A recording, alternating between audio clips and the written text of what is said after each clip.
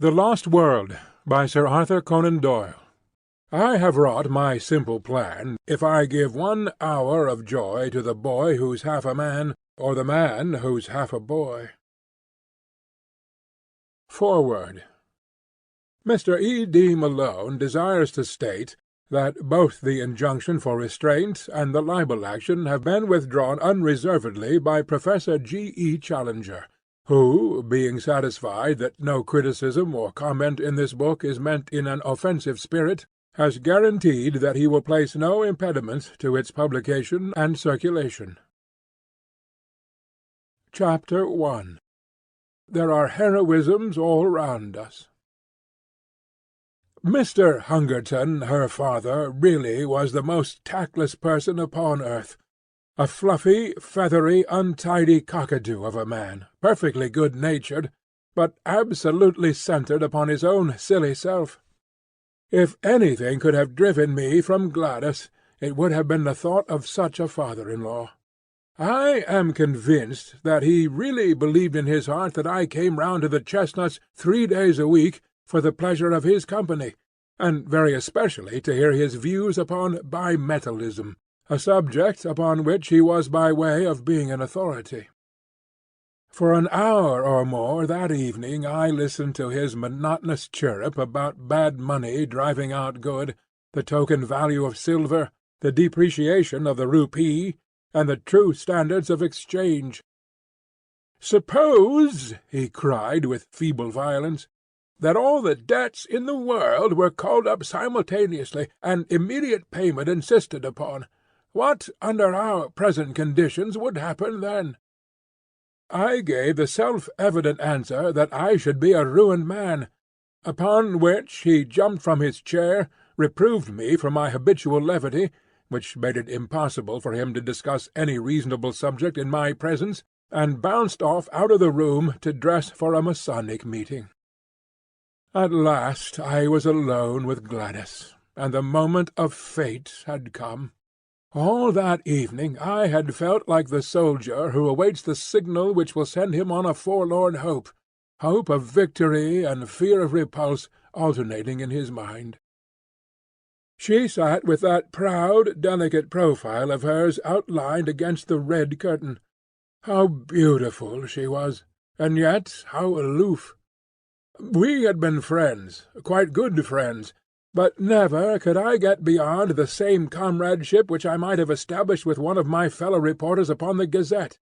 Perfectly frank, perfectly kindly, and perfectly unsexual. My instincts are all against a woman being too frank and at her ease with me. It is no compliment to a man. Where the real sex-feeling begins, timidity and distrust are its companions, heritage from the old wicked days, when love and violence went often hand in hand. The bent head, the averted eye, the faltering voice, the wincing figure, these, and not the unshrinking gaze and frank reply, are the true signals of passion. Even in my short life I had learned as much as that, or had inherited it in that race memory which we call instinct. Gladys was full of every womanly quality. Some judged her to be cold and hard, but such a thought was treason. That delicately bronzed skin, almost oriental in its colouring, that raven hair, the large liquid eyes, the full but exquisite lips, all the stigmata of passion were there. But I was sadly conscious that up to now I had never found the secret of drawing it forth. However, come what might, I should have done with suspense and bring matters to a head to-night. She could but refuse me, and better to be a repulsed lover than an accepted brother. So far my thoughts had carried me, and I was about to break the long and uneasy silence, when 2 critical dark eyes looked round at me, and the proud head was shaken in smiling reproof. "I have a presentiment that you are going to propose, Ned. I do wish you wouldn't, for things are so much nicer as they are." I drew my chair a little nearer. "Now, how did you know that I was going to propose?" I asked in genuine wonder. "Don't women always know? Do you suppose any woman in the world was ever taken unawares? But, oh, Ned, our friendship has been so good and so pleasant. What a pity to spoil it! Don't you feel how splendid it is that a young man and a young woman should be able to talk face to face as we have talked?" "I don't know, Gladys. You see, I can talk face to face with the station-master." I can't imagine how that official came into the matter, but in he trotted, and set us both laughing. "That does not satisfy me in the least. I want my arms round you, and your head on my breast, and, oh, Gladys, I want—" She had sprung from her chair, as she saw signs that I proposed to demonstrate some of my wants. "You've spoiled everything, Ned," she said. "It's all so beautiful and natural until this kind of thing comes in. It is such a pity. Why can't you control yourself?" "I didn't invent it," I pleaded. "It's nature, it's love." "Well, perhaps if both love it may be different. I have never felt it." "But you must.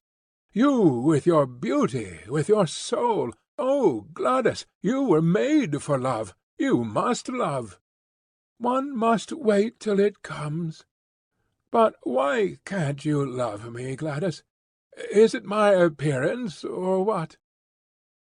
She did unbend a little. She put forward a hand, such a gracious stooping attitude it was, and she pressed back my head. Then she looked into my upturned face with a very wistful smile. "No, it isn't that," she said at last. "You're not a conceited boy by nature, and so I can safely tell you it is not that. It's deeper." "My character?" She nodded severely. "What can I do to mend it? Do sit down and talk it over." "No, really, I won't, if you'll only sit down." She looked at me with a wondering distrust which was much more to my mind than her whole-hearted confidence. How primitive and bestial it looks when you put it down in black and white! And perhaps, after all, it was only a feeling peculiar to myself. Anyhow, she sat down. "Now, tell me what's amiss with me." "I'm in love with somebody else," said she. It was my turn to jump out of my chair. "It's nobody in particular," she explained, laughing at the expression of my face. "Only an ideal. I've never met the kind of man I mean." "Tell me about him. What does he look like?" "Oh, he might look very much like you." "How dear of you to say that." "Well, what is it that he does that I don't do? Just say the word. Teetotal, vegetarian, aeronaut, theosophist, Superman. I'll have a try at it, Gladys, if you'll only give me an idea what would please you." She laughed at the elasticity of my character. "Well, in the first place, I don't think my ideal would speak like that," she said. "He would be a harder, sterner man, not so ready to adapt himself to a silly girl's whim. But, above all, he must be a man who could do, who could act, who could look death in the face and have no fear of him, a man of great deeds and strange experiences. It is never a man that I should love, but always the glories he had won, for they would be reflected upon me. Think of Richard Burton. When I read his wife's life of him, I could so understand her love. And Lady Stanley, did you ever read the wonderful last chapter of that book about her husband?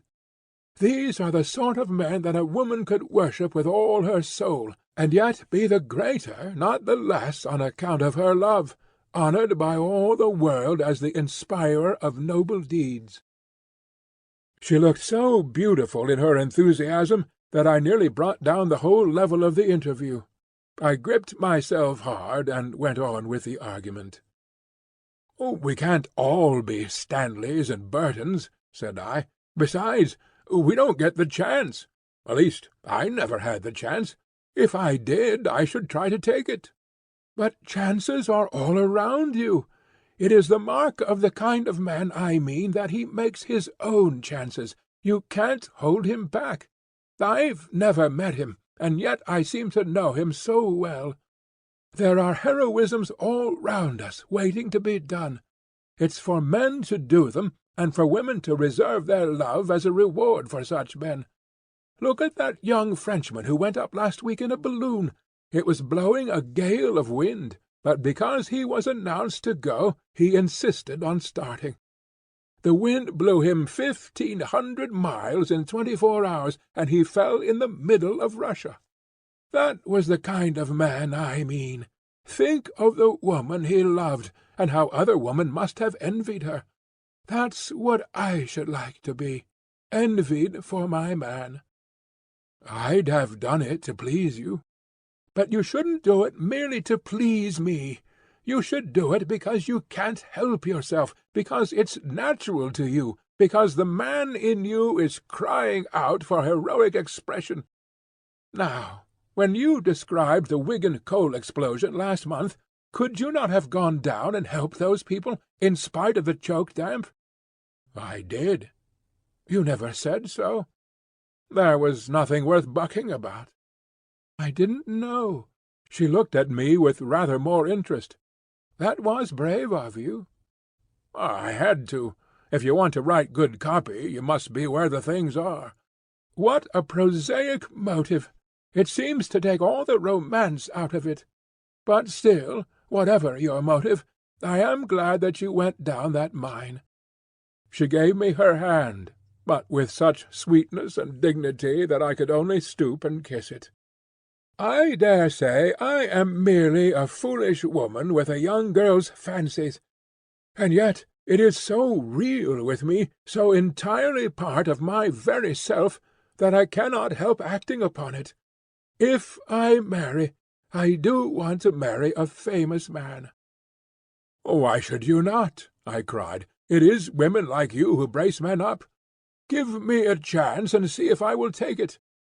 Besides, as you say, men ought to make their own chances, and not wait until they are given. Look at Clive, just a clerk, and he conquered India. By George, I'll do something in the world yet." She laughed at my sudden Irish effervescence. "Why not?" she said. "You have everything a man could have, youth, health, strength, education, energy. I was sorry you spoke. And now I am glad, so glad, if it wakens these thoughts in you." "And if I do—" Her dear hand rested like warm velvet upon my lips. "Not another word, sir. You should have been at the office for evening duty half an hour ago, only I hadn't the heart to remind you. Some day, perhaps, when you have won your place in the world, we shall talk it over again." And so it was that I found myself that foggy November evening pursuing the Camberwell tram with my heart glowing within me, and with the eager determination that not another day should elapse before I should find some deed which was worthy of my lady. But who in all this wide world could ever have imagined the incredible shape which that deed was to take, or the strange steps by which I was led to the doing of it? And, after all, this opening chapter will seem to the reader to have nothing to do with my narrative, and yet there would have been no narrative without it, for it is only when a man goes out into the world with the thought that there are heroisms all around him, and with a desire all alive in his heart to follow any which may come within sight of him, that he breaks away as I did from the life he knows, and ventures forth into the wonderful mystic twilight land, where lie the great adventures and the great rewards. Behold me, then, at the office of the Daily Gazette, on the staff of which I was a most insignificant unit, with the settled determination that very night, if possible, to find the quest which should be worthy of my Gladys. Was it hardness, was it selfishness, that she should ask me to risk my life for her own glorification? Such thoughts may come to middle age, but never to ardent 23 in the fever of his first love. Chapter 2. Try Your Luck with Professor Challenger. I always liked McArdle, the crabbed, old, round-backed, red-headed news editor, and I rather hoped that he liked me. Of course, Beaumont was the real boss, but he lived in the rarefied atmosphere of some Olympian height from which he could distinguish nothing smaller than an international crisis or a split in the cabinet. Sometimes we saw him passing in lonely majesty to his inner sanctum, with his eyes staring vaguely and his mind hovering over the Balkans or the Persian Gulf. He was above and beyond us, but McArdle was his first lieutenant, and it was he that we knew. The old man nodded as I entered the room, and he pushed his spectacles far up on his bald forehead. "Well, Mr. Malone, from all I hear, you seem to be doing very well," said he in his kindly Scotch accent. I thanked him. "The colliery explosion was excellent, so was the Southwark fire. You have the true descriptive touch. What did you want to see me about?" "To ask a favour." He looked alarmed, and his eyes shunned mine. "Tut, tut, what is it?" "Do you think, sir, that you could possibly send me on some mission for the paper? I would do my best to put it through and get you some good copy." "What sort of mission had you in your mind, Mr. Malone?" "Well, sir, anything that had adventure and danger in it. I really would do my very best. The more difficult it was, the better it would suit me." "You seem very anxious to lose your life." "To justify my life, sir." "Dear me, Mr. Malone, this is very, very exalted. I'm afraid the day of this sort of thing is rather past. The expense of the special mission business hardly justifies the result, and, of course, in any case, it would only be an experienced man with a name that would command public confidence who would get such an order. The big blank spaces in the map are all being filled in, and there's no room for romance anywhere. Wait a bit, though," he added, with a sudden smile upon his face. "Talking of the blank spaces of the map gives me an idea. What about exposing a fraud, a modern Munchausen, and making him ridiculous? You could show him up as the liar that he is. Hey, man, it would be fine. How does it appeal to you?"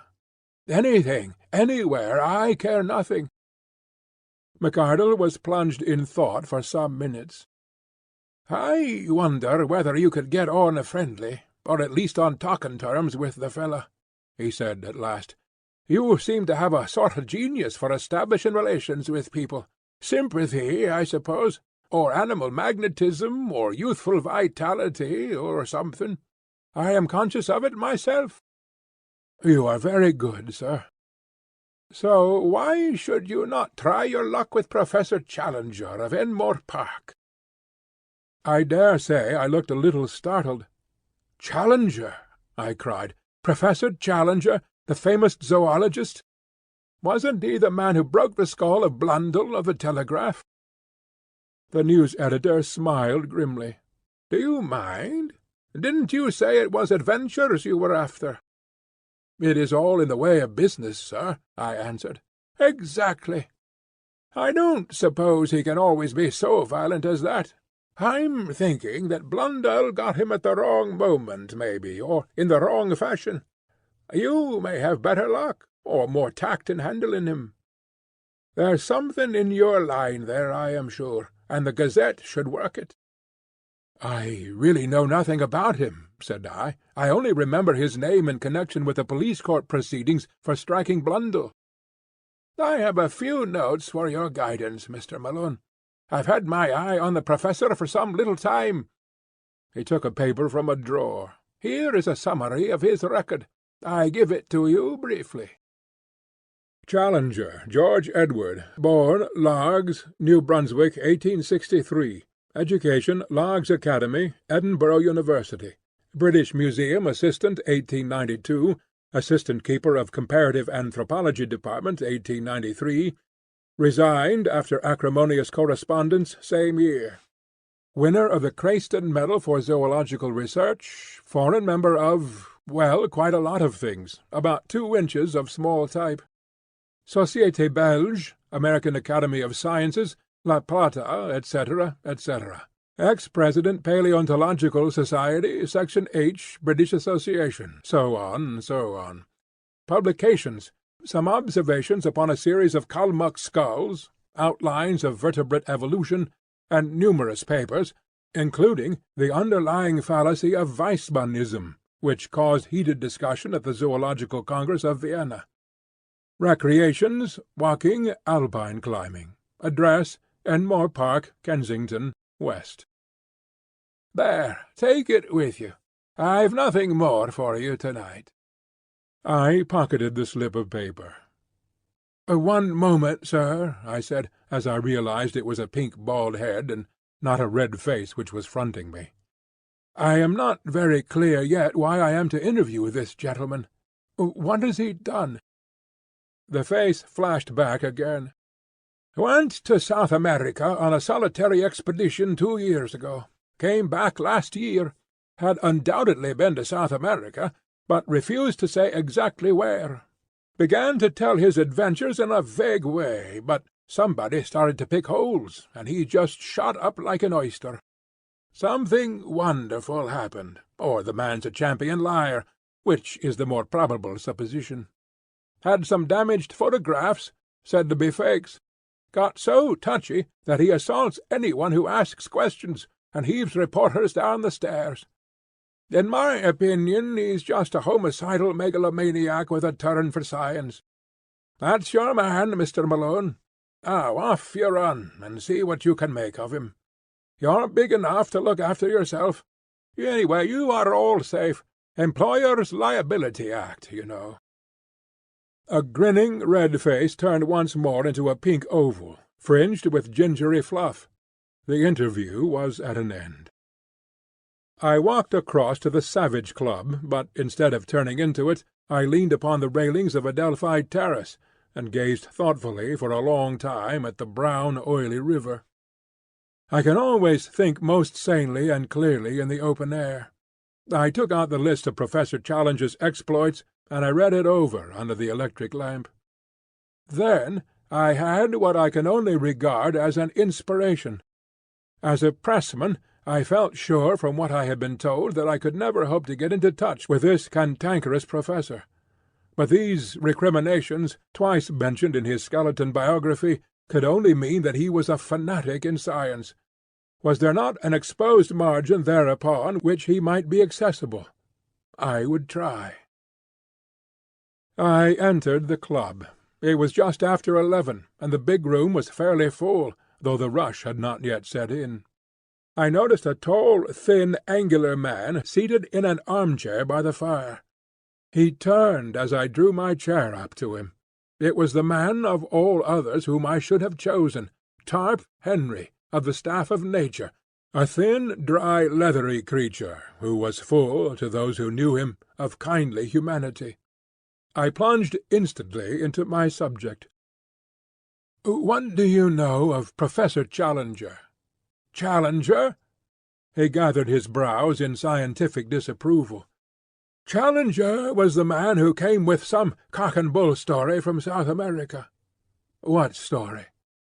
"Oh, it was rank nonsense about some queer animals he had discovered. I believe he has retracted since. Anyhow, he has suppressed it all. He gave an interview to Reuters, and there was such a howl that he saw it wouldn't do. It was a discreditable business. There were 1 or 2 folk who were inclined to take him seriously, but he soon choked them off." "How?" "Well, by his insufferable rudeness and impossible behaviour. There was poor old Wadley of the Zoological Institute. Wadley sent a message. 'The President of the Zoological Institute presents his compliments to Professor Challenger, and would take it as a personal favour if he would do them the honour to come to their next meeting.' The answer was unprintable." "You don't say." "Well, a Bowdlerized version of it would run, 'Professor Challenger presents his compliments to the President of the Zoological Institute, and would take it as a personal favour if he would go to the devil.'" "Good Lord!" "Yes, I expect that's what old Wadley said. I remember his wail at the meeting, which began, "In 50 years' experience of scientific intercourse." It quite broke the old man up. Anything more about Challenger? Well, I'm a bacteriologist, you know. I live in a 900-diameter microscope. I can hardly claim to take serious notice of anything that I can see with my naked eye. I'm a frontiersman from the extreme edge of the knowable, and I feel quite out of place when I leave my study and come into touch with all you great, rough, hulking creatures. I'm too detached to talk scandal, and yet at scientific conversationes I have heard something of Challenger, for he is one of those men whom nobody can ignore. He's as clever as they make them, a full-charged battery of force and vitality, but a quarrelsome, ill-conditioned faddist, and unscrupulous at that. He had gone the length of faking some photographs over the South American business. You say he is a faddist. What is his particular fad? He has 1,000, but the latest is something about Weissmann and evolution. He had a fearful row about it in Vienna, I believe. Can't you tell me the point? Not at the moment, but a translation of the proceedings exists. We have it filed at the office. Would you care to come? It's just what I want. I have to interview the fellow, and I need some lead up to him. It's really awfully good of you to give me a lift. I'll go with you now, if it's not too late. Half an hour later I was seated in the newspaper office with a huge tome in front of me, which had been opened at the article "Weissmann versus Darwin," with the subheading "Spirited Protest at Vienna. Lively Proceedings." My scientific education having been somewhat neglected, I was unable to follow the whole argument, but it was evident that the English professor had handled his subject in a very aggressive fashion, and had thoroughly annoyed his continental colleagues.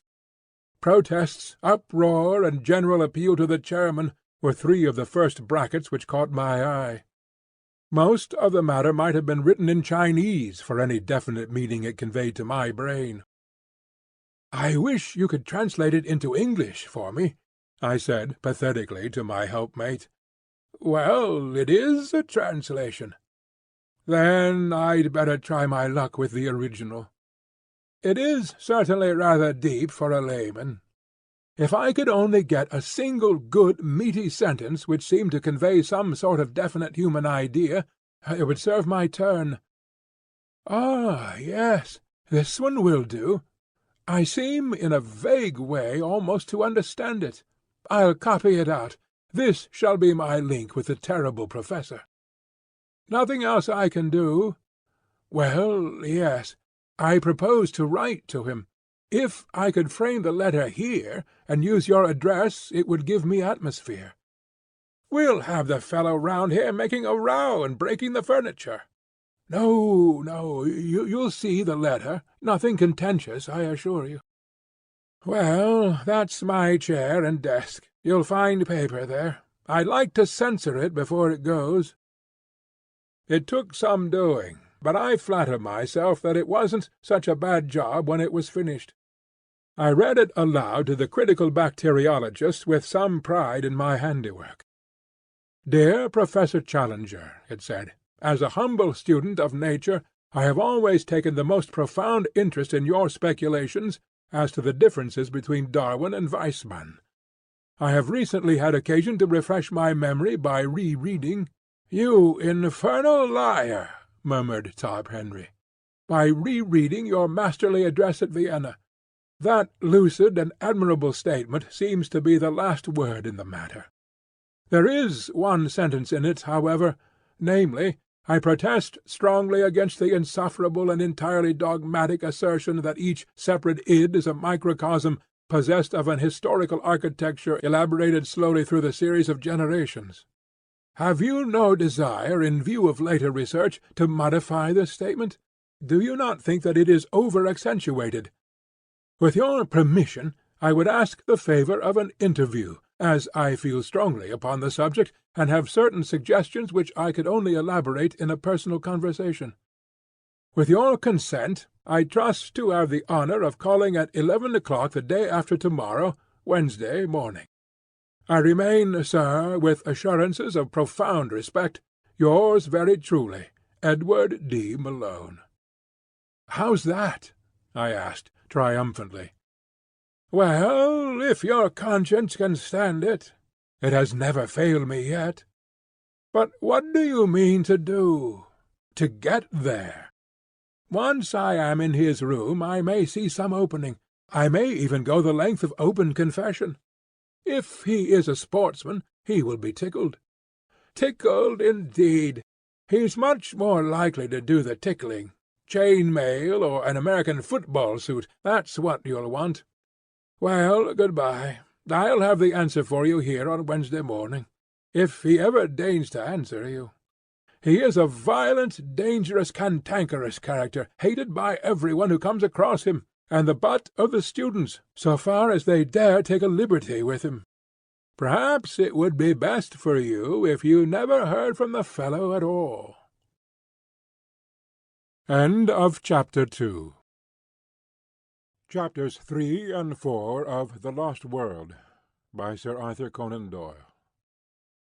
My friend's fear or hope was not destined to be realized. When I called on Wednesday, there was a letter with the West Kensington postmark upon it, and my name scrawled across the envelope in a handwriting which looked like barbed-wire railing. The contents were as follows: Enmore Park, West. Sir, I have duly received your note, in which you claim to endorse my views, although I am not aware that they are dependent upon endorsement, either from you or anyone else. You have ventured to use the word speculation with regard to my statement upon the subject of Darwinism, and I would call your attention to the fact that such a word in such a connection is offensive to a degree. The context convinces me, however, that you have sinned rather through ignorance and tactlessness than through malice, so I am content to pass the matter by. You quote an isolated sentence from my lecture, and appear to have some difficulty in understanding it. I should have thought that only a subhuman intelligence could have failed to grasp the point, but if it really needs amplification, I shall consent to see you at the hour named, though visits and visitors of every sort are exceedingly distasteful to me. As to your suggestion that I may modify my opinion, I would have you know that it is not my habit to do so after a deliberate expression of my mature views. You will kindly show the envelope of this letter to my man, Austin, when you call, as he has to take every precaution to shield me from the intrusive rascals who call themselves journalists. Yours faithfully, George Edward Challenger. That was the letter that I read aloud to Tarp Henry, who had come down early to hear the result of my venture. His only remark was, "There's some new stuff, Cuticura or something, which is better than arnica." Some people have such extraordinary notions of humour. It was nearly 10:30 before I had received my message, but a taxicab took me round in good time for my appointment. It was an imposing porticoed house at which we stopped, and the heavily curtained windows gave every indication of wealth upon the part of this formidable professor.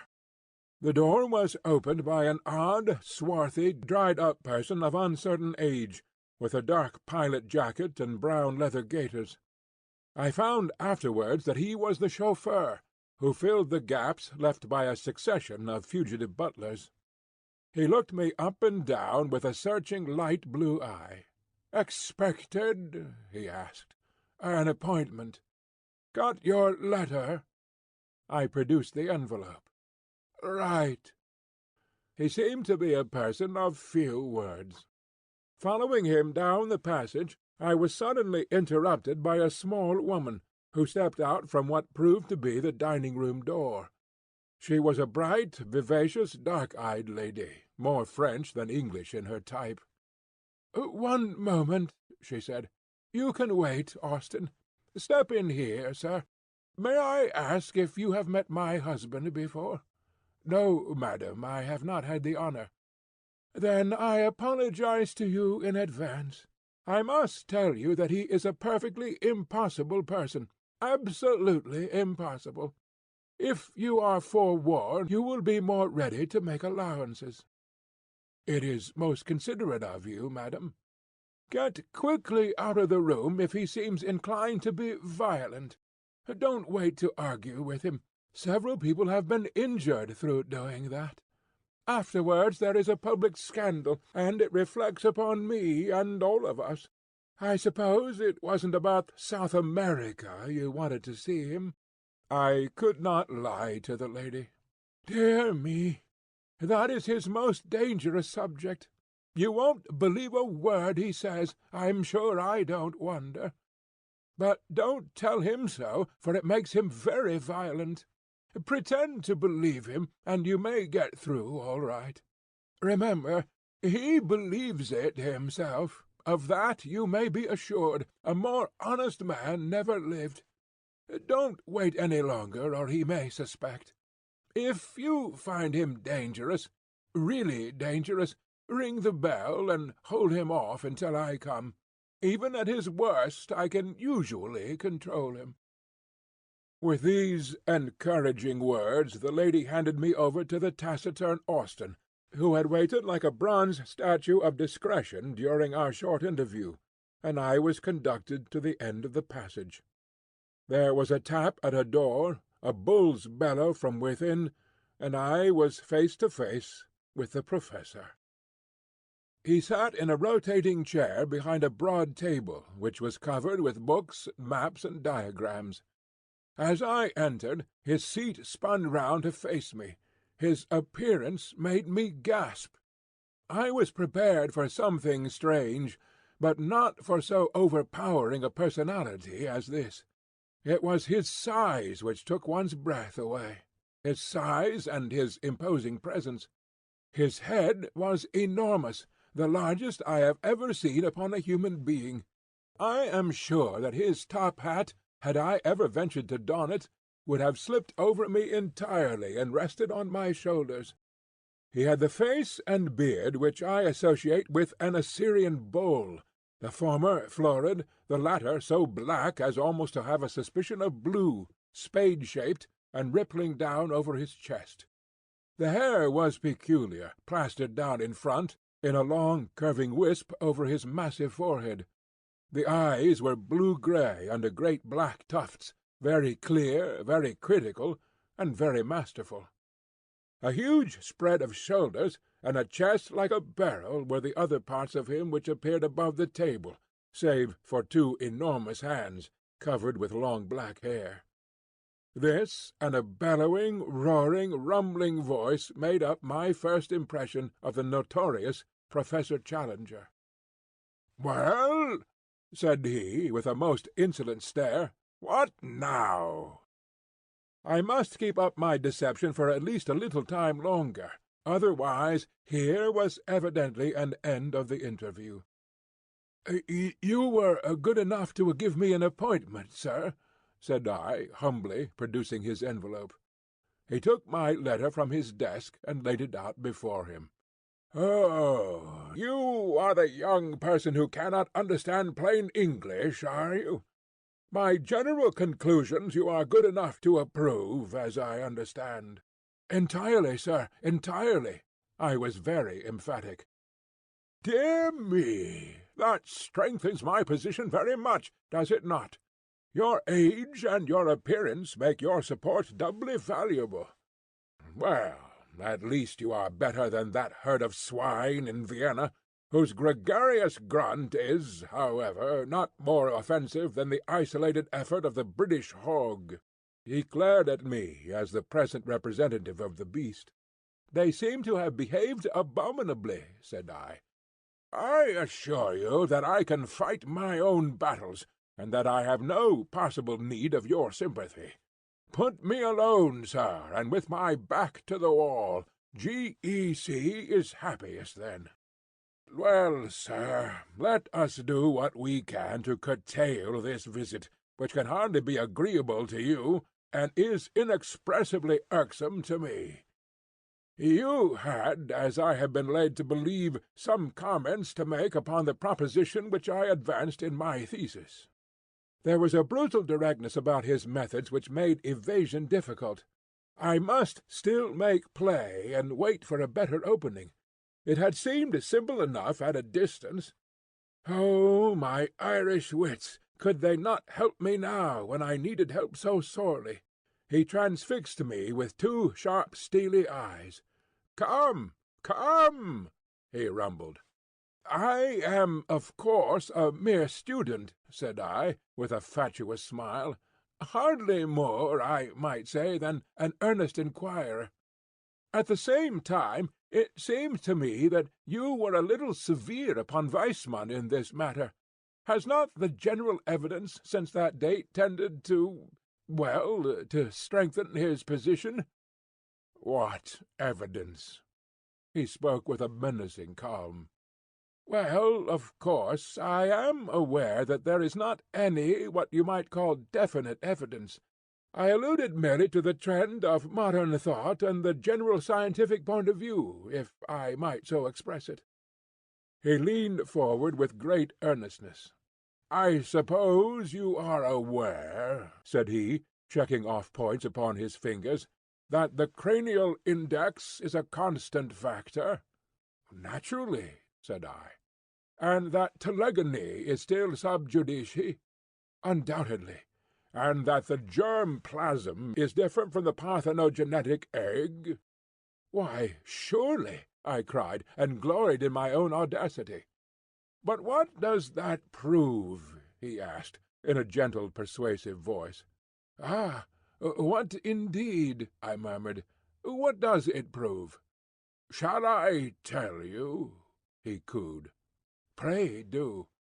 "It proves," he roared, with a sudden blast of fury, "that you are the damnedest impostor in London, a vile, crawling journalist, who has no more science than he has decency in his composition." He had sprung to his feet with a mad rage in his eyes. Even at that moment of tension I found time for amazement at the discovery that he was quite a short man, his head not higher than my shoulder, a stunted Hercules, whose tremendous vitality had all run to depth, breadth, and brain. "Gibberish!" he cried, leaning forward with his fingers on the table and his face projecting. "That's what I have been talking to you, sir. Scientific gibberish. Did you think you could match cunning with me, you with your walnut of a brain? You think you are omnipotent, you infernal scribblers, don't you, that your praise can make a man and your blame can break him?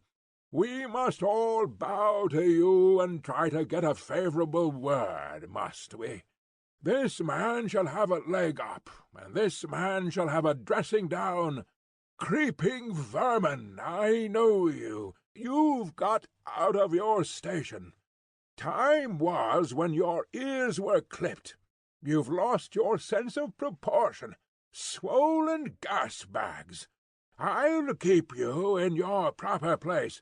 Yes, sir, you haven't got over GEC. There's one man who is still your master. He warned you off.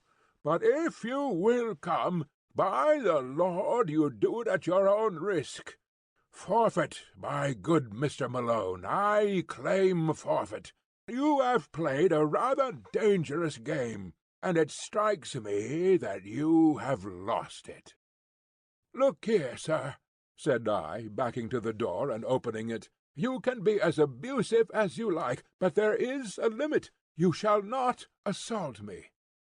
"Shall I not?" He was slowly advancing in a peculiarly menacing way, but he stopped now and put his big hands into the side pockets of a rather boyish short jacket which he wore.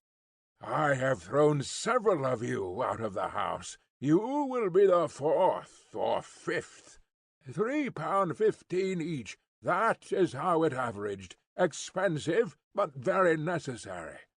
Now, sir, why should you not follow your brethren? I rather think you must." He resumed his unpleasant and stealthy advance, pointing his toes as he walked, like a dancing-master. I could have bolted for the hall door, but it would have been too ignominious. Besides, a little glow of righteous anger was springing up within me. I had been hopelessly in the wrong before, but this man's menaces were putting me in the right. "I'll trouble you to keep your hands off, sir. I'll not stand it." "Dear me!" His black moustache lifted, and a white fang twinkled in a sneer. "You won't stand it, eh?" "Don't be such a fool, Professor," I cried. "What can you hope for? I'm 15 stone, as hard as nails, and play centre 3/4 every Saturday for the London Irish.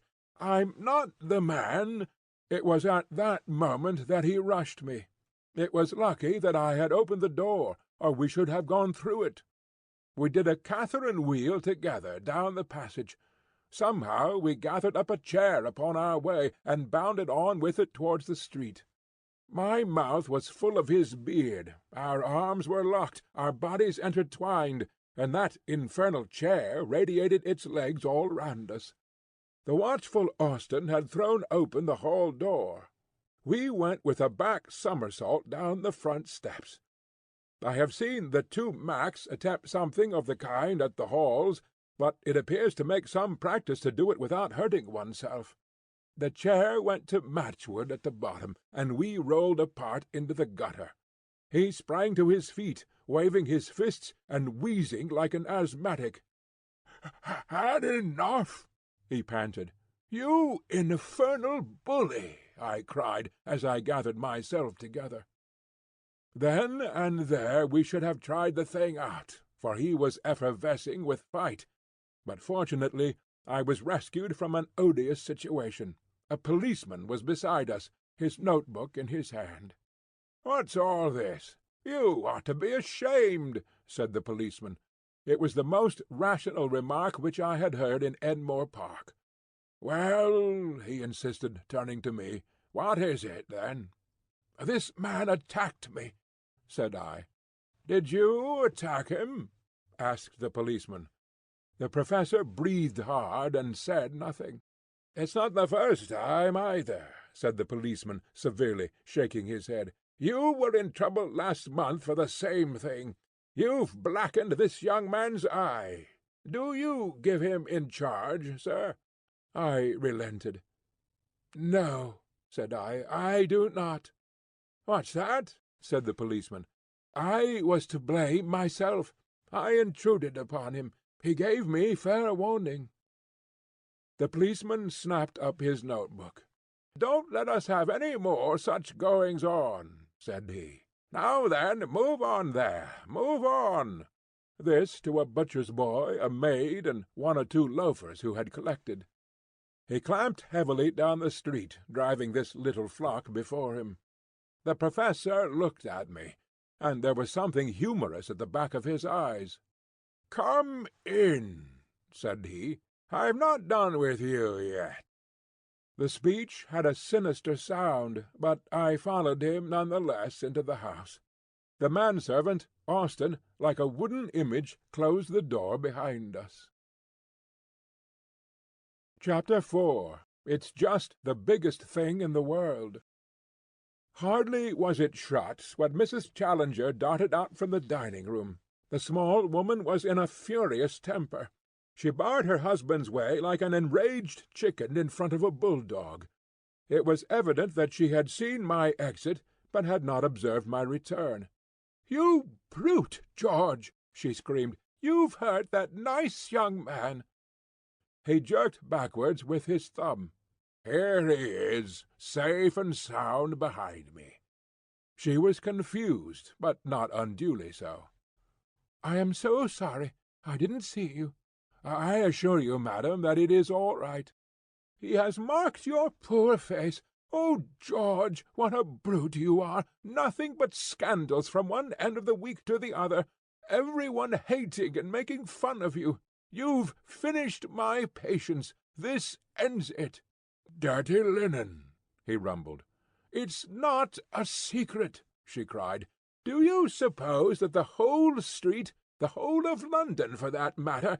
Get away, Austen. We don't want you here. Do you suppose they don't all talk about you? Where is your dignity? You, a man who should have been Regius Professor at a great university, with 1,000 students all revering you. Where is your dignity, George? How about yours, my dear? You try me too much. A ruffian, a common brawling ruffian. That's what you have become. Be good, Jessie. A roaring, raging bully. That's done it. Stool of penance, said he. To my amazement he stooped, picked her up, and placed her sitting upon a high pedestal of black marble in the angle of the hall. It was at least 7 feet high, and so thin that she could hardly balance upon it. A more absurd object than she presented, cocked up there, with her face convulsed with anger, her feet dangling, and her body rigid for fear of an upset, I could not imagine. "Let me down," she wailed. "Say please." "You brute, George! Let me down this instant." "Come into my study, Mr. Malone." "Really, sir?" said I, looking at the lady. "Here's Mr. Malone pleading for you, Jessie. Say please, and down you come." "Oh, you brute! Please, please!" He took her down as if she had been a canary. "You must behave yourself, dear. Mr. Malone is a pressman. He will have it all in his rag to-morrow, and sell an extra dozen among our neighbours. Strange story of high life. You felt fairly high on that pedestal, did you not? Then a subtitle, Glimpse of a Singular Menage. He's a foul feeder, is Mr. Malone, a carrion eater, like all of his kind, porcus excrege diaboli, a swine from the devil's herd. That's it, Malone, what?" "You are really intolerable," said I, hotly. He bellowed with laughter. "We shall have a coalition presently," he boomed, looking from his wife to me and puffing out his enormous chest. Then, suddenly altering his tone, "Excuse this frivolous family badinage, Mr. Malone. I called you back for some more serious purpose than to mix you up with our little domestic pleasantries. Run away, little woman, and don't fret." He placed a huge hand upon each of her shoulders. "All that you say is perfectly true. I should be a better man if I did what you advise, but I shouldn't be quite George Edward Challenger. There are plenty of better men, my dear, but only one G.E.C., so make the best of him." He suddenly gave her a resounding kiss, which embarrassed me even more than his violence had done. "Now, Mr. Malone," he continued, with a great accession of dignity, "this way, if you please."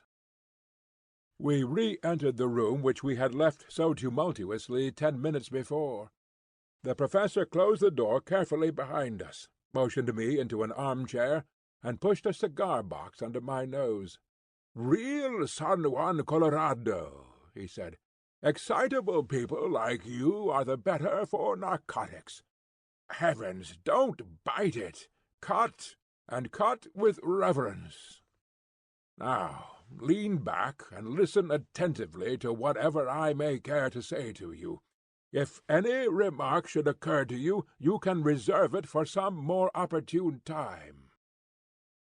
First of all, as to your return to my house after your most justifiable expulsion," he protruded his beard and stared at me as one who challenges and invites contradiction. "After, as I say, your well-merited expulsion. The reason lay in your answer to that most officious policeman, in which I seemed to discern some glimmering of good feeling upon your part, more, at any rate, than I am accustomed to associate with your profession. In admitting that the fault of the incident lay with you, you gave some evidence of a certain mental detachment and breadth of view which attracted my favourable notice. The sub-species of the human race to which you unfortunately belong has always been below my mental horizon. Your words brought you suddenly above it. You swam up into my serious notice. For this reason I asked you to return with me, as I was minded to make your further acquaintance. You will kindly deposit your ash in the small Japanese tray on the bamboo table which stands at your left elbow." All this he boomed forth like a professor addressing his class. He had swung round his revolving chair so as to face me, and he sat all puffed out like an enormous bullfrog, his head laid back and his eyes half covered by supercilious lids. Now he suddenly turned himself sideways, and all I could see of him was tangled hair with a red protruding ear. He was scratching about among the litter of papers upon his desk. He faced me presently with what looked like a very tattered sketch-book in his hand. "I am going to talk to you about South America," said he. "No comments, if you please. First of all, I wish you to understand that nothing I tell you now is to be repeated in any public way, unless you have my express permission. That permission will, in all human probability, never be given. Is that clear?" "It is very hard," said I. "Surely a judicious account—" He placed the notebook upon the table. "That ends it," said he. "I wish you a very good morning." "No, no," I cried. "I submit to any conditions. So far as I can see, I have no choice." "None in the world," said he. "Well, then, I promise." "Word of honour?" "Word of honour."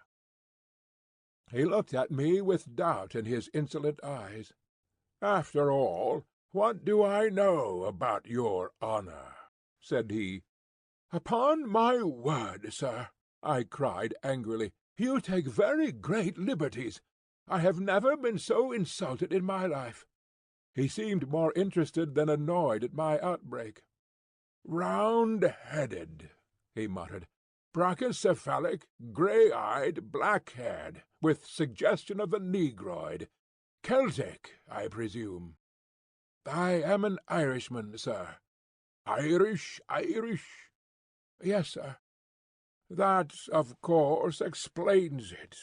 Let me see. You have given me your promise that my confidence will be respected. That confidence, I may say, will be far from complete. But I am prepared to give you a few indications which will be of interest. In the first place, you are probably aware that 2 years ago I made a journey to South America, one which will be classical in the scientific history of the world.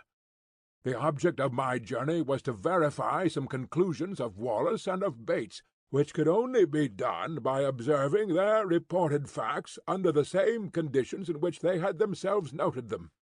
If my expedition had no other results, it would still have been noteworthy. But a curious incident occurred to me while there which opened up an entirely fresh line of inquiry. You are aware, or probably in this half-educated age you are not aware, that the country round some parts of the Amazon is still only partially explored, and that a great number of tributaries, some of them entirely uncharted, run into the main river. It was my business to visit this little-known back country, and to examine its fauna, which furnished me with the materials for several chapters for that great and monumental work upon zoology which will be my life's justification. I was returning, my work accomplished, when I had occasion to spend a night at a small Indian village at a point where a certain tributary, the name and position of which I withhold, opens into the main river. The natives were Kukama Indians, an amiable but degraded race, with mental powers hardly superior to the average Londoner.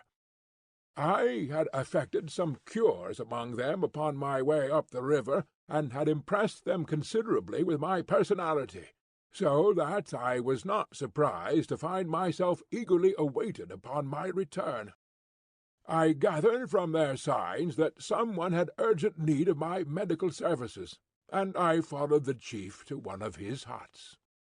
When I entered, I found that the sufferer to whose aid I had been summoned had that instant expired. He was, to my surprise, no Indian, but a white man. Indeed, I may say a very white man, for he was flaxen-haired, and had some characteristics of an albino. He was clad in rags, was very emaciated, and bore every trace of prolonged hardship. So far as I could understand the account of the natives, he was a complete stranger to them, and had come upon their village through the woods alone, and in the last stage of exhaustion. The man's knapsack lay beside the couch, and I examined the contents. His name was written upon a tab within it. Maple White, Lake Avenue, Detroit, Michigan. It is a name to which I am prepared always to lift my hat. It is not too much to say that it will rank level with my own when the final credit of this business comes to be apportioned. From the contents of the knapsack it was evident that this man had been an artist and poet in search of effects. There were scraps of verse. I do not profess to be a judge of such things, but they appeared to me to be singularly wanting in merit. There were also some rather commonplace pictures of river scenery, a paint-box, a box of coloured chalks, some brushes, that curved bone which lies upon my inkstand, a volume of Baxter's Moths and Butterflies, a cheap revolver, and a few cartridges. Of personal equipment he either had none, or he had lost it in his journey. Such were the total effects of this strange American bohemian. I was turning away from him when I observed that something projected from the front of his ragged jacket. It was this sketch-book, which was as dilapidated then as you see it now. Indeed, I can assure you that a first folio of Shakespeare could not be treated with greater reverence than this relic has been since it came into my possession. I hand it to you now, and I ask you to take it page by page, and to examine the contents." He helped himself to a cigar, and leaned back with a fiercely critical pair of eyes, taking note of the effect which this document would produce. I had opened the volume with some expectation of a revelation, though of what nature I could not imagine. The first page was disappointing, however, as it contained nothing but the picture of a very fat man in a pea-jacket, with the legend, "Jimmy Culver on the mail-boat," written beneath it. There followed several pages which were filled with small sketches of Indians and their ways. Then came a picture of a cheerful and corpulent ecclesiastic in a shovel hat, sitting opposite a very thin European, and the inscription, "Lunch with Fra Cristofero at Rosario." Studies of women and babies accounted for several more pages, and then there was an unbroken series of animal drawings, with such explanations as manatee upon sandbank, turtles and their eggs, black agouti under a meriti palm, the matter disclosing some sort of pig-like animal, and finally came a double page of studies of long-snouted and very unpleasant saurians. I could make nothing of it, and said so to the professor. "Surely these are only crocodiles." "Alligators, alligators! There is hardly such a thing as a true crocodile in South America. The distinction between them—" "I meant that I could see nothing unusual, nothing to justify what you have said." He smiled serenely. "Try the next page," said he. I was still unable to sympathize. It was a full-page sketch of a landscape, roughly tinted in colour, the kind of painting which an open-air artist takes as a guide to a future more elaborate effort. There was a pale green foreground of feathery vegetation, which sloped upwards and ended in a line of cliffs, dark red in colour, and curiously ribbed like some basaltic formations which I have seen. They extended into an unbroken wall right across the background. At one point was an isolated pyramidal rock, crowned by a great tree, which appeared to be separated by a cleft from the main crag. Behind it all a blue tropical sky. A thin green line of vegetation fringed the summit of the ruddy cliff. "Well?" he asked. "It is no doubt a curious formation," said I, "but I am not geologist enough to say that it is wonderful." "Wonderful!" he repeated. "It is unique. It is incredible. No one on earth has ever dreamed of such a possibility. Now the next." I turned it over, and gave an exclamation of surprise. There was a full-page picture of the most extraordinary creature that I had ever seen. It was the wild dream of an opium-smoker, a vision of delirium. The head was like that of a fowl, the body that of a bloated lizard, the trailing tail was furnished with upward-turned spikes, and the curved back was edged with a high serrated fringe, which looked like a dozen cock's wattles placed behind each other. In front of this creature was an absurd mannikin or dwarf in human form, who stood staring at it. "Well, what do you think of that?" cried the Professor, rubbing his hands with an air of triumph. "It is monstrous, grotesque. But what made him draw such an animal? Trade gin, I should think." "Oh, that's the best explanation you can give, is it?" "Well, sir, what is yours?" "The obvious one, that the creature exists. That is actually sketched from the life." I should have laughed, only that I had a vision of our doing another Catherine wheel down the passage. "No doubt," said I, "no doubt," as one humours an imbecile. "I confess, however," I added, "that this tiny human figure puzzles me. If it were an Indian we could set it down as evidence of some pygmy race in America, but it appears to be a European in a sun hat."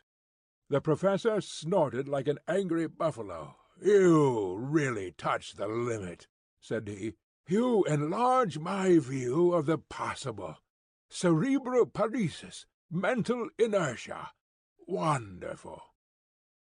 He was too absurd to make me angry. Indeed, it was a waste of energy, for if you were going to be angry with this man, you would be angry all the time. I contented myself with smiling wearily. "It struck me that the man was small," said I. "Look here," he cried, leaning forward and dabbing a great hairy sausage of a finger onto the picture. "You see that plant behind the animal? I suppose you thought it was a dandelion or a Brussels sprout, what? Well, it is a vegetable ivory palm, and they run to about 50 or 60 feet. Don't you see that the man is put in for a purpose? He couldn't really have stood in front of that brute and lived to draw it. He sketched himself in to give the scale of heights. He was, we will say, over 5 feet high. The tree is 10 times bigger, which is what one would expect." "Good heavens!" I cried. "Then you think the beast was— Why, Charing Cross Station would hardly make a kennel for such a brute."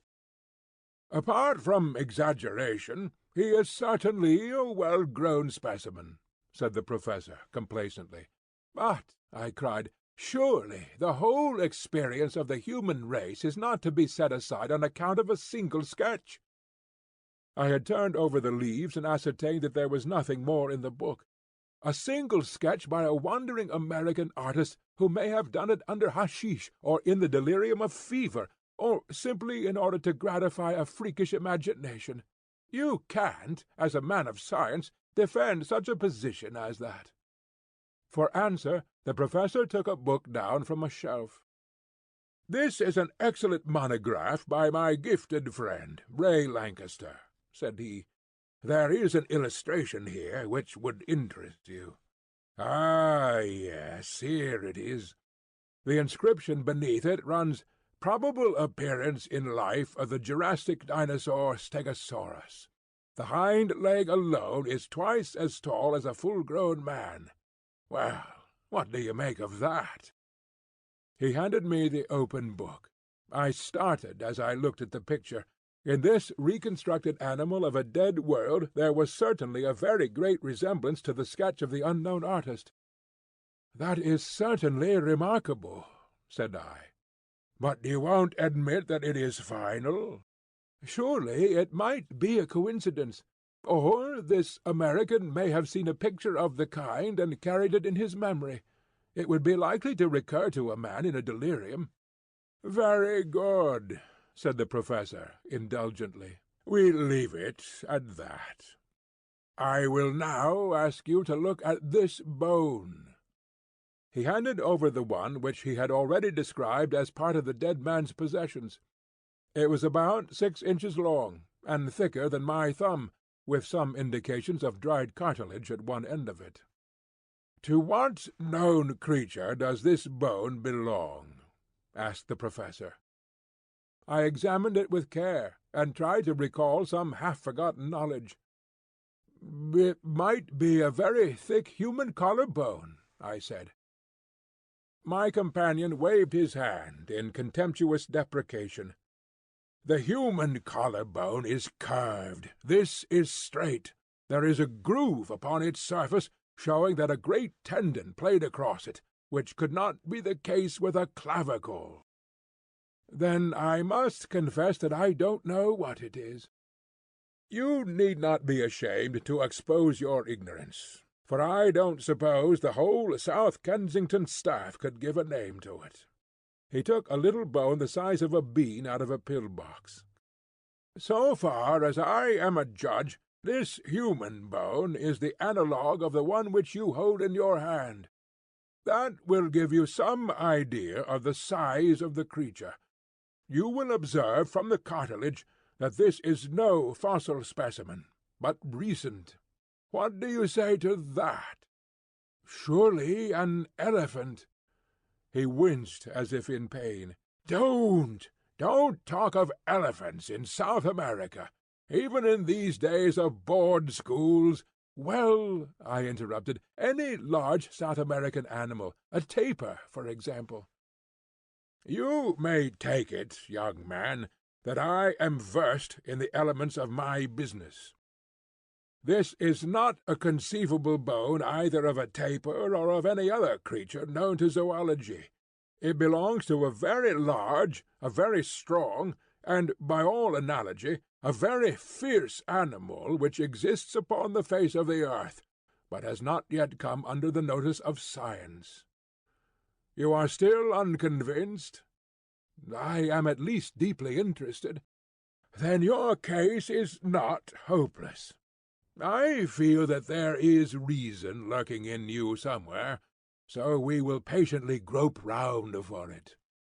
We will now leave the dead American and proceed with my narrative. You can imagine that I could hardly come away from the Amazon without probing deeper into the matter.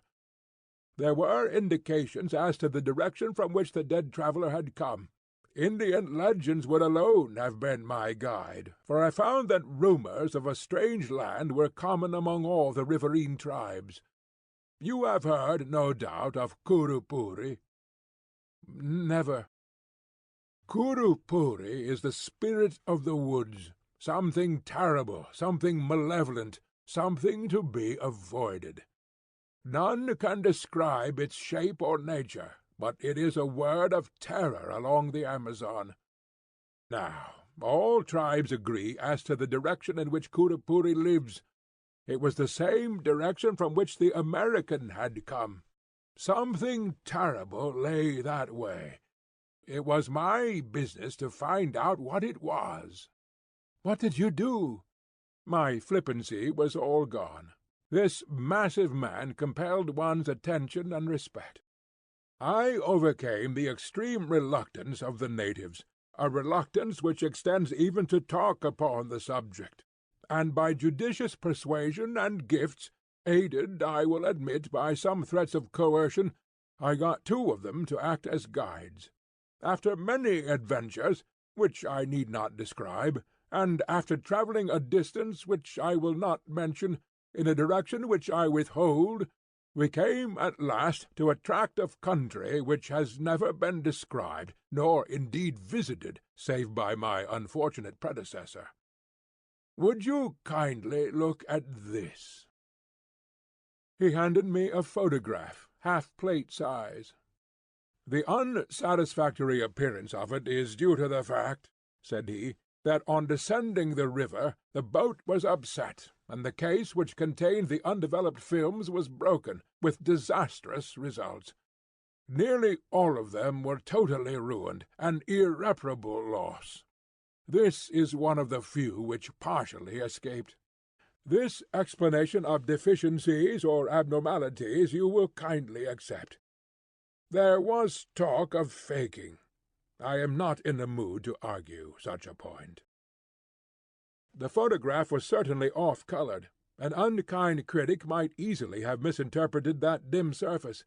It was a dull grey landscape, and as I gradually deciphered the details of it, I realized that it represented a long and enormously high line of cliffs, exactly like an immense cataract seen in the distance, with a sloping tree-clad plain in the foreground. "I believe it is the same place as the painted picture," said I. "It is the same place," the professor answered. "I found traces of the fellow's camp. Now look at this." It was a nearer view of the same scene, though the photograph was extremely defective.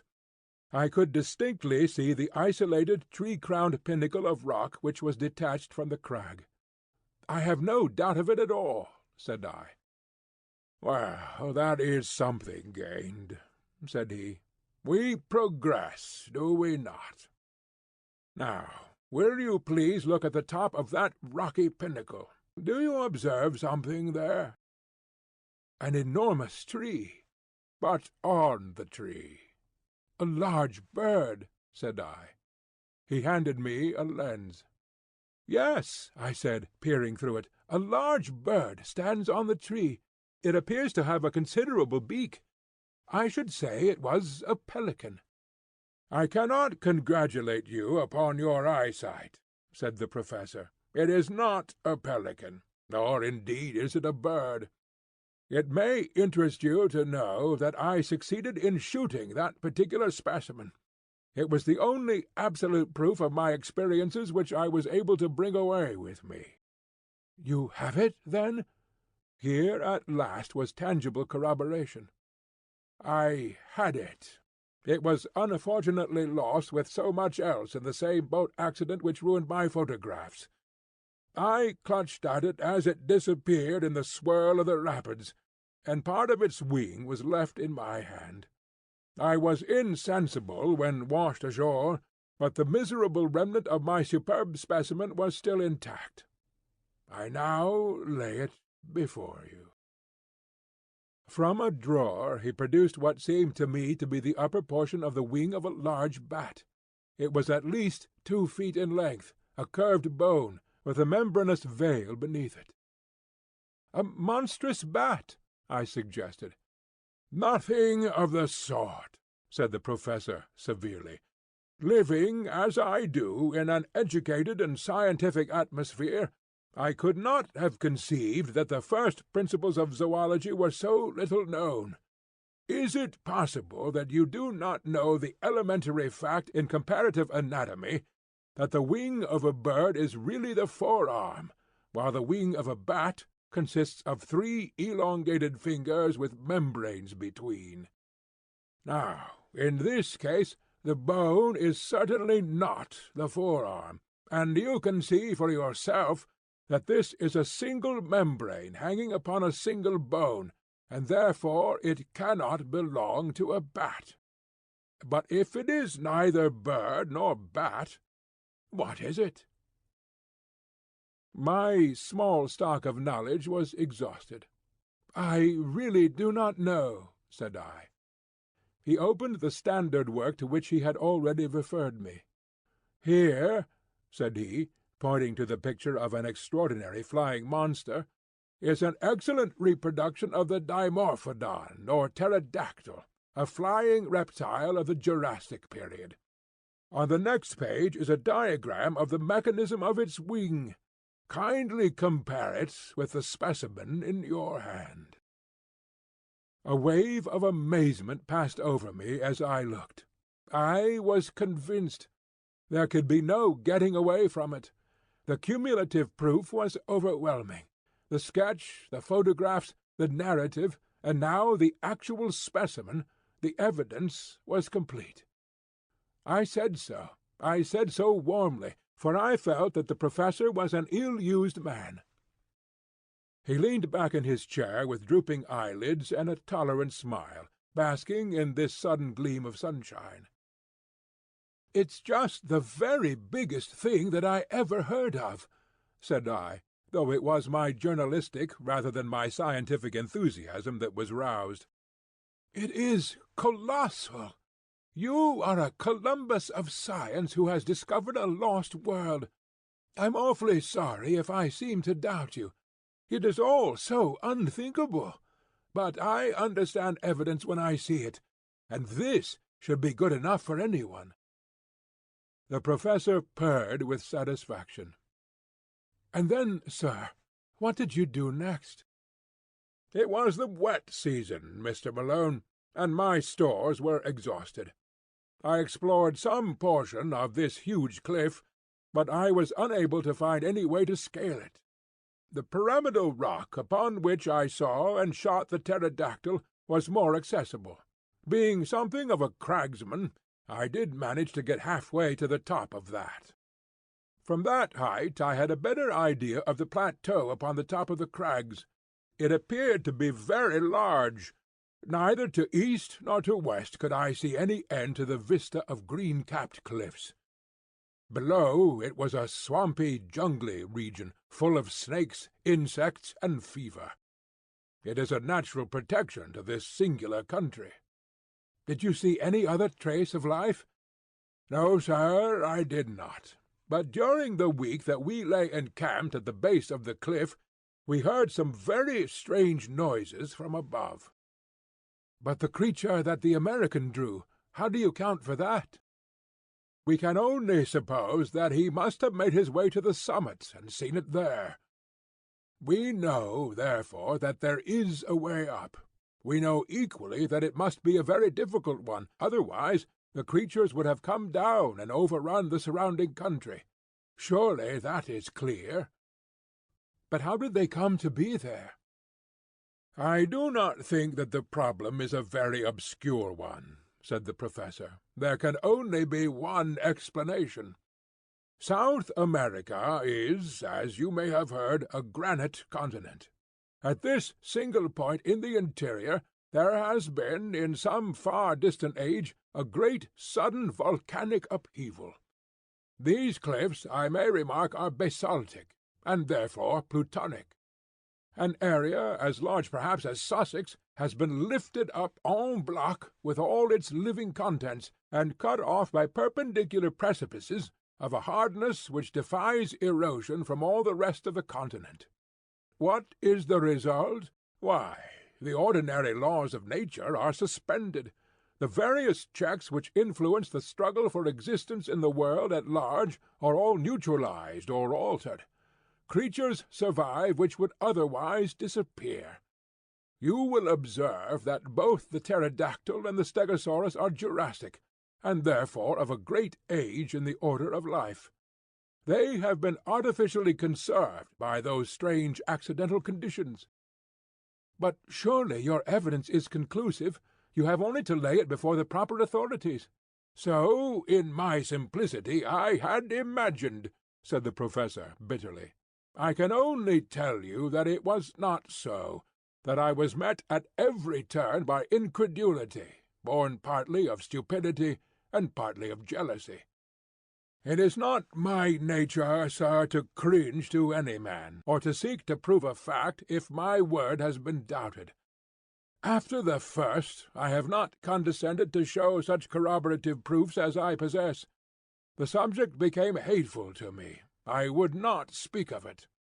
When men like yourself, who represent the foolish curiosity of the public came to disturb my privacy, I was unable to meet them with dignified reserve.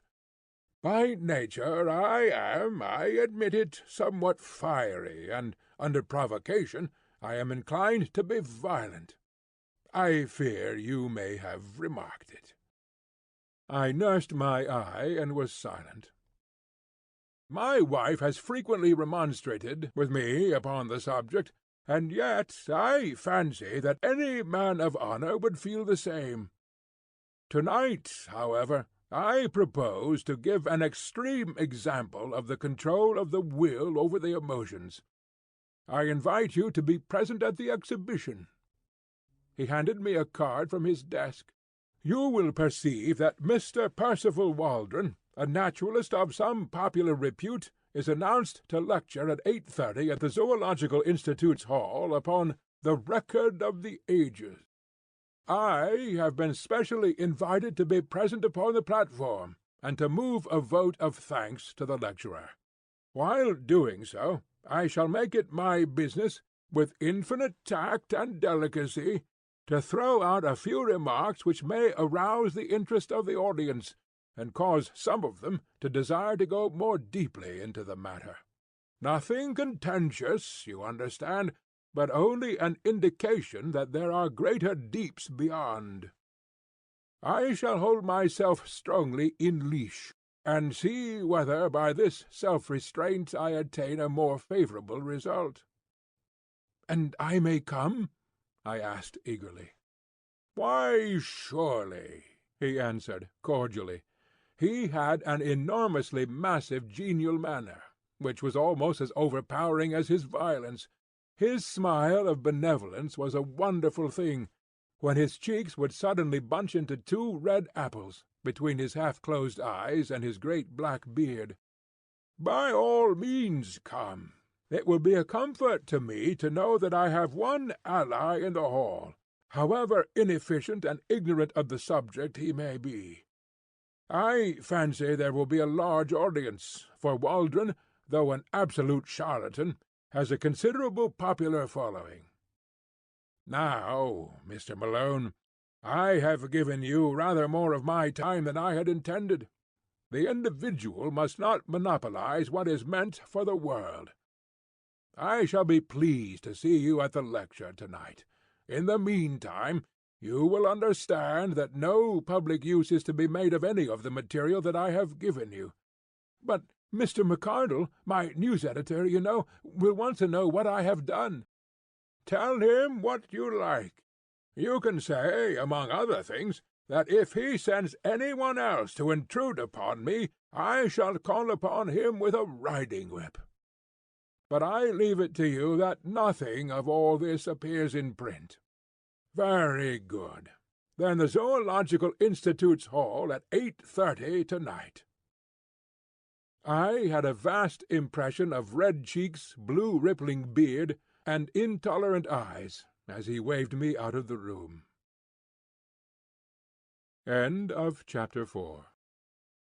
Chapter 5 of The Lost World, by Sir Arthur Conan Doyle.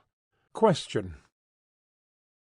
What with the physical shocks incidental to my first interview with Professor Challenger, and the mental ones which accompanied the second, I was a somewhat demoralized journalist by the time I found myself at Enmore Park once more.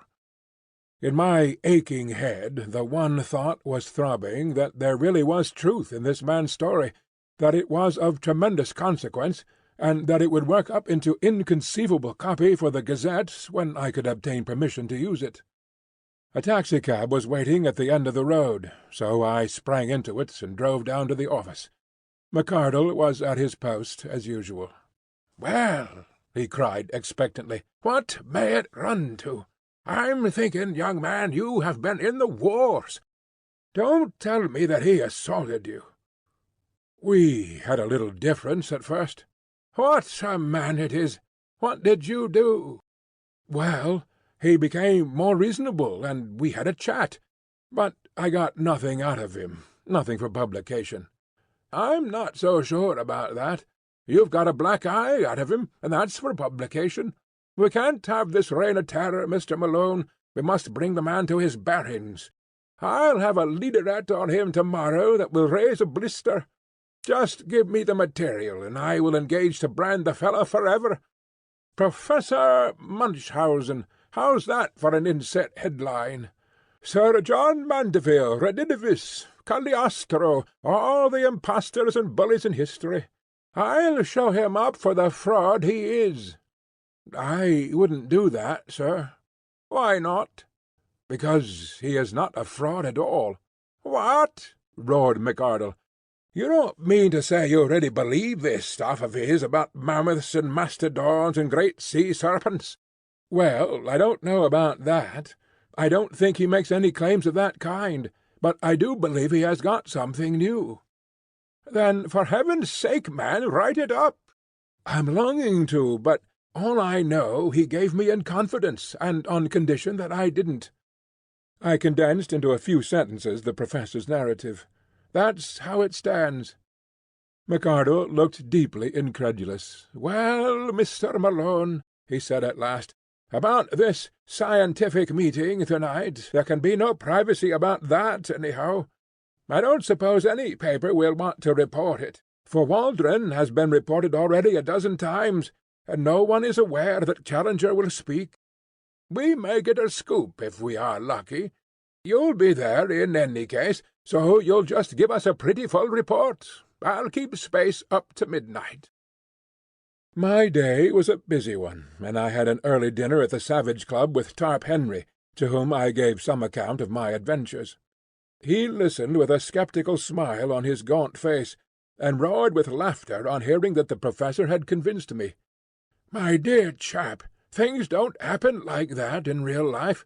People don't stumble upon enormous discoveries and then lose their evidence. Leave that to the novelists. The fellow is as full of tricks as the monkey-house at the zoo. It's all bosh. But the American poet? He never existed. I saw his sketch-book. Challenger's sketch-book.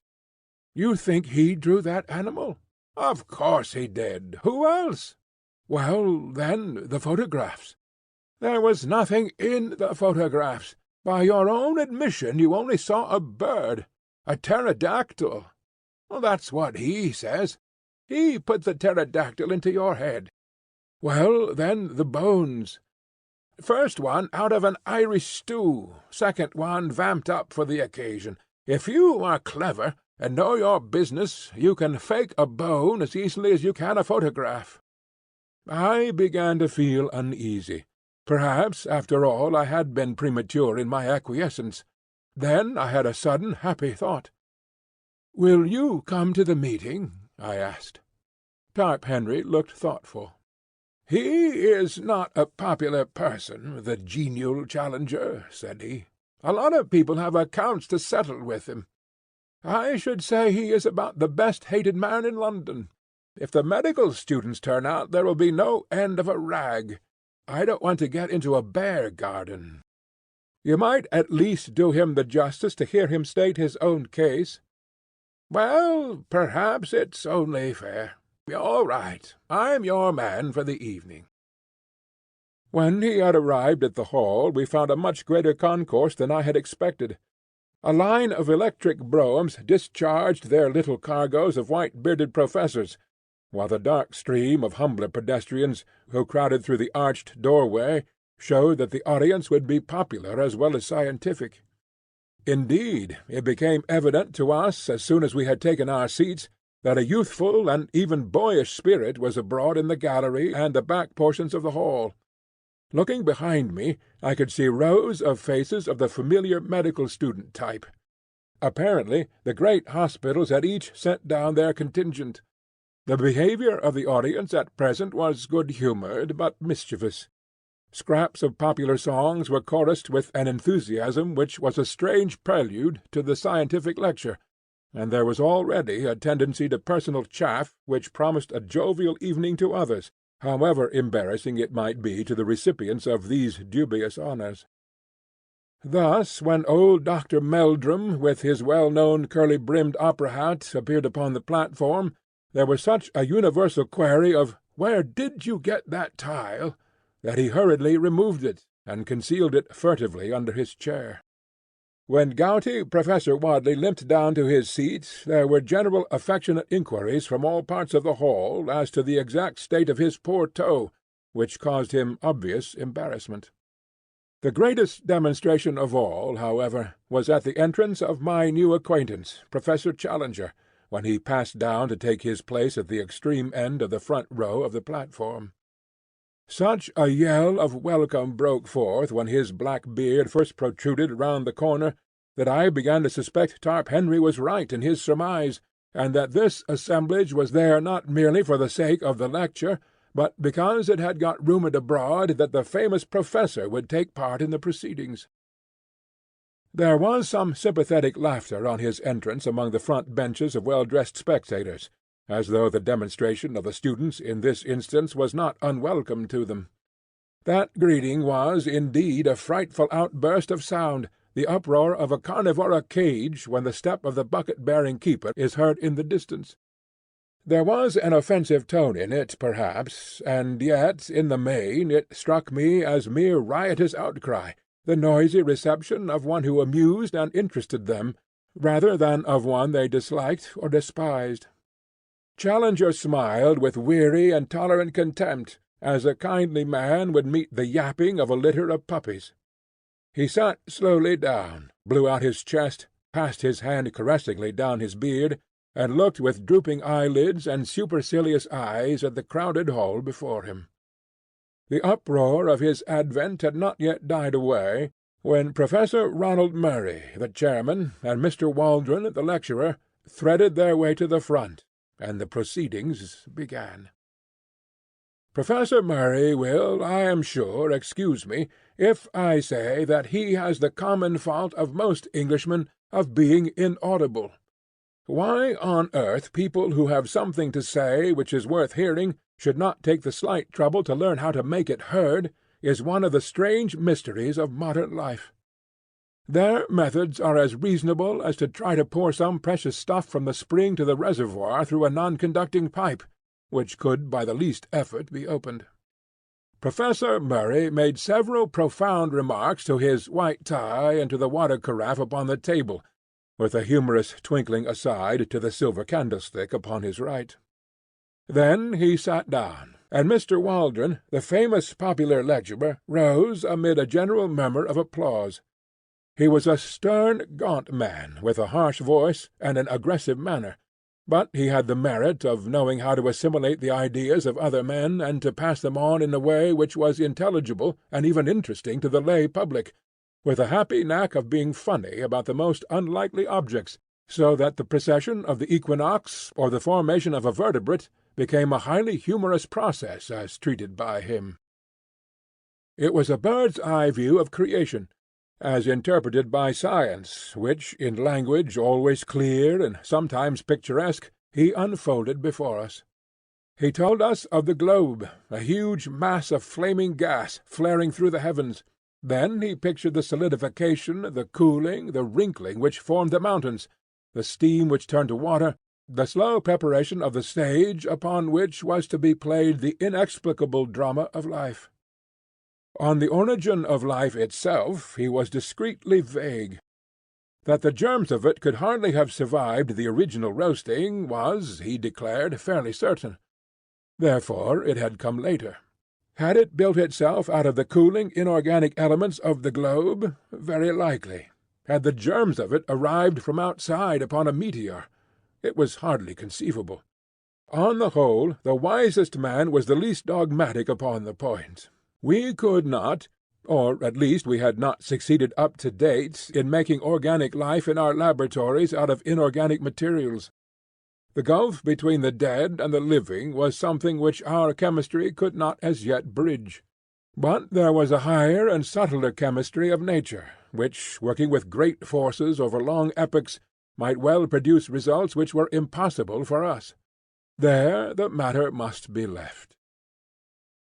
This brought the lecturer to the great ladder of animal life, beginning low down in mollusks and feeble sea creatures, then up rung by rung through reptiles and fishes, till at last we came to a kangaroo rat, a creature which brought forth its young alive, the direct ancestor of all mammals, and presumably, therefore, of every one in the audience. "No, no," from a sceptical student in the back row. If the young gentleman in the red tie who cried "No, no," and who presumably claimed to have been hatched out of an egg, would wait upon him after the lecture, he would be glad to see such a curiosity. Laughter. It was strange to think that the climax of the age-long process of nature had been the creation of that gentleman in the red tie. But had the process stopped? Was this gentleman to be taken as the final type, the be-all and end-all of development? He hoped that it would not hurt the feelings of the gentleman in the red tie if he maintained that, whatever virtues that gentleman might possess in private life, still the vast processes of the universe were not fully justified if they were to end entirely in his production. Evolution was not a spent force, but one still working, and even greater achievements were in store. Having thus, amid a general titter, played very prettily with his interrupter, the lecturer went back to his picture of the past, the drying of the seas, the emergence of the sandbank, the sluggish, viscous life which lay upon their margins, the overcrowded lagoons, the tendency of the sea creatures to take refuge upon the mud-flats, the abundance of food awaiting them, their consequent enormous growth. "Hence, ladies and gentlemen," he added, "that frightful brood of saurians which still affright our eyes when seen in the Wealden or in the Solnhofen slates, but which were fortunately extinct long before the first appearance of mankind upon this planet." "Question," boomed a voice from the platform. Mr. Waldron was a strict disciplinarian with a gift of acid humour, as exemplified upon the gentleman with the red tie, which made it perilous to interrupt him. But this interjection appeared to him so absurd that he was at a loss how to deal with it. So looks the Shakespearian who is confronted by a rancid Baconian, or the astronomer who is assailed by a flat-earth fanatic. He paused for a moment, and then, raising his voice, repeated slowly the words, "which were extinct before the coming of man." "Question," boomed the voice once more. Waldron looked with amazement along the line of professors upon the platform, until his eyes fell upon the figure of Challenger, who leaned back in his chair with closed eyes and an amused expression, as if he were smiling in his sleep. "I see," said Waldron with a shrug. "It is my friend, Professor Challenger." And amid laughter he renewed his lecture as if this was a final explanation, and no more need be said. But the incident was far from being closed. Whatever path the lecturer took amid the wilds of the past seemed invariably to lead him to some assertion as to extinct or prehistoric life, which instantly brought the same bull's bellow from the professor. The audience began to anticipate it, and to roar with delight when it came.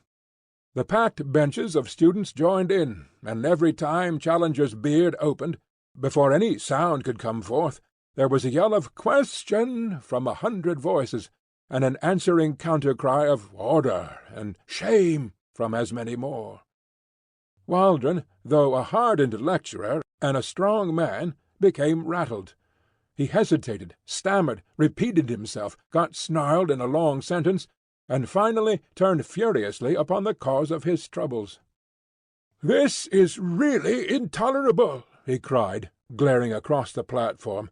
"I must ask you, Professor Challenger, to cease these ignorant and unmannerly interruptions." There was a hush over the hall, the students rigid with delight at seeing the high gods on Olympus quarrelling among themselves. Challenger levered his bulky figure slowly out of his chair. "I must in turn ask you, Mr. Waldron," he said, "to cease to make assertions which are not in strict accordance with scientific fact." The words unloosed a tempest. "Shame! Shame! Give him a hearing! Put him out! Shove him off the platform! Fair play!" emerged from a general roar of amusement or execration. The chairman was on his feet, flapping both his hands and bleating excitedly. "Professor Challenger, personal views later," were the solid peaks above his clouds of inaudible mutter. The interrupter bowed, smiled, stroked his beard, and relapsed into his chair. Waldron, very flushed and warlike, continued his observations. Now and then, as he made an assertion, he shot a venomous glance at his opponent, who seemed to be slumbering deeply, with the same broad, happy smile upon his face. At last the lecture came to an end. I am inclined to think that it was a premature one, as the peroration was hurried and disconnected. The thread of the argument had been rudely broken, and the audience was restless and expectant. Waldron sat down, and, after a chirrup from the chairman, Professor Challenger rose and advanced to the edge of the platform. In the interests of my paper I took down his speech verbatim. "Ladies and gentlemen," he began, amid a sustained interruption from the back.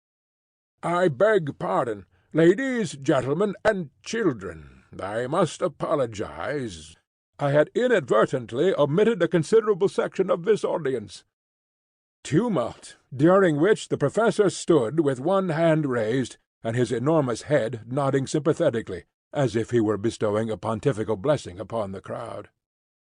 "I have been selected to move a vote of thanks to Mr. Waldron for the very picturesque and imaginative address to which we have just listened. There are points in it with which I disagree, and it has been my duty to indicate them as they arose. But, none the less, Mr. Waldron has accomplished his object well, that object being to give a simple and interesting account of what he conceives to have been the history of our planet. Popular lectures are the easiest to listen to, but Mr. Waldron," here he beamed and blinked at the lecturer, "will excuse me when I say that they are necessarily both superficial and misleading, since they have to be graded to the comprehension of an ignorant audience." Ironical cheering. "Popular lecturers are in their nature parasitic." Angry gesture of protest from Mr. Waldron. "They exploit for fame or cash the work which has been done by their indigent and unknown brethren. One smallest new fact obtained in the laboratory, one brick built into the temple of science, far outweighs any second-hand exposition which passes an idle hour, but can leave no useful result behind it. I put forward this obvious reflection, not out of any desire to disparage Mr. Waldron in particular, but that you may not lose your sense of proportion and mistake the acolyte for the high priest." At this point Mr. Waldron whispered to the chairman, who half rose and said something severely to his water-carafe. "But enough of this." Loud and prolonged cheers. "Let me pass to some subject of wider interest. What is the particular point on which I, as an original investigator, have challenged our lecturer's accuracy? It is upon the permanence of certain types of animal life upon the earth. I do not speak upon this subject as an amateur, nor, I may add, as a popular lecturer. But I speak as one whose scientific conscience compels him to adhere closely to facts, when I say that Mr. Waldron is very wrong in supposing that because he has never himself seen a so-called prehistoric animal, therefore these creatures no longer exist. They are indeed, as he has said, our ancestors, but they are, if I may use the expression, our contemporary ancestors, who can still be found with all their hideous and formidable characteristics if one has but the energy and hardihood to seek their haunts. Creatures which were supposed to be Jurassic, monsters who would hunt down and devour our largest and fiercest mammals, still exist. Cries of "Bosh! Prove it! How do you know? Question! How do I know, you ask me? I know because I have visited their secret haunts. I know because I have seen some of them." Applause, uproar, and a voice. "Liar! Am I a liar?" General hearty and noisy assent. "Did I hear someone say that I was a liar? Will the person who called me a liar kindly stand up, that I may know him?" A voice. "Here he is, sir," and an inoffensive little person in spectacles, struggling violently, was held up among a group of students. "Did you venture to call me a liar?" "No, sir, no," shouted the accused, and disappeared like a jack-in-the-box. "If any person in this hall dares to doubt my veracity, I shall be glad to have a few words with him after the lecture." "Liar!" "Who said that?" Again the inoffensive one, plunging desperately, was elevated high into the air.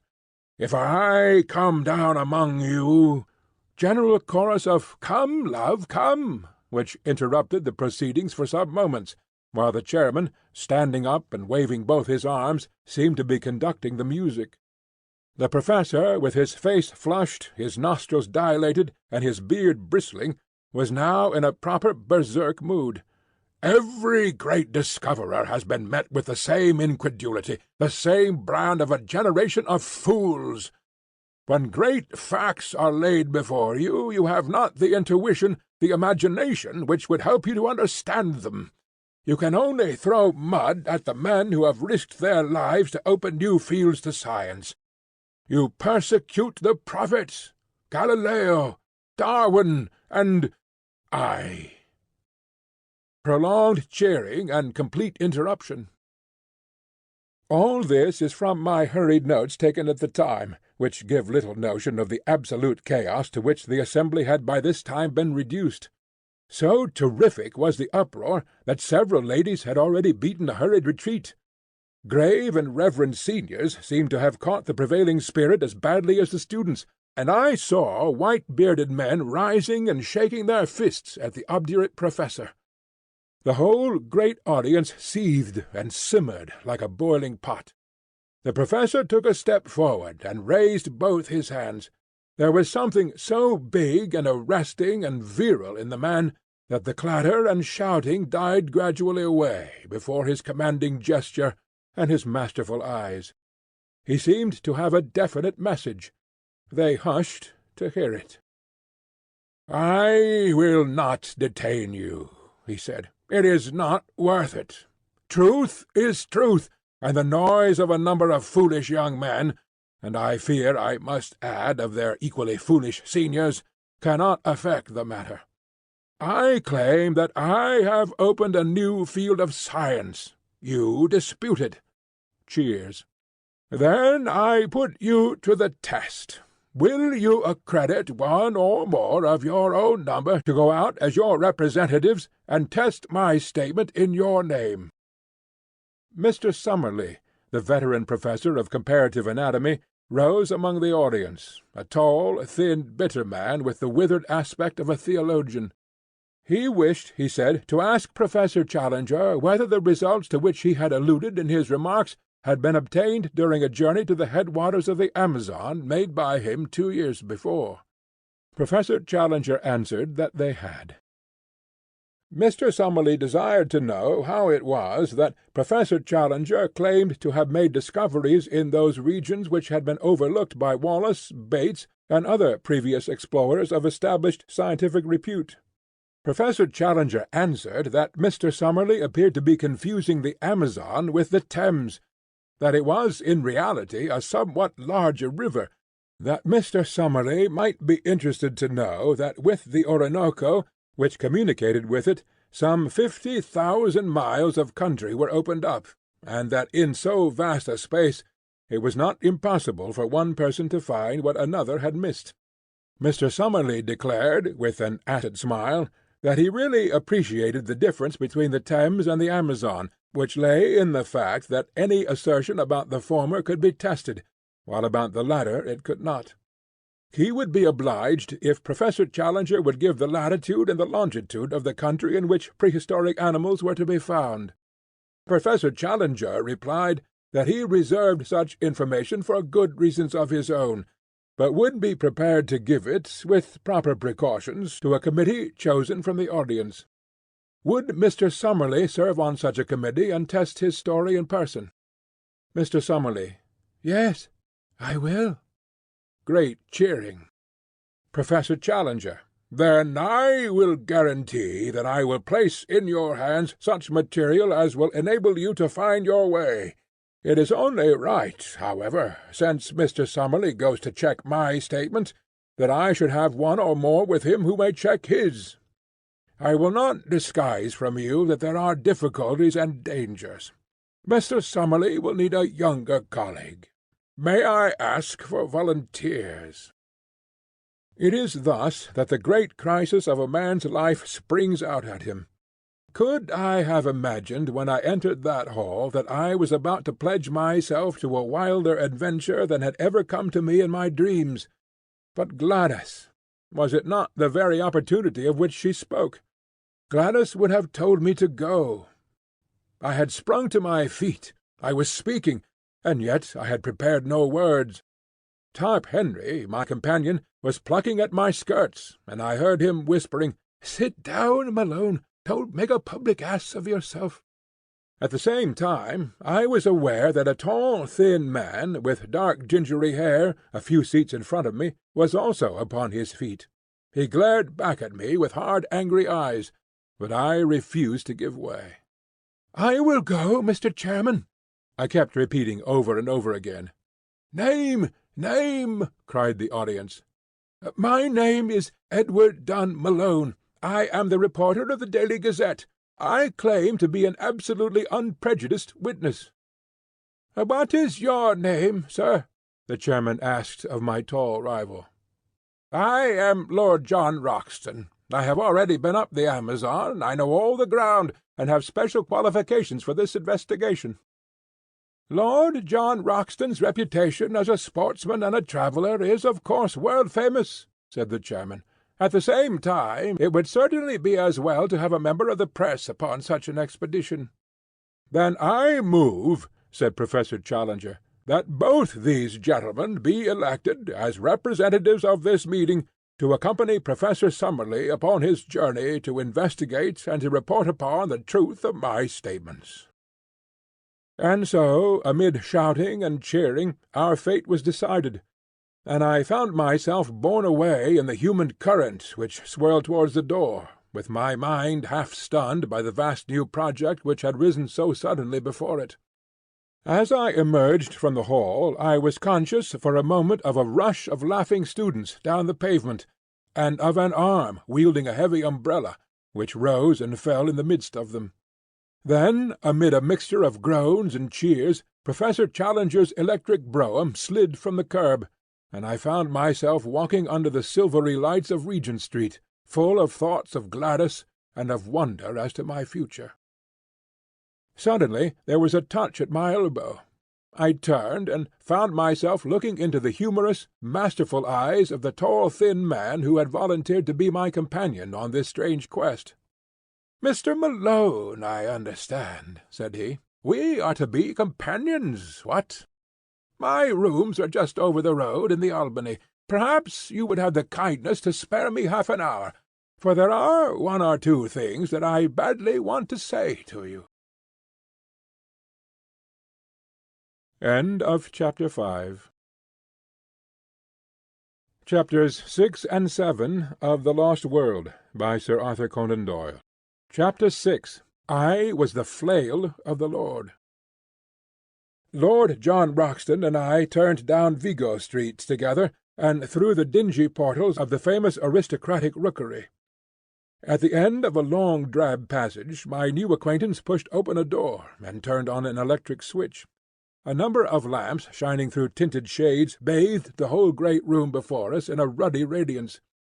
Standing in the doorway and glancing round me, I had a general impression of extraordinary comfort and elegance, combined with an atmosphere of masculine virility. Everywhere there were mingled the luxury of the wealthy man of taste and the careless untidiness of the bachelor. Rich furs and strange iridescent mats from some oriental bazaar were scattered upon the floor. Pictures and prints, which even my unpractised eyes could recognize as being of great price and rarity, hung thick upon the walls. Sketches of boxers, of ballet girls, and of race-horses alternated with a sensuous Fragonard, a Marshal Girardet, and a dreamy Turner. But amid these varied ornaments There were scattered the trophies which brought back strongly to my recollection the fact that Lord John Roxton was one of the great all-round sportsmen and athletes of his day. A dark blue oar, crossed with a cherry-pink one, above his mantelpiece, spoke of the old Oxonian and Leander man, while the foils and boxing gloves above and below them were the tools of a man who had won supremacy with each. Like a dado round the room was the jutting line of splendid heavy game-heads, the best of their sort from every quarter of the world, with the rare white rhinoceros of the Lado enclave drooping its supercilious lip above them all. In the centre of the rich red carpet was a black and gold Louis XV table, a lovely antique, now sacrilegiously desecrated with marks of glasses and the scars of cigar-stumps. On it stood a silver tray of smokables and a burnished spirit-stand, from which, and an adjacent siphon, my silent host proceeded to charge 2 high glasses. Having indicated an arm-chair to me and placed my refreshment near it, he handed me a long, smooth Havana. Then, seating himself opposite to me, he looked at me long and fixedly with his strange, twinkling, reckless eyes of a cold light blue, the colour of a glacier lake. Through the thin haze of my cigar-smoke I noted the details of a face which was already familiar to me from many photographs: the strongly curved nose, the hollow worn cheeks, the dark ruddy hair, thin at the top, the crisp virile moustaches, the small aggressive tuft upon his projecting chin. Something there was of Napoleon III, something of Don Quixote, and yet again something which was the essence of the English country gentleman, the keen, alert, open-air lover of dogs and of horses. His skin was of a rich flower-pot red from sun and wind. His eyebrows were tufted and overhanging, which gave those naturally cold eyes an almost ferocious aspect, an impression which was increased by his strong and furrowed brow. In figure he was spare, but very strongly built. Indeed, he had often proved that there were few men in England capable of such sustained exertions. His height was a little over 6 feet, but he seemed shorter on account of a peculiar rounding of his shoulders. Such was the famous Lord John Roxton as he sat opposite to me, biting hard upon his cigar, and watching me steadily in a long and embarrassing silence. "Well," said he at last, "we've gone and done it, young fellow, my lad." This curious phrase he pronounced as if it were all one word, "young fellow, me lad." "Yes, we've taken a jump, you and me. I suppose, now, when you went into that room there was no such notion in your head, what?" "No thought of it." "The same here. No thought of it. And here we are, up to our necks in the tureen. Why, I've only been back 3 weeks from Uganda, and taken a place in Scotland, and signed the lease and all. Pretty goings-on, what? How does it hit you?" "Well, it is all in the main line of my business. I am a journalist on the Gazette." "Of course, you said so when you took it on. By the way, I've got a small job for you, if you'll help me." "With pleasure." "Don't mind taking a risk, do you?" "What is the risk?" "Well, it's Ballinger. He's the risk. You've heard of him?" "No." "Why, young fellow, where have you lived? Sir John Ballinger is the best gentleman jock in the North Country. I could hold him on the flat at my best, but over jumps he's my master. Well, it's an open secret that when he's out a training he drinks hard, striking and average, he calls it. He got delirium on Tuesday, and has been raging like a devil ever since. His room is above this. The doctors say that it is all up with the old dear unless some food is got into him, but as he lies in bed with a revolver on his coverlet, and swears he will put 6 of the best through any one that comes near him, there's been a bit of a strike among the serving-men. He's a hard nail, is Jack, and a dead shot, too, but you can't leave a Grand National winner to die like that, what?" "What do you mean to do, then?" I asked. "Well, my idea was that you and I could rush him. He may be dozing, and not the worst, he can only wing one of us, and the other should have him. If we can get his bolster cover round his arms, and then phone up a stomach pump, we'll give the old dear the supper of his life." It was a rather desperate business to come suddenly into one day's work. I don't think that I am a particularly brave man. I have an Irish imagination which makes the unknown and the untried more terrible than they are. On the other hand, I was brought up with a horror of cowardice, and with a terror of such a stigma. I dare say that I could throw myself over a precipice, like the Hun in the history books, if my courage to do it were questioned, and yet it would surely be pride and fear, rather than courage, which would be my inspiration. Therefore, although every nerve in my body shrank from the whiskey-maddened figure which I pictured in the room above, I still answered, in as careless a voice as I could command, that I was ready to go. Some further remark of Lord Roxton's about the danger only made me irritable. "Talking won't make it any better," said I. "Come on." I rose from my chair, and he from his. Then, with a little confidential chuckle of laughter, he patted me 2 or 3 times on the chest, finally pushing me back into my chair. "All right, sonny my lad, you'll do," said he. I looked up in surprise. "I saw after Jack Ballinger myself this morning. He blew a hole in the skirt of my kimono, bless his shaky old hand, but we got a jacket on him, and he's to be all right in a week. I say, young fella, I hope you don't mind, what? You see, between you and me, close-tiled, I look on this South American business as a mighty serious thing, and if I have a pal with me, I want a man I can bank on. So I sized you down, and I'm bound to say that you came well out of it. You see, it's all up to you and me, for this old Summerlee man will want dry nursing from the first. By the way, are you, by any chance, the Malone who is expected to get his rugby cap for Ireland?" "A reserve, perhaps." "I thought I remembered your face. Why, I was there when you got that try against Richmond. As fine a swerving run as I saw the whole season. I never miss a rugby match if I can help it, for it is the manliest game we have left. Well, I didn't ask you in here just to talk sport. We've got to fix our business. Here are the sailings on the first page of the Times. There's a Booth boat for Para next Wednesday week, and if the Professor and you can work it, I think we should take it. What? Very good. I'll fix it with him. What about your outfit?" "My paper will see to that." "Can you shoot?"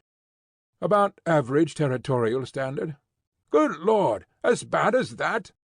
"It's the last thing you young fellows think of learning. You're all bees without stings, so far as looking after the hive goes. You'll look silly some of these days when someone comes along and sneaks the honey. But you'll need to hold your guns straight in South America, for unless our friend the Professor is a madman or a liar, we may see some queer things before we get back. What gun have you?"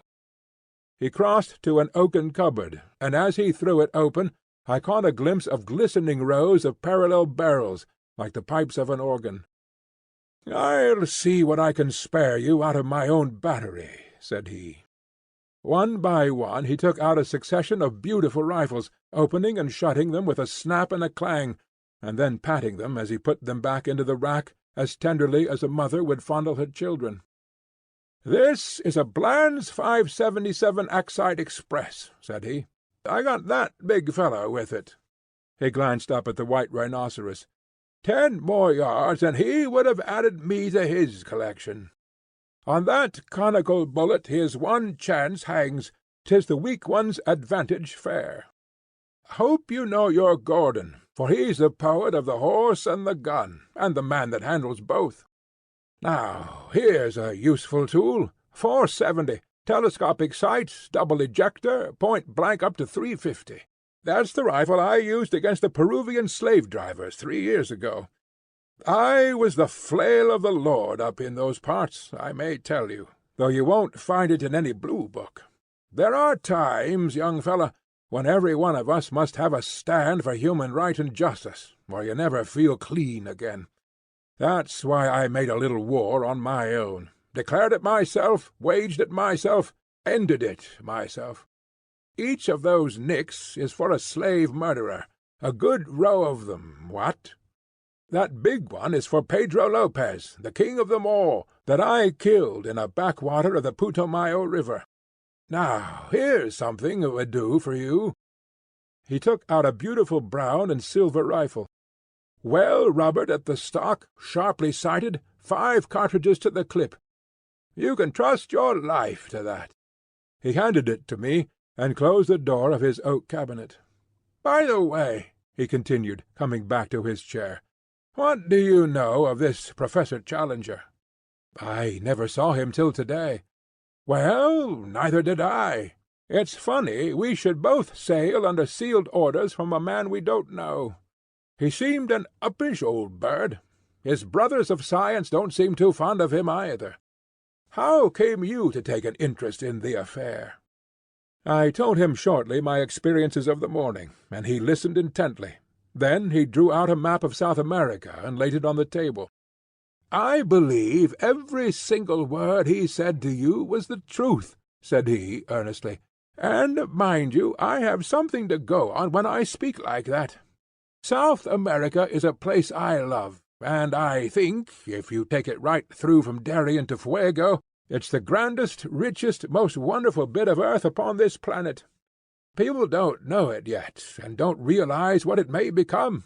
I've been up and down it from end to end, and had 2 dry seasons in those very parts, as I told you when I spoke of the war I made on the slave-dealers.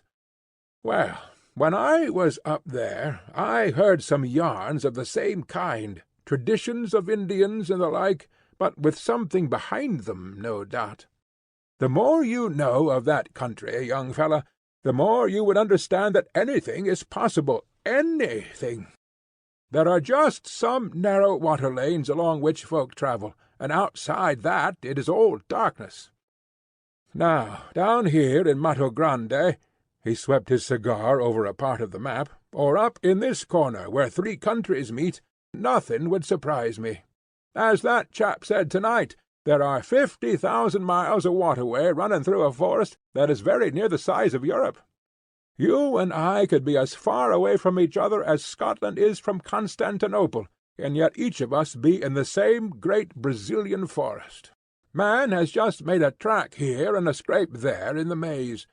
Why, the river rises and falls the best part of 40 feet, and half the country is a morass that you can't pass over.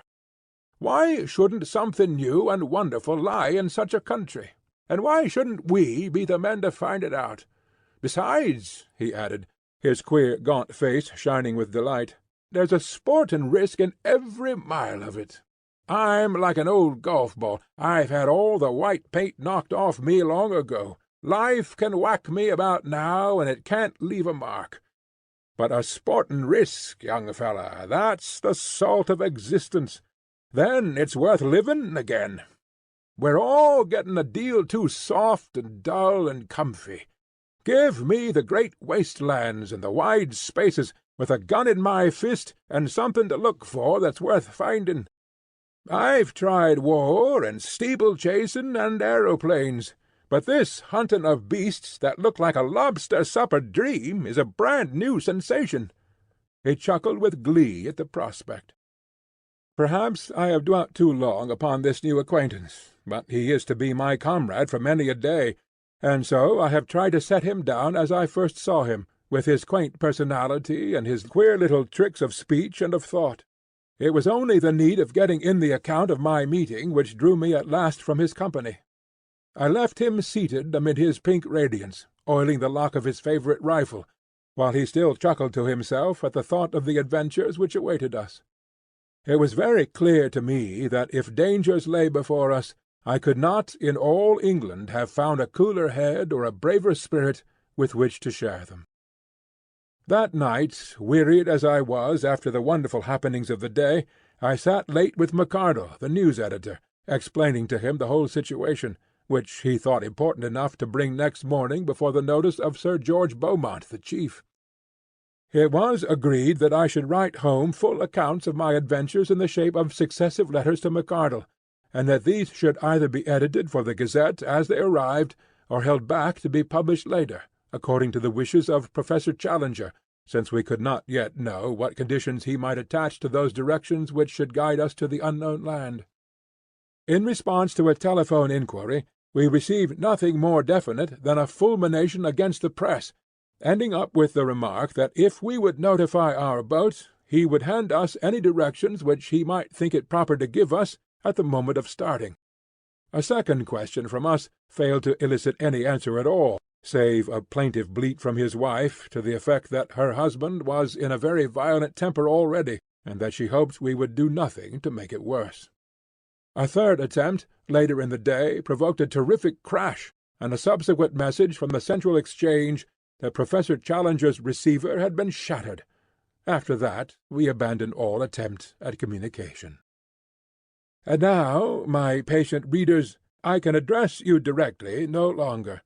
From now onwards, if indeed any continuation of this narrative should ever reach you, it can only be through the paper which I represent. In the hands of the editor I leave this account of the events which have led up to one of the most remarkable expeditions of all time, so that if I never return to England, there shall be some record as to how the affair came about. I am writing these last lines in the saloon of the Booth liner Francisca, and they will go back by the pilot to the keeping of Mr. McArdle.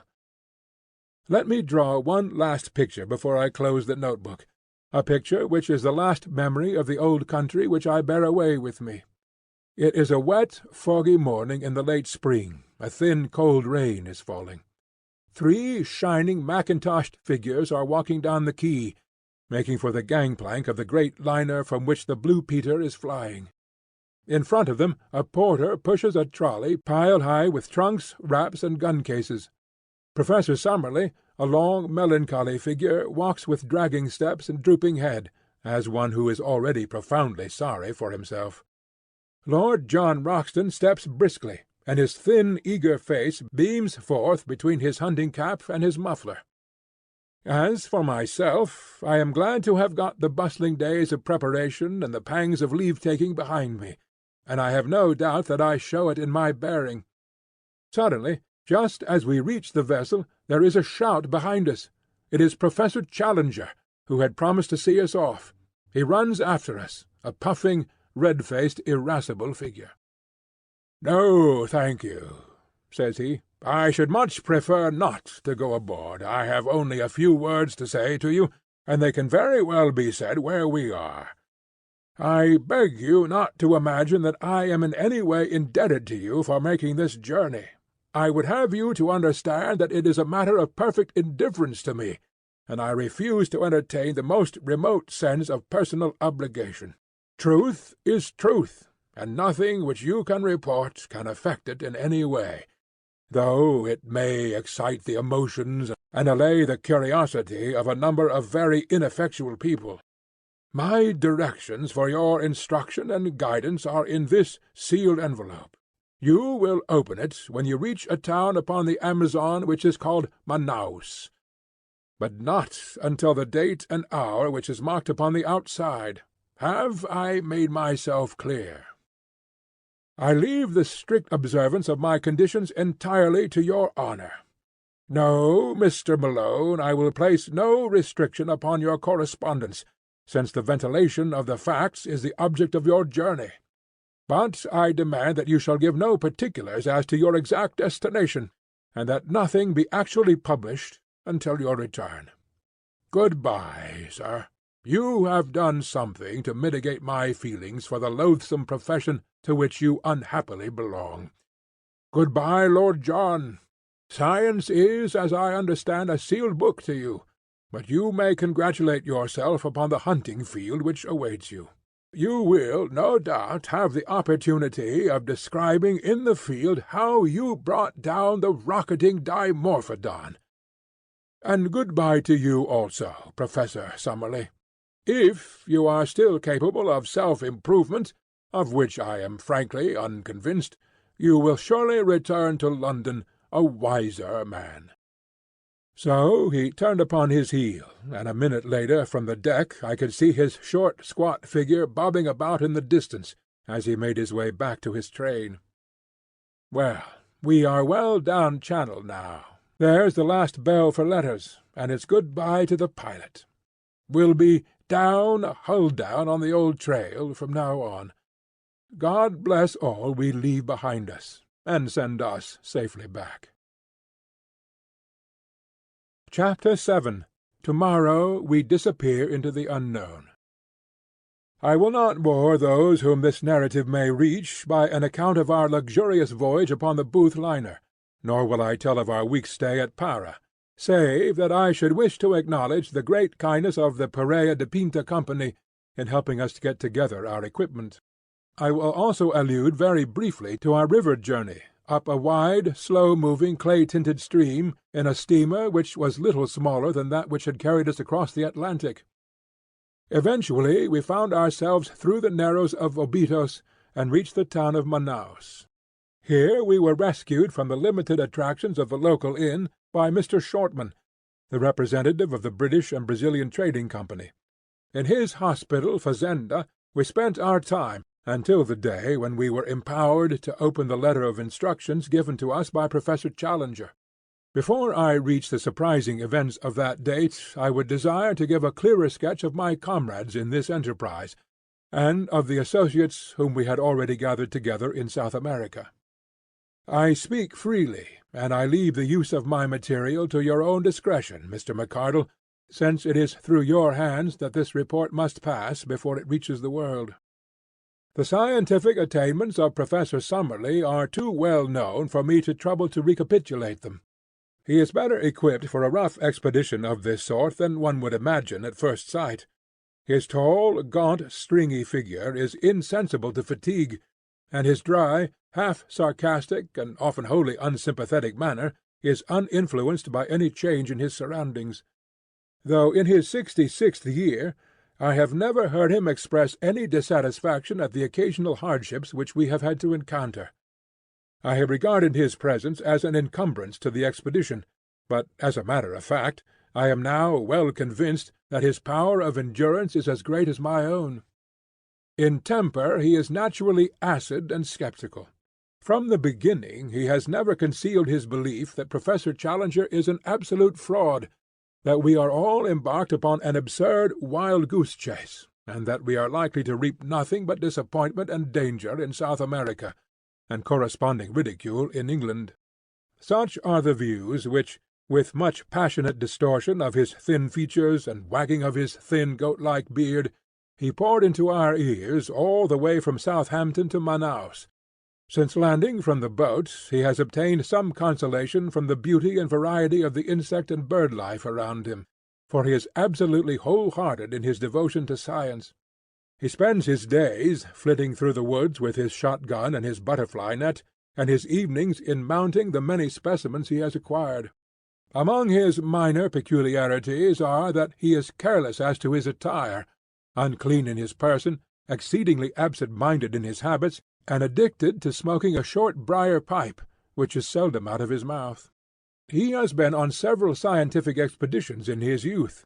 He was with Robertson at Papua, and the life of the camp and the canoe is nothing fresh to him. Lord John Roxton has some points in common with Professor Summerlee, and others in which they are the very antithesis to each other. He is 20 years younger, but has something of the same spare, scraggy physique.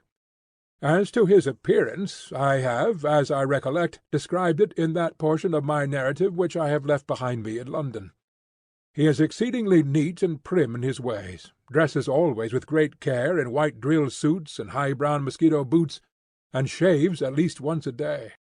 Like most men of action, he is laconic in speech, and sinks readily into his own thoughts, but he is always quick to answer a question or join in the conversation, talking in a queer, jerky, half-humorous fashion. His knowledge of the world, and very especially of South America, is surprising, and he has a whole-hearted belief in the possibilities of our journey, which is not to be dashed by the sneers of Professor Summerlee.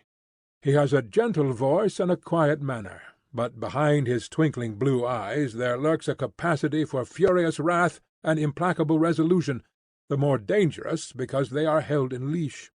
He spoke little of his own exploits in Brazil and Peru, but it was a revelation to me to find the excitement which was caused by his presence among the riverine natives, who looked upon him as their champion and protector. The exploits of the Red Chief, as they called him, had become legends among them, but the real facts, as far as I could learn them, were amazing enough.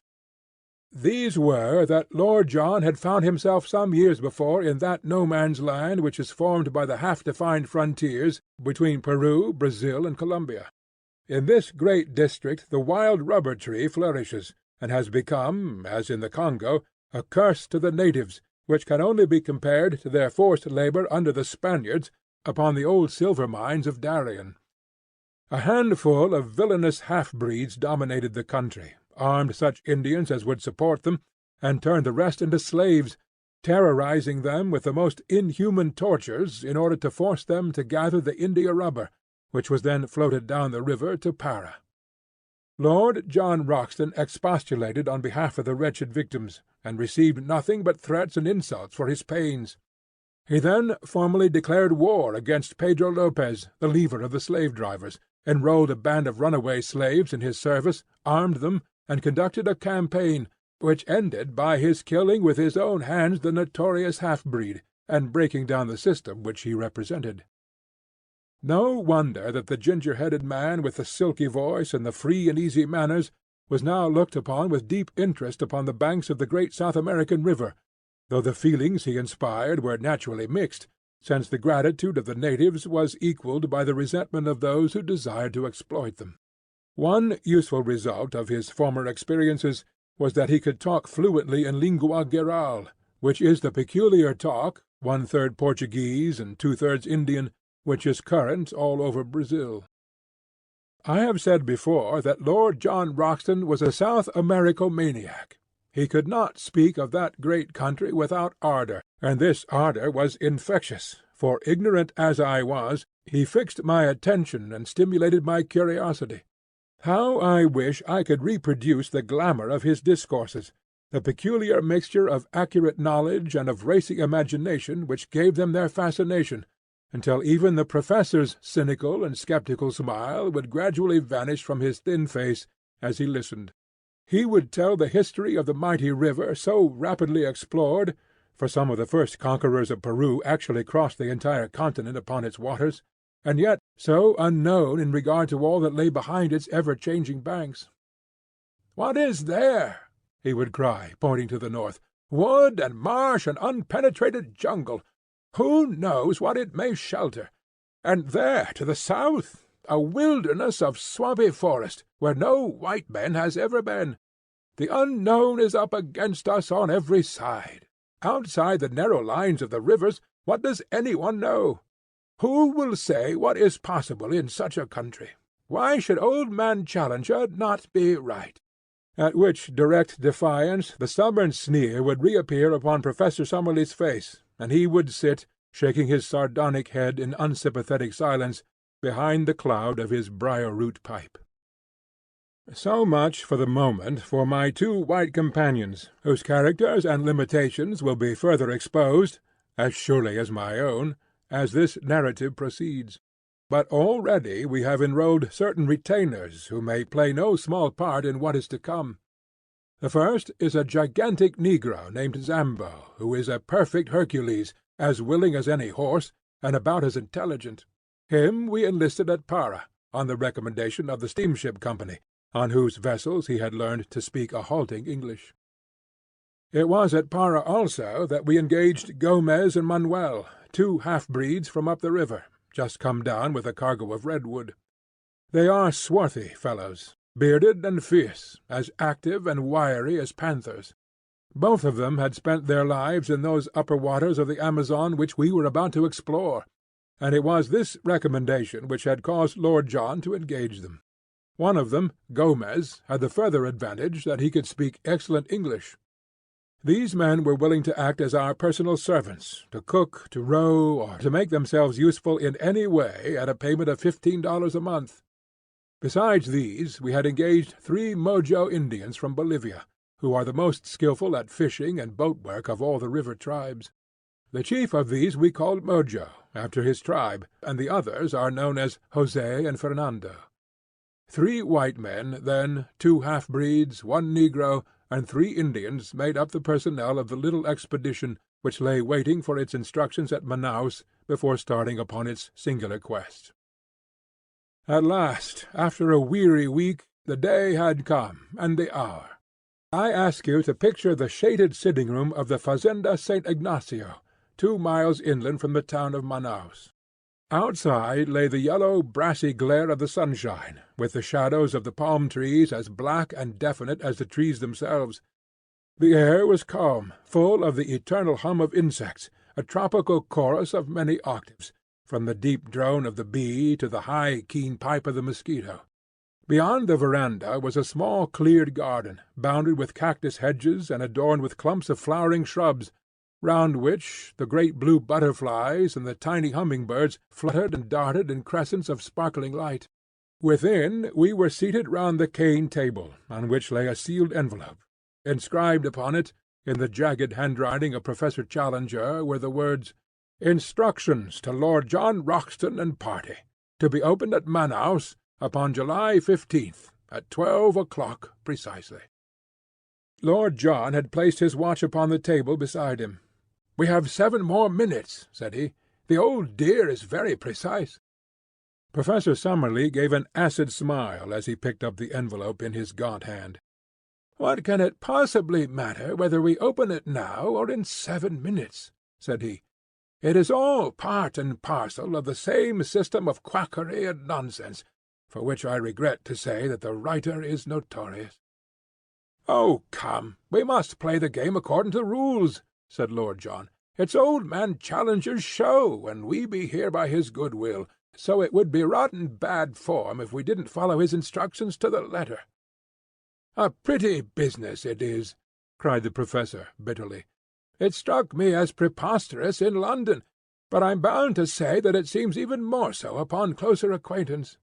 I don't know what is inside the envelope, but, unless it is something pretty definite, I shall be much tempted to take the next down-river boat and catch the Bolivia at Para. After all, I have some more responsible work in the world than to run about disproving the assertions of a lunatic. Now, Roxton, surely it is time." "Time it is," said Lord John. "You can blow the whistle." He took up the envelope and cut it with his penknife. From it he drew a folded sheet of paper. This he carefully opened out and flattened on the table. It was a blank sheet. He turned it over. Again it was blank. We looked at each other in a bewildered silence, which was broken by a discordant burst of derisive laughter from Professor Summerlee. "Now, it is an open admission," he cried. "What more do you want? The fellow is a self-confessed humbug. We have only to return home and report him as the brazen impostor that he is." "Invisible ink," I suggested. "I don't think," said Lord Roxton, holding the paper to the light. "No, young fellow, my lad, there is no use deceiving yourself. I'll go bail for it that nothing has ever been written upon this paper." "May I come in?" boomed a voice from the veranda. The shadow of a squat figure had stolen across the patch of sunlight. That voice! That monstrous breadth of shoulder! We sprang to our feet with a gasp of astonishment, as Challenger, in a round, boyish straw hat with a coloured ribbon, Challenger, with his hands in his jacket pockets and his canvas shoes daintily pointing as he walked, appeared in the open space before us. He threw back his head, and there he stood in the golden glow, with all his old Assyrian luxuriance of beard, all his native insolence of drooping eyelids and intolerant eyes. "I fear," said he, taking out his watch, "that I am a few minutes too late. When I gave you this envelope, I must confess that I had never intended that you should open it, for it had been my fixed intention to be with you before the hour.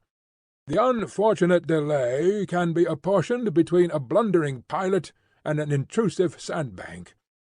I fear that it has given my colleague, Professor Summerlee, occasion to blaspheme. I am bound to say, sir," said Lord John, with some sternness of voice, "that your turning up is a considerable relief to us, for our mission seemed to have come to a premature end. Even now I can't for the life of me understand why you should have worked it in so extraordinary a manner."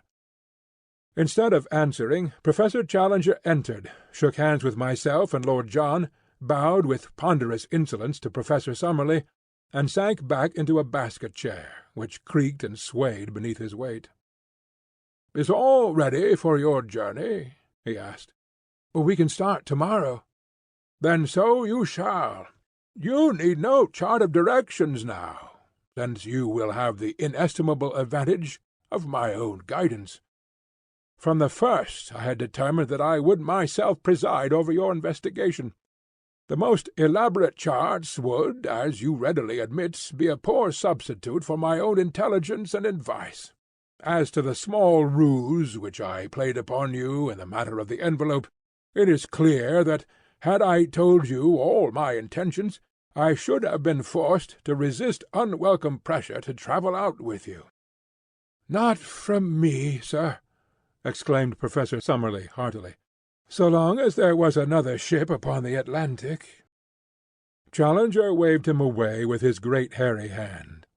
"Your common sense will, I am sure, sustain my objection, and realize that it was better that I should direct my own movements, and appear only at the exact moment when my presence was needed. That moment has now arrived. You are in safe hands. You will not now fail to reach your destination. From henceforth I take command of this expedition, and I must ask you to complete your preparations to-night, so that we may be able to make an early start in the morning. My time is of value, and the same may be said, no doubt, in a lesser degree, of your own. I propose, therefore, that we push on as rapidly as possible, until I have demonstrated what you have come to see. Lord John Roxton has chartered a large steam launch, the Esmeralda, which was to carry us up the river. So far as climate goes, it was immaterial what time we chose for our expedition, as the temperature ranges from 75 to 90 degrees both summer and winter, with no appreciable difference in heat. In moisture, however, it is otherwise. From December to May is the period of the rains, and during this time the river slowly rises until it attains a height of nearly 40 feet above its low water mark. It floods the banks, extends in great lagoons over a monstrous waste of country, and forms a huge district, called locally the Gapo, which is for the most part too marshy for foot travel and too shallow for boating. About June the waters begin to fall, and are at their lowest at October or November. Thus our expedition was at the time of the dry season, when the great river and its tributaries were more or less in a normal condition. The current of the river is a slight one, the drop being not greater than 8 inches in a mile. No stream could be more convenient for navigation, since the prevailing wind is southeast, and sailing boats may make a continuous progress to the Peruvian frontier, dropping down again with the current. In our own case, the excellent engines of the Esmeralda could disregard the sluggish flow of the stream, and we made as rapid progress as if we were navigating a stagnant lake. For 3 days we steamed northwestwards, up a stream which even here, 1,000 miles from its mouth, was still so enormous that from its centre the 2 banks were mere shadows upon the distant skyline. On the 4th day after leaving Manaus we turned into a tributary, which at its mouth was little smaller than the main stream. It narrowed rapidly, however, and after 2 more days' steaming we reached an Indian village, where the professor insisted that we should land, and that the Esmeralda should be sent back to Manaus. We should soon come upon rapids, he explained, which would make its further use impossible. He added privately that we were now approaching the door of the unknown country, and that the fewer whom we took into our confidence, the better it would be. To this end also he made each of us give our word of honor that we would publish or say nothing which would give any exact clue as to the whereabouts of our travels, while the servants were all solemnly sworn to the same effect.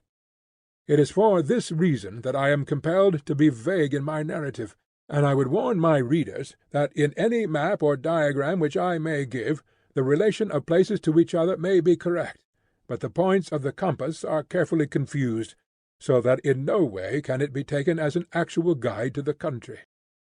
Professor Challenger's reasons for secrecy may be valid or not, but we had no choice but to adopt them, for he was prepared to abandon the whole expedition rather than modify the conditions upon which he would guide us. It was August 2nd when we snapped our last link with the outer world by bidding farewell to the Esmeralda.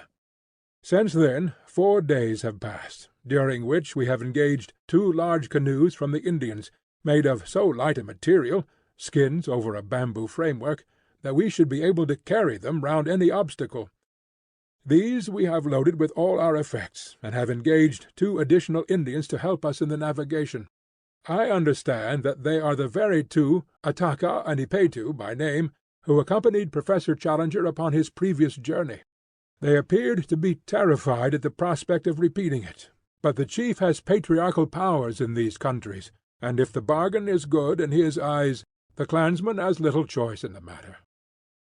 So, tomorrow, we disappear into the unknown.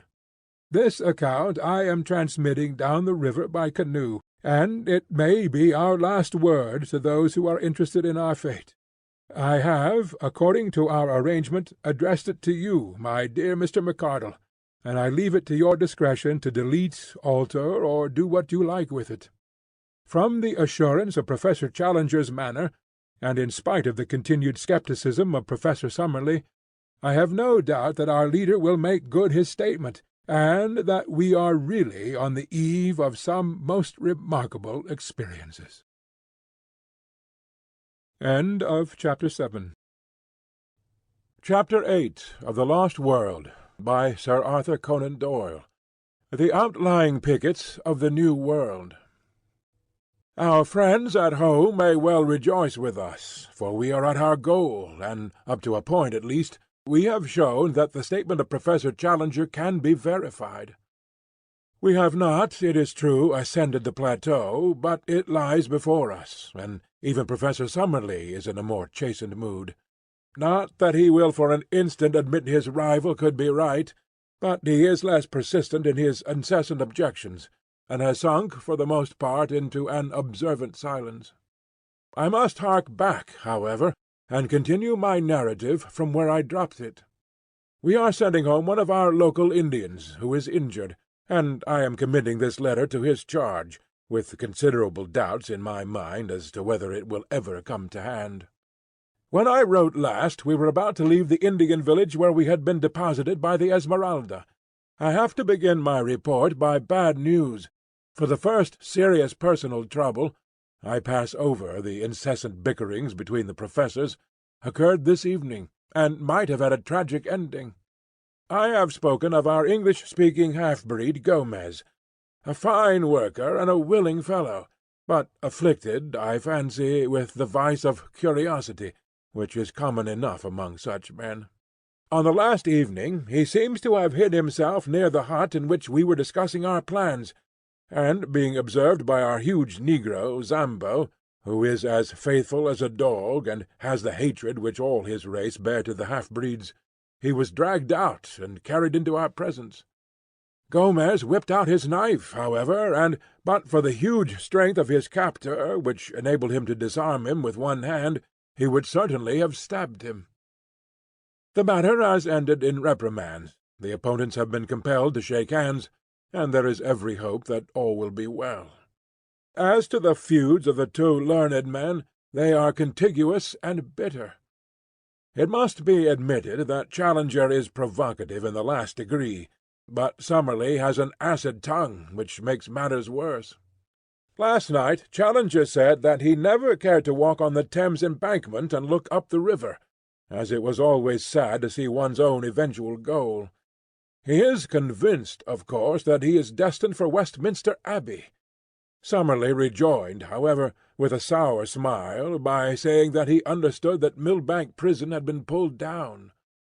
Challenger's conceit is too colossal to allow him to be really annoyed.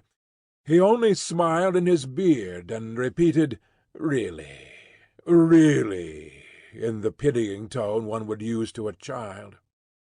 Indeed, they are children both, the one wizened and cantankerous, the other formidable and overbearing, yet each with a brain which has put him in the front rank of his scientific age. Brain, character, soul. Only as one sees more of life does one understand how distinct is each. The very next day we did actually make our start upon this remarkable expedition. We found that all our possessions fitted very easily into 2 canoes, and we divided our personnel, 6 in each, taking the obvious precaution, in the interests of peace, of putting 1 professor into each canoe. Personally, I was with Challenger, who was in a beatific humour, moving about as one in a silent ecstasy, and beaming benevolence from every feature. I have had some experience of him in other moods, however, and shall be the less surprised when the thunderstorms suddenly come up amidst the sunshine. If it is impossible to be at your ease, it is equally impossible to be dull in his company, for one is always in a state of half-tremulous doubt as to what sudden turn his formidable temper may take. For 2 days we made our way up a good-sized river some hundreds of yards broad, and dark in colour, but transparent, so that one could usually see the bottom. The affluents of the Amazon are, half of them, of this nature, while the other half are whitish and opaque, the difference depending upon the class of country through which they have flowed. The dark indicate vegetable decay, while the others point to clayey soil. Twice we came across rapids, and in each case made a portage of half a mile or so to avoid them. The woods on either side were primeval, which are more easily penetrated than woods of the second growth, and we had no difficulty in carrying our canoes through them. How shall I ever forget the solemn mystery of it? The height of the trees and the thickness of the boles exceeded anything with which I, in my town-bred life, could have imagined, shooting upwards in magnificent columns, until, at an enormous distance above our heads, we could dimly discern the spot where they threw out their side branches into Gothic upward curves, which coalesced to form one great matted roof of verdure, through which only an occasional golden ray of sunshine shot downwards to trace a thin dazzling line of light amidst the majestic obscurity. As we walked noiselessly amid the thick soft carpet of decaying vegetation, the hush fell upon our souls which comes upon us in the twilight of the Abbey, and even Professor Challenger's full-chested notes sank into a whisper. Alone I should have been ignorant of the names of these giant growths, but our men of science pointed out the cedars, the great silk-cotton trees, and the redwood trees, with all that profusion of various plants which has made this continent the chief supplier to the human race of those gifts of nature which depend upon the vegetable world, while it is the most backward in those products which come from animal life. Vivid orchids and wonderful coloured lichens smouldered upon the swarthy tree-trunks, and where a wandering shaft of light fell full upon the golden alamanda, the scarlet star-clusters of the tacsonia, or of the rich deep blue of ipomaea, the effect was as a dream of fairyland. In these great wastes of forests, life, which abhors darkness, struggles ever upwards to the light. Every plant, even the smaller ones, curls and writhes to the green surface, twining itself round its stronger and taller brethren in the effort. Climbing plants are monstrous and luxuriant, but others, which have never been known to climb elsewhere, learn the art as an escape from that sombre shadow, so that the common nettle, the jasmine, and even the hasitara palm-tree can be seen circling the stems of the cedars and striving to reach their crowns. Of animal life there is no movement amid the majestic vaulted aisles which stretched from us as we walked, but a constant movement far above our heads told of that multitudinous world of snake and monkey, bird and sloth, which lived in the sunshine, and looked down in wonder at our tiny, dark, stumbling figures in the obscure depths immeasurably below them. At dawn and at sunset the howler monkeys screamed together, and the parakeets broke into shrill chatter, but during the hot hours of the day only the full drone of insects, like the beat of a distant surf, filled the ear, while nothing moved amid the solemn vistas of stupendous trunks faded away into the darkness which held us in. Once some bandy-legged lurching creature, an ant-eater or a bear, scuttled clumsily amid the shadows. It was the only sign of earth life which I saw in this great Amazonian forest. And yet there were indications that even human life itself was not far from us in those mysterious recesses. On the third day out we were aware of a singular deep throbbing in the air, rhythmic and solemn, coming and going fitfully throughout the morning. The two boats were paddling within a few yards of each other when first we heard it, and our Indians remained motionless, as if they had been turned to bronze, listening intently with expressions of terror upon their faces. "What is it, then?" I asked. "Drums," said Lord John carelessly. "War drums. I have heard them before." "Yes, sir, war drums," said Gomez, the half-breed. "Wild Indians, bravos, not mansos. They watch us every mile of the way, kill us if they can." "How can they watch us?" I asked, gazing into the dark, motionless void. The half-breed shrugged his broad shoulders. "The Indians know. They have their own way. They watch us. They talk the drum-talk to each other. Kill us if they can." By the afternoon of that day, my pocket diary shows me that it was Tuesday, August 18th, at least 6 or 7 drums were throbbing from various points. Sometimes they beat quickly, sometimes slowly, sometimes in obvious question and answer, one far to the east breaking out in a high staccato rattle, and being followed after a pause by a deep roll from the north. There was something indescribably nerve-shaking and menacing in that constant mutter, which seemed to shape itself into the very syllables of the half-breed, endlessly repeated, "We will kill you if we can. We will kill you if we can." No one ever moved in the silent woods. All the peace and soothing of quiet nature lay in that dark curtain of vegetation, but away from behind there came ever the one message from our fellow man. "We will kill you if we can," said the man in the east. "We will kill you if we can," said the men in the north. All day the drums rumbled and whispered, while their menace reflected itself in the faces of our coloured companions. Even the hardy, swaggering half-breed seemed cowed. I learned, however, that day, once for all, that both Summerlee and Challenger possessed that highest type of bravery, the bravery of the scientific mind. Theirs was the spirit which upheld Darwin among the gauchos of the Argentine, or Wallace among the head-hunters of Malaya. It is decreed by a merciful nature that the human brain cannot think of two things simultaneously, so that if it be steeped in curiosity as to science, it has no room for merely personal considerations.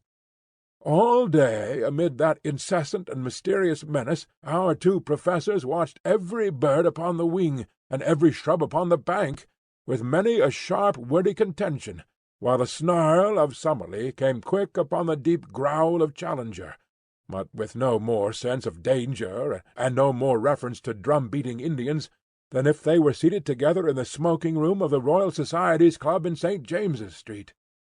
Once only did they condescend to discuss them. "Miranha or Amahuaca cannibals," said Challenger, jerking his thumb towards the reverberating wood. "No doubt, sir," Summerlee answered. "Like all such tribes, I shall expect to find them of polysynthetic speech and of Mongolian type." "Polysynthetic, certainly," said Challenger indulgently. "I am not aware that any other type of language exists in this continent, and I have notes of more than 100. The Mongolian theory I regard with deep suspicion." "I should have thought that even a limited knowledge of comparative anatomy would have helped to verify it," said Summerlee bitterly. Challenger thrust out his aggressive chin until he was all beard and hat-rim. "No doubt, sir, a limited knowledge would have that effect. But when one's knowledge is exhaustive, one comes to other conclusions." They glared at each other in mutual defiance, while all round rose the distant whisper, "We will kill you. We will kill you if we can." That night we moored our canoes with heavy stones for anchors in the centre of the stream, and made every preparation for a possible attack. Nothing came, however, and with the dawn we pushed upon our way, the drum-beating dying out behind us. About 3 o'clock in the afternoon we came to a very steep rapid, more than a mile long, the very one in which Professor Challenger had suffered disaster upon his first journey. I confess that the sight of it consoled me, for it was really the first direct corroboration, slight as it was, of the truth of his story. The Indians carried first our canoes and then our stores through the brushwood, which is very thick at this point, while we 4 whites, our rifles on our shoulders, walked between them and any danger coming from the woods. Before evening we had successfully passed the rapids, and made our way some 10 miles above them, where we anchored for the night. At this point I reckoned that we had come not less than 100 miles up the tributary from the main stream. It was in the early forenoon of the next day that we made the great departure. Since dawn Professor Challenger had been acutely uneasy, continually scanning each bank of the river. Suddenly he gave an exclamation of satisfaction, and pointed to a single tree, which projected at a peculiar angle over the side of the stream. "What do you make of that?" he asked. "It is surely an Assai palm," said Summerlee. "Exactly. It was an Assai palm which I took for my landmark. The secret opening is 1/2 a mile onwards upon the other side of the river. There is no break in the trees. That is the wonder and the mystery of it.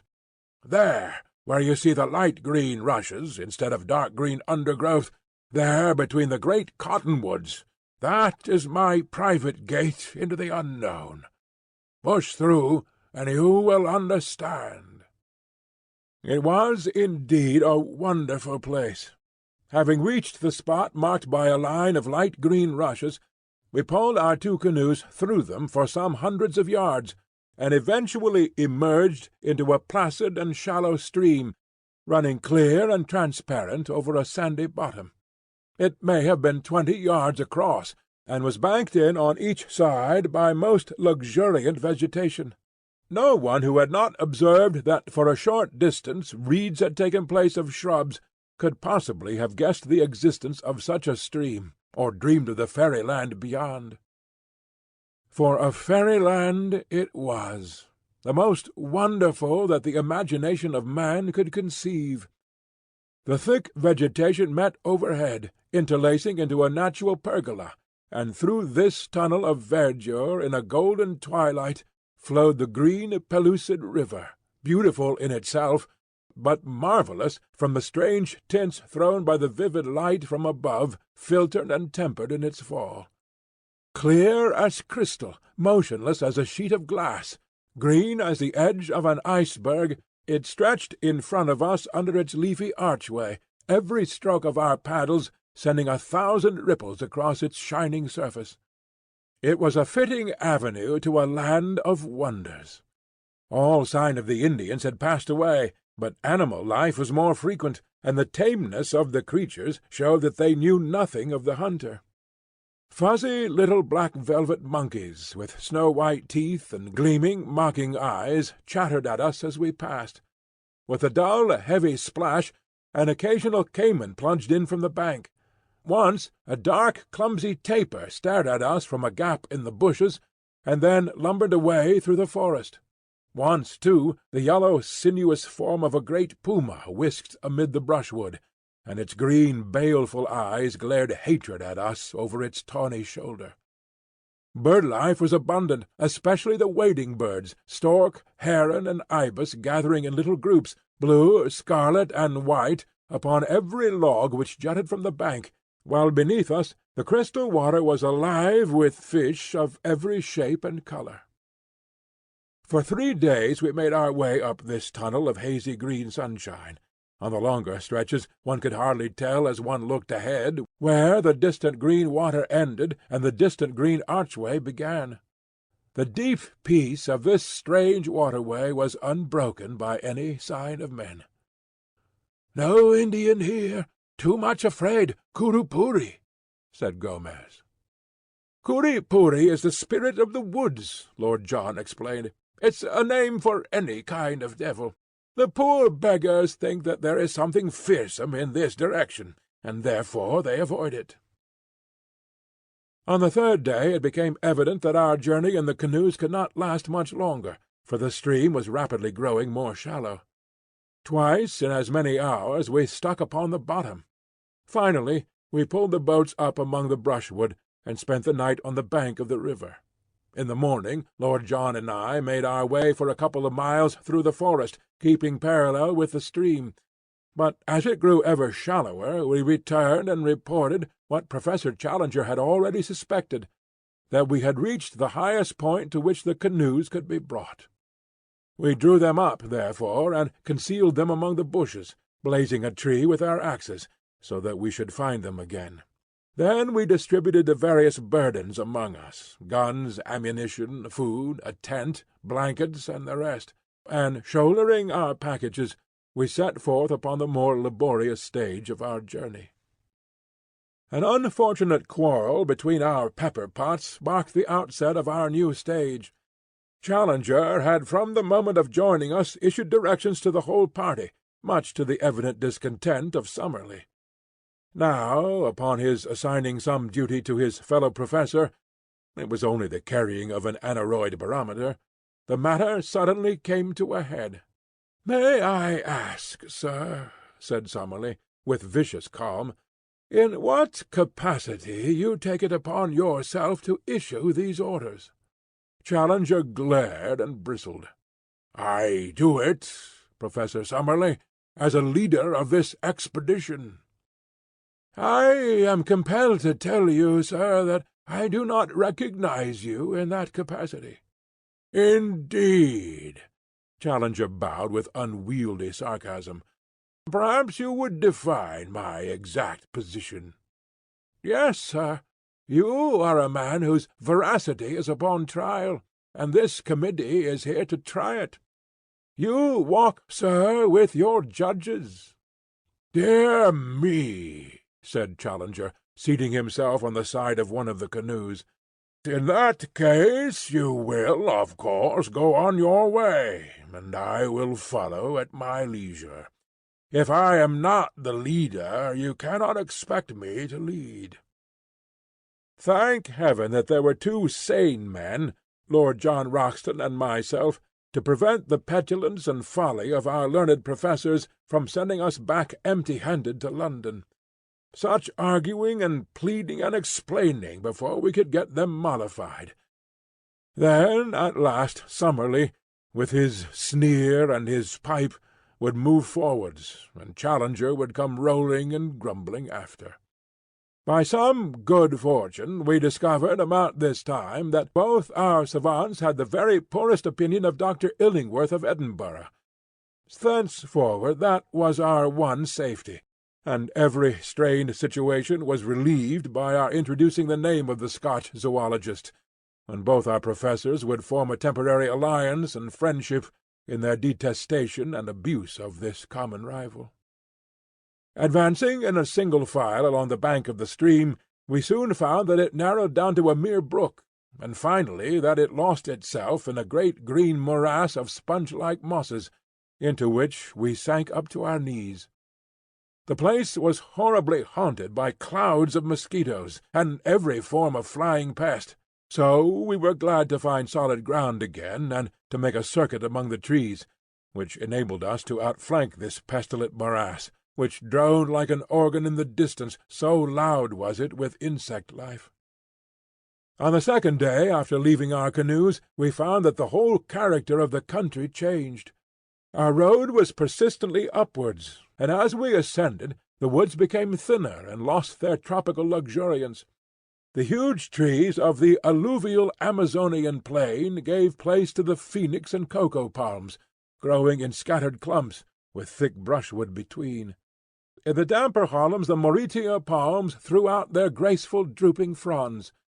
We travelled entirely by compass, and once or twice there were differences of opinion between Challenger and the two Indians, when, to quote the professor's indignant words, the whole party agreed to trust the fallacious instincts of undeveloped savages rather than the highest product of modern European culture. That we were justified in doing so was shown upon the third day, when Challenger admitted that he recognized several landmarks of his former journey, and in one spot we actually came upon 4 fire-blackened stones, which must have marked a camping-place. The road still ascended, and we crossed a rock-studded slope which took 2 days to traverse. The vegetation had again changed, and only the vegetable ivory tree remained, with a great profusion of wonderful orchids, among which I learned to recognize the rare Newtonia vixillaria, and the glorious pink and scarlet blossoms of the Catellia and Odontoglossum. Occasional brooks with pebbly bottoms and fern-draped banks gurgled down the shallow gorges in the hill, and offered good camping-grounds every evening on the banks of some rock-studded pool, where swarms of little blue-backed fish, about the size and shape of English trout, gave us a delicious supper. On the 9th day after leaving the canoes, having done, as I reckon, about 120 miles, we began to emerge from the trees, which had grown smaller until they were mere shrubs. Their place was taken by an immense wilderness of bamboo, which grew so thickly that we could only penetrate it by cutting a pathway with the machetes and billhooks of the Indians. It took us a long day, travelling from 7 in the morning till 8 at night, with only 2 breaks of 1 hour each, to get through this obstacle. Anything more monotonous and wearying could not be imagined, for even at the most open places I could not see more than 10 or 12 yards, while usually my vision was limited to the back of Lord John's cotton jacket in front of me, and to the yellow wall within a foot of me on either side. From above came one thin knife-edge of sunshine, and 15 feet over our heads one saw the tops of the reeds swaying against the deep blue sky. I do not know what kind of creatures inhabit such a thicket, but several times we heard the plunging of large, heavy animals quite close to us. From their sounds, Lord John judged them to be some form of wild cattle. Just as night fell, we cleared the belt of bamboos, and at once formed our camp, exhausted by the interminable day. Early next morning we were again afoot, and found that the character of the country had changed once again. Behind us was the wall of bamboo, as definite as if it marked the course of a river. In front was an open plain, sloping slightly upwards and dotted with clumps of tree-ferns, the whole curving before us until it ended in a long, whale-backed ridge. This we reached about midday, only to find a shallow valley beyond, rising once again into a gentle incline which led to a low, rounded skyline. It was here, while we crossed the first of these hills, that an incident occurred which may or may not have been important. Professor Challenger, who with the 2 local Indians was in the van of the party, stopped suddenly and pointed excitedly to the right. As he did so we saw, at the distance of a mile or so, something which appeared to be a huge grey bird flap slowly up from the ground and skim smoothly off, flying very low and straight, until it was lost among the tree-ferns. "Did you see it?" cried Challenger in exultation. "Summerlee, did you see it?" His colleague was staring at the spot where the creature had disappeared. "What do you claim that it was?" he asked. "To the best of my belief, a pterodactyl." Summerlee burst into derisive laughter. "After fiddlestick," said he. "It was a stork, if ever I saw one." Challenger was too furious to speak. He simply swung his pack upon his back and continued upon his march. Lord John came abreast of me, however, and his face was more grave than was his wont. He had his Zeiss glasses in his hand. "I focussed it before it got over the trees," said he. "I won't undertake to say what it was, but I'll risk my reputation as a sportsman that it wasn't any bird that I ever clapped eyes on in my life. So there the matter stands. Are we really just at the edge of the unknown, encountering the outlying pickets of this lost world of which our leader speaks? I give you the incident as it occurred, and you will know as much as I do. It stands alone, for we saw nothing more which could be called remarkable. And now, my readers, if ever I have any, I have brought you up the broad river, and through the screen of rushes, and down the green tunnel, and up the long slope of palm trees, and through the bamboo brake, and across the plain of tree ferns. At last our destination lay in full sight of us. When we had crossed the second ridge, we saw before us an irregular palm-studded plain, and then the line of high red cliffs which I have seen in the picture. There it lies, even as I write, and there can be no question that it is the same. At the nearest point it is about 7 miles from our present camp, and it curves away, stretching as far as I can see. Challenger struts about like a prize peacock, and Summerlee is silent, but still sceptical. Another day should bring some of our doubts to an end. Meanwhile, as Jose, whose arm was pierced by a broken bamboo, insists upon returning, I send this letter back in his charge, and only hope that it may eventually come to hand. I will write again as the occasion serves. I have enclosed with this a rough chart of our journey, which may have the effect of making the account rather easier to understand. End of Chapter 8. Chapter 9 of The Lost World, by Sir Arthur Conan Doyle. Who could have foreseen it? A dreadful thing has happened to us. Who could have foreseen it? I cannot foresee any end to our troubles. It may be that we are condemned to spend our whole lives in this strange, inaccessible place. I am still so confused that I can hardly think clearly of the facts of the present or of the chances of the future. To my astounded senses, the one seems most terrible, and the other as black as night. No men have ever found themselves in a worse position, nor is there any use in disclosing to you our exact geographical situation, and asking our friends for a relief party.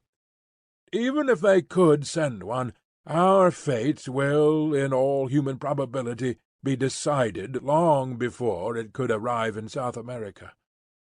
We are, in truth, as far from any human aid as if we were in the moon. If we are to win through, it is only our own qualities which can save us. I have as companions 3 remarkable men of great brain-power and of unshaken courage. There lies our one and only hope. It is only when I look upon the untroubled faces of my comrades that I see some glimmer through the darkness. Outwardly I trust that I appear as unconcerned as they. Inwardly I am filled with apprehension. Let me give you, with as much detail as I can, the sequence of events which have led us to this catastrophe. When I finished my last letter, I stated that we were within 7 miles from an enormous line of ruddy cliffs, which encircled, beyond all doubt, the plateau of which Professor Challenger spoke. Their height, as we approached them, seemed to me in some places to be greater than he had stated, running up in parts to at least 1,000 feet, and they were curiously striated, in a manner which is, I believe, characteristic of basaltic upheavals. Something of the sort is to be seen in Salisbury Crags at Edinburgh. The summit showed every sign of a luxuriant vegetation, with bushes near the edge, and farther back many high trees. There was no indication of any life that we could see. That night we pitched our camp immediately under the cliff, a most wild and desolate spot. The crags above us were not merely perpendicular, but curved outwards at the top, so that ascent was out of the question. Close to us was the high, thin pinnacle of rock which I believe I mentioned earlier in this narrative. It is like a broad red church spire, the top of it being level with the plateau, but a great chasm gaping between. On the summit of it there grew one high tree. Both pinnacle and cliff were comparatively low, some 500 or 600 feet, I should think. "It was on that," said Professor Challenger, pointing to this tree, "that the pterodactyl was perched. I climbed halfway up the rock before I shot him. I am inclined to think that a good mountaineer like myself could ascend the rock to the top, though he would, of course, be no nearer to the plateau when he had done so." As Challenger spoke of his pterodactyl, I glanced at Professor Summerlee, and for the first time I seemed to see some signs of a dawning credulity and repentance. There was no sneer upon his thin lips, but, on the contrary, a grey, drawn look of excitement and amazement. Challenger saw it too, and revelled in the first taste of victory. "Of course," said he, with his clumsy and ponderous sarcasm, "Professor Summerlee will understand that when I speak of a pterodactyl I mean a stork. Only it is the kind of stork which has no feathers, a leathery skin, membranous wings, and teeth in its jaws." He grinned and blinked and bowed until his colleague turned and walked away. In the morning, after a frugal breakfast of coffee and manioc, we had to be economical of our stores, we held a council of war as to the best method of ascending to the plateau above us. Challenger presided with a solemnity as if he were the Lord Chief Justice on the bench.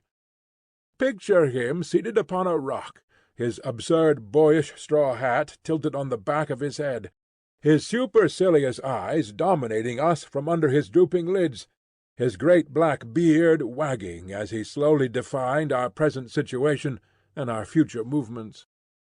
Beneath him you might have seen the three of us, myself sunburnt, young, and vigorous after our open-air tramp; Summerlee, solemn but still critical, behind his eternal pipe; Lord John as keen as a razor-edge, with his supple, alert figure leaning upon his rifle, and his eager eyes fixed eagerly upon the speaker. Behind us were grouped the two swarthy half-breeds and the little knot of Indians, while in front and above us towered those huge ruddy ribs of rocks which kept us from our goal.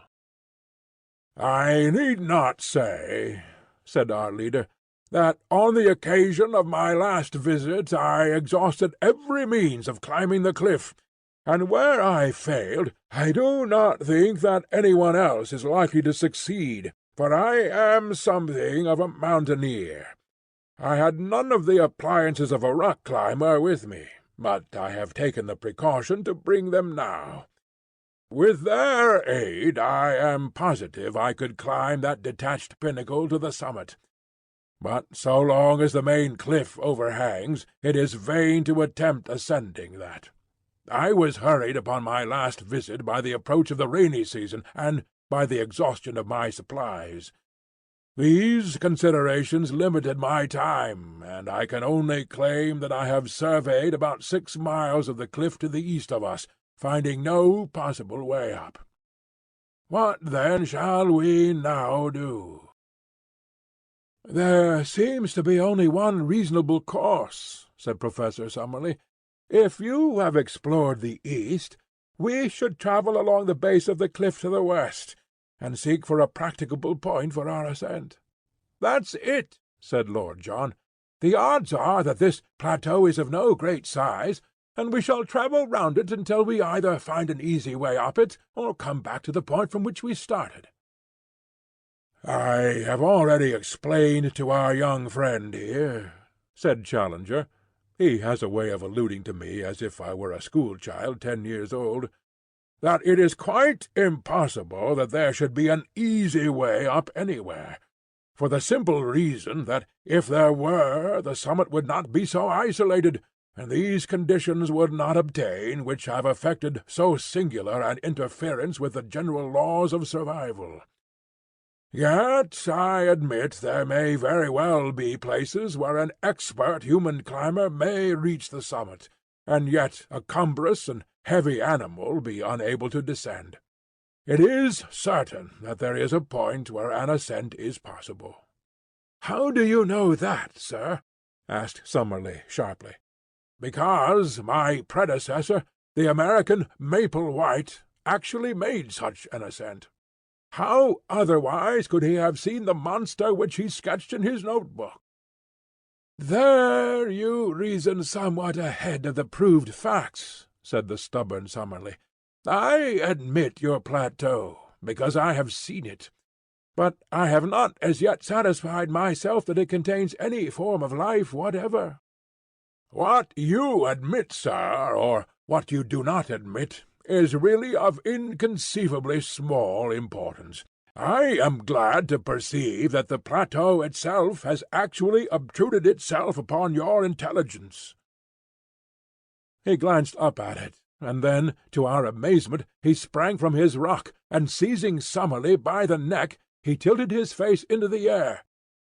"Now, sir," he shouted, hoarse with excitement, "do I help you to realize that the plateau contains some animal life?" I have said that a thick fringe of green overhung the edge of the cliff. Out of this there had emerged a black, glistening object. As it came slowly forth and overhung the chasm, we saw that it was a very large snake, with a peculiar flat spade-like head. It wavered and quivered above us for a minute, the morning sun gleaming upon its sleek, sinuous coils. Then it slowly drew inwards and disappeared. Summerlee had been so interested that he had stood unresisting while Challenger tilted his head into the air. Now he shook his colleague off and came back to his dignity. "I should be glad, Professor Challenger," said he, "if you could see your way to make any remarks which may occur to you without seizing me by the chin. Even the appearance of a very ordinary rock python does not appear to justify such a liberty." "But there is life upon the plateau all the same," his colleague replied in triumph. "And now, having demonstrated this important conclusion, so that it is clear to anyone, however prejudiced or obtuse, I am of opinion that we cannot do better than break up our camp and travel to westward until we find some means of ascent." The ground at the foot of the cliff was rocky and broken, so that the going was slow and difficult. Suddenly we came, however, upon something which cheered our hearts. It was the sight of an old encampment, with several empty Chicago meat tins, a bottle labeled brandy, a broken tin opener, and a quantity of other travellers' debris. A crumpled, disintegrated newspaper revealed itself as the Chicago Democrat, though the date had been obliterated. "Not mine," said Challenger. "It must be Maple White's." Lord John had been gazing curiously at a great tree-fern which overshadowed the encampment. "I say, look at this," said he. "I believe it was meant for a signpost." A slip of hard wood had been nailed to the tree in such a way as to point to the westward.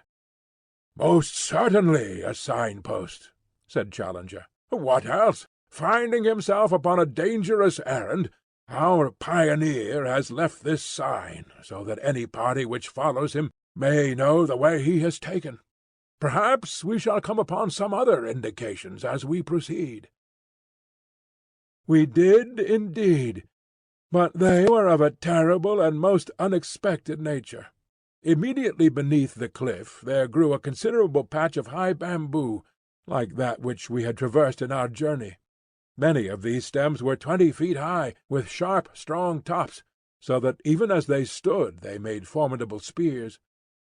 We were passing along the edge of this cover, when my eye was caught by the gleam of something white within it. Thrusting in my head between the stems, I found myself gazing at a fleshless skull. The whole skeleton was there, but the skull had detached itself, and lay some feet nearer to the open. With a few blows from the machetes of our Indians, we cleared the spot, and were able to study the details of this old tragedy. Only a few shreds of clothes could still be distinguished, but there were the remains of boots upon the bony feet, and it was very clear that the dead man was a European. A gold watch by Hudson of New York, and a chain which held a stylographic pen lay among the bones. There was also a silver cigarette-case, with J.C. from AES upon the lid. The state of the metal seemed to show that the catastrophe had occurred no great time before. "Who can he be?" said Lord John. "Poor devil! Every bone in his body seems to be broken." "And the bamboo grows through his smashed ribs," said Summerlee. "It's a fast-growing plant, but it is surely inconceivable that this body could have been here while the canes grew to be 20 feet in length." "As to the man's identity," said Professor Challenger, "I have no doubt whatever upon that point. As I made my way up the river before I reached you at the fazenda, I instituted very particular inquiries about Maple White. At Para they knew nothing. Fortunately, I had a definite clue, for there was a particular picture in his sketch-book which showed him taking lunch with a certain ecclesiastic at Rosario. This priest I was able to find, and though he proved a very argumentative fellow, who took it absurdly amiss that I should point out to him the corrosive effect which modern science must have upon his beliefs, he none the less gave me some positive information. Maple White passed Rosario 4 years ago, or 2 years before I saw his dead body. He was not alone at the time, but there was a friend, an American named James Culver, who remained in the boat and did not meet this ecclesiastic. I think, therefore, that there can be no doubt that we are now looking upon the remains of this James Culver." "Nor," said Lord John, "is there much doubt as to how he met his death. He has fallen or been chucked from the top, and so been impaled. How else could he come by his broken bones, and how could he have been stuck through by these canes with their points so high above our heads?" A hush came over us as we stood round these shattered remains and realized the truth of Lord John Roxton's words. The beetling head of the cliff projected over the cane-brake. Undoubtedly he had fallen from above. But had he fallen? Had it been an accident? Already ominous and terrible possibilities began to form round that unknown land. We moved off in silence, and continued to coast round the line of cliffs, which were as even and unbroken as some of those monstrous Antarctic ice-fields which I have seen depicted as stretching from horizon to horizon, and towering high above the mastheads of the exploring vessel. In 5 miles we saw no rift or break, and then, suddenly, we perceived something which filled us with new hope. In a hollow of the rock, protected from rain, there was drawn a rough arrow in chalk, pointing still to the westwards. "Maple White again," said Professor Challenger. "He had some presentiment that worthy footsteps would follow close behind him." "He had chalk, then?" "A box of coloured chalks was among the effects I found in his knapsack. I remember that the white one was worn to a stump." "That is certainly good evidence," said Summerlee. "We can only accept his guidance, and follow on to the westward." We had proceeded some 5 more miles when again we saw a white arrow upon the rocks. It was at a point where the face of the cliff was for the first time split into a narrow cleft. Inside the cleft was a second guidance mark, which pointed right up it, with the tip somewhat elevated, as if the spot indicated were above the level of the ground. It was a solemn place, for the walls were so gigantic, and the slit of blue sky so narrow and so obscured by a double fringe of verdure, that only a dim and shadowy light penetrated to the top. We had had no food for many hours, and were very weary with the stony and irregular journey, but our nerves were too strong to allow us to halt. We ordered the camp to be pitched, however, and leaving the Indians to arrange it, we 4, with the 2 half-breeds, proceeded up the narrow gorge. It was not more than 40 feet across at the mouth, but it rapidly closed until it ended in an acute angle, too straight and smooth for an ascent. Certainly it was not this which our pioneer had attempted to indicate. We made our way back. The whole gorge was not more than a quarter of a mile deep, and then suddenly the quick eyes of Lord John fell upon what we were seeking. High up above our heads, amid the dark shadows, there was one circle of deeper gloom. Surely it could only be the opening of a cave. The base of the cliff was heaped with loose stones at the spot, and it was not difficult to clamber up. When we reached it, all doubt was removed. Not only was it an opening into the rock, but on the side of it there was marked once again the sign of the arrow. Here was the point, and this was the means by which Maple White and his ill-fated comrade had made their ascent. We were too excited to return to the camp, but must make our first exploration at once. Lord John had an electric torch in his knapsack, and this had to serve us as light. He advanced, throwing his clear little circlet of yellow radiance before him, while in single file we followed at his heels. The cave had evidently been water-worn, the sides being smooth and the floor covered with rounded stones. It was of such a size that a single man could just fit through by stooping. For 50 yards it ran almost straight into the rock, and then it ascended at an angle of 45.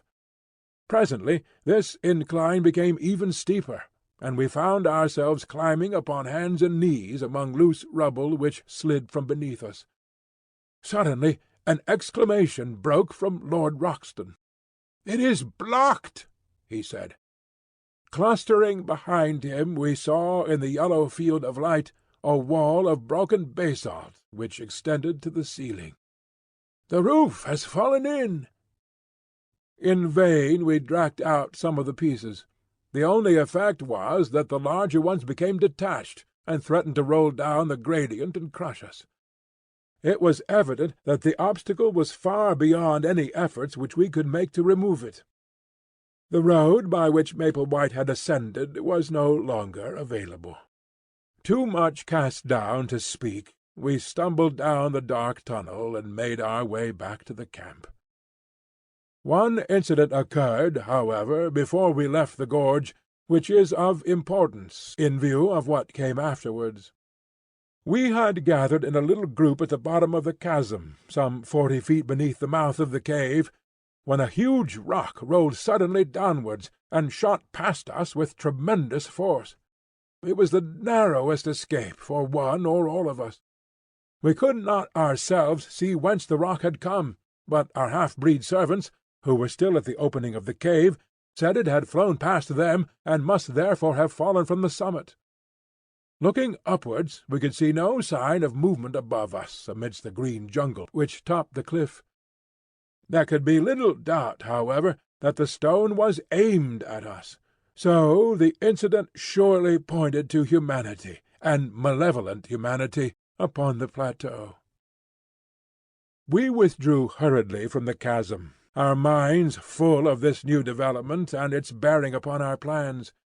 The situation was difficult enough before, but if the obstructions of nature were increased by the deliberate opposition of man, then our case was indeed a hopeless one. And yet, as we looked up at that beautiful fringe of verdure only a few hundreds of feet above our heads, there was not one of us who could conceive the idea of returning to London until we had explored it to its depths. On discussing the situation, we determined that our best course was to continue to coast round the plateau in the hope of finding some other means of reaching the top. The line of cliffs, which had decreased considerably in height, had already begun to trend from west to north, and if we could take this as representing the arc of a circle, the whole circumference could not be very great. At the worst, then, we should be back in a few days at our starting point.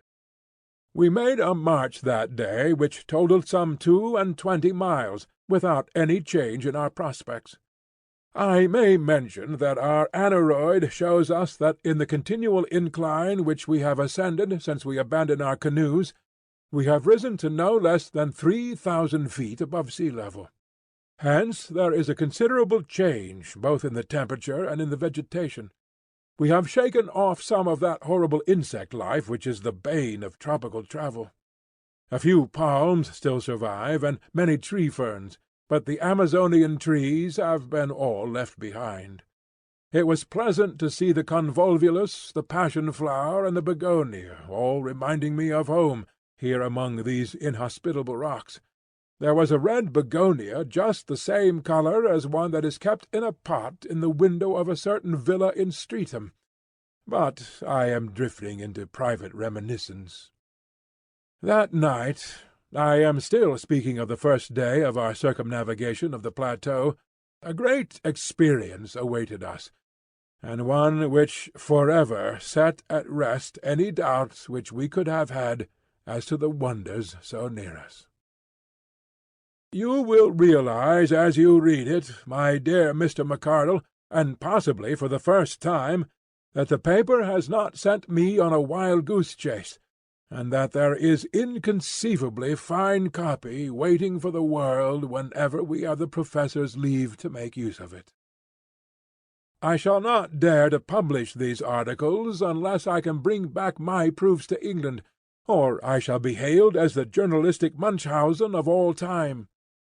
I have no doubt that you feel the same way yourself, and that you would not care to stake the whole credit of the Gazette upon this adventure until we can meet the chorus of criticism and scepticism which such articles must of necessity elicit. So this wonderful incident, which would make such a headline for the old paper, must still wait its turn in the editorial drawer. And yet it was all over in a flash, and there was no sequel to it, save in our own convictions. What occurred was this. Lord John had shot an ahouti, which is a small pig-like animal, and half of it being given to the Indians, we were cooking the other half upon our fire. There is a chill in the air after dark, and we had all drawn close to the blaze. The night was moonless, but there were some stars, and one could see a little distance across the plain. Well, suddenly, out of the darkness, out of the night, there swooped something with a swish like an aeroplane. The whole group of us were covered for an instant by a canopy of leathery wings, and I had a momentary vision of a long snake-like neck, a fierce red greedy eye, and a great snapping beak, filled, to my amazement, with little gleaming teeth. The next instant it was gone, and so was our dinner. A huge black shadow, 20 feet across, skimmed up into the air, and for an instant the monster wings blotted out the stars, and then it vanished over the brow of the cliff above us. We all sat in amazed silence round the fire, like the heroes of Virgil when the Harpies come down upon them. It was Summerlee who was the first to speak. "Professor Challenger," said he, in a solemn voice which quavered with emotion, "I owe you an apology. Sir, I am very much in the wrong, and I beg that you will forget what is past." It was handsomely said, and the two men for the first time shook hands. So much we have gained by this clear vision of our first pterodactyl. It was worth a stolen supper to bring two such men together. But if prehistoric life existed upon the plateau, it was not superabundant, for we had no further glimpse of it during the next 3 days. During this time we traversed a barren and forbidding country, which alternated between stony desert and desolate marshes full of many wildfowl, upon the north and east of the cliffs. From that direction the place is really inaccessible, and were it not for a hardish ledge which runs at the very base of the precipice, we should have had to turn back. Many times we were up to our waists in the slime and blubber of an old semi-tropical swamp. To make matters worse, the place seemed to be a favourite breeding-place of the Harakaka snake, the most venomous and aggressive in South America. Again and again these horrible creatures came writhing and springing towards us across the surface of this putrid bog, and it was only by keeping our shotguns forever ready that we could feel safe from them. One funnel-shaped depression in the morass, of a livid green in colour from some lichen which festered in it, will always remain as a nightmare memory in my mind. It seems to have been a special nest of these vermins, and the slopes were alive with them, all writhing in our direction, for it is a peculiarity of the Harakaka that he will always attack man at first sight. There were too many for us to shoot, so we fairly took to our heels and ran until we were exhausted. I shall always remember, as we looked back, how far behind we could see the heads and necks of our horrible pursuers rising and falling amid the reeds. Harakaka Swamp we named it in the map which we are constructing. The cliffs upon the farther side had lost their ruddy tint, being chocolate-brown in colour. The vegetation was more scattered along the top of them, and they had sunk to 300 or 400 feet in height. But in no place did we find any point where they could be ascended. If anything, they were more impossible than at the first point where we had met them. Their absolute steepness is indicated in the photograph which I took over the stony desert. "Surely," said I, as we discussed the situation, "the rain must find its way down somehow. There are bound to be water channels in the rocks." "Our young friend has glimpses of lucidity," said Professor Challenger, patting me upon the shoulder. "The rain must go somewhere," I repeated. "He keeps a firm grip upon actuality. The only drawback is that we have conclusively proved by ocular demonstration that there are no water channels down the rocks." "Where, then, does it go?" I persisted. "I think it may be fairly assumed that if it does not come outwards, it must run inward." "Then there is a lake in the centre." "So I should suppose." "It is more than likely that the lake may be an old crater," said Summerlee. "The whole formation is, of course, highly volcanic. But however that may be, I should expect to find the surface of the plateau slope inwards with a considerable sheet of water in the centre, which may drain off, by some subterranean channel, into the marshes of the Harakaka Swamp." "Or evaporation may preserve an equilibrium," remarked Challenger, and the two learned men wandered off into one of their usual scientific arguments, which were as comprehensible as Chinese to the layman. On the 6th day we completed our first circuit of the cliffs, and found ourselves back at the first camp, beside the isolated pinnacle of rock. We were a disconsolate party, for nothing could have been more minute than our investigation, and it was absolutely certain that there was no single point where the most active human being could possibly hope to scale the cliff. The place which Maple-White's chalk marks had indicated as his own means of access was now entirely impassable. What were we to do now? Our stores of provisions, supplemented by our guns, were holding out well, but the day must come when they would need replenishment. In a couple of months the rains might be expected, and we should be washed out of our camp. The rock was harder than marble. Any attempt at cutting a path for so great a height was more than our time and our resources would admit. No wonder that we looked gloomily at each other that night, and sought our blankets with hardly a word exchanged. I remember that as I dropped off to sleep, my last recollection was that Challenger was squatting, like a monstrous bullfrog, by the fire, his huge head in his hands, sunk apparently in the deepest thought, and entirely oblivious to the good night which I wished him. But it was a very different Challenger who greeted us in the morning, a Challenger with contentment and self-congratulation shining from his whole person. He faced us as we assembled for breakfast with a deprecating false modesty in his eyes, as who should say, "I know that I deserve all that you can say. but I pray you to spare my blushes by not saying it. His beard bristled exultantly, his chest was thrown out, and his hand was thrust into the front of his jacket. So, in his fancy, may he see himself sometimes gracing the vacant pedestal in Trafalgar Square, and adding one more to the horrors of the London streets. "Eureka!" he cried, his teeth shining through his beard. "Gentlemen, you may congratulate me, and we may congratulate each other. The problem is solved." "You have found a way up?" "I venture to think so." "And where?"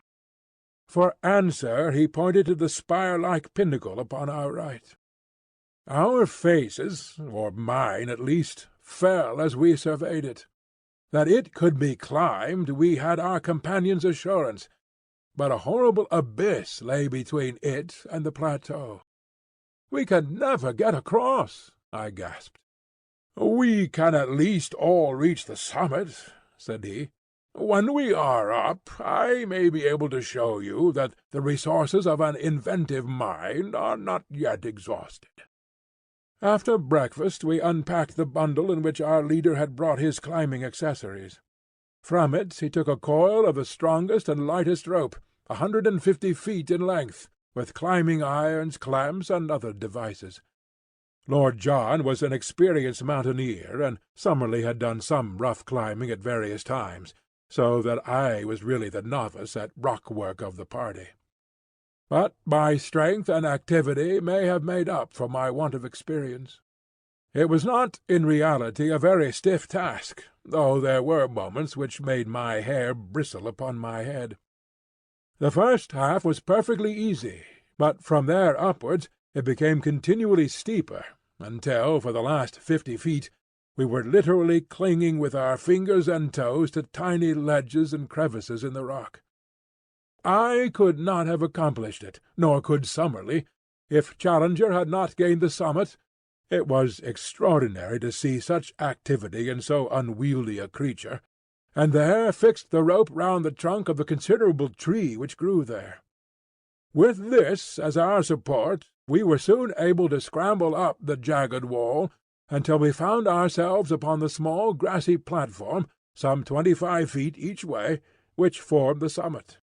The first impression which I received when I recovered my breath was of the extraordinary view over the country which we had traversed. The whole Brazilian plain seemed to lie beneath us, extending away and away until it ended in dim blue mists upon the farthest skyline. In the foreground was the long slope, strewn with rocks and dotted with tree-ferns. Farther off in the middle distance, looking over the Saddleback Hill, I could just see the yellow and green mass of bamboos through which we had passed.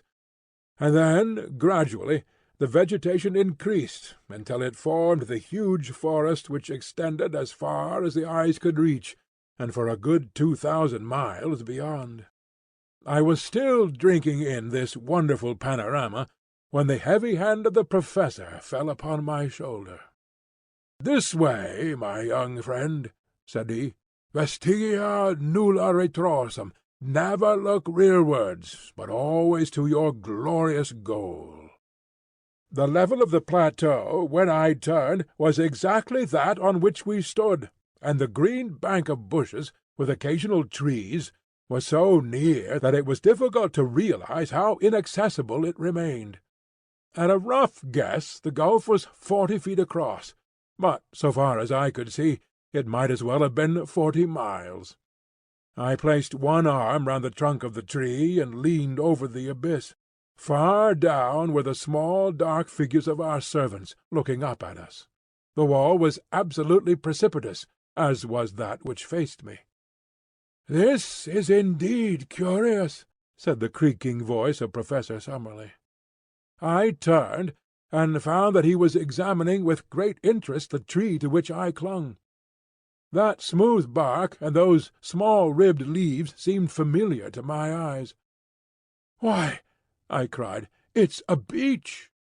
"Exactly," said Summerlee. "A fellow countryman in a far land."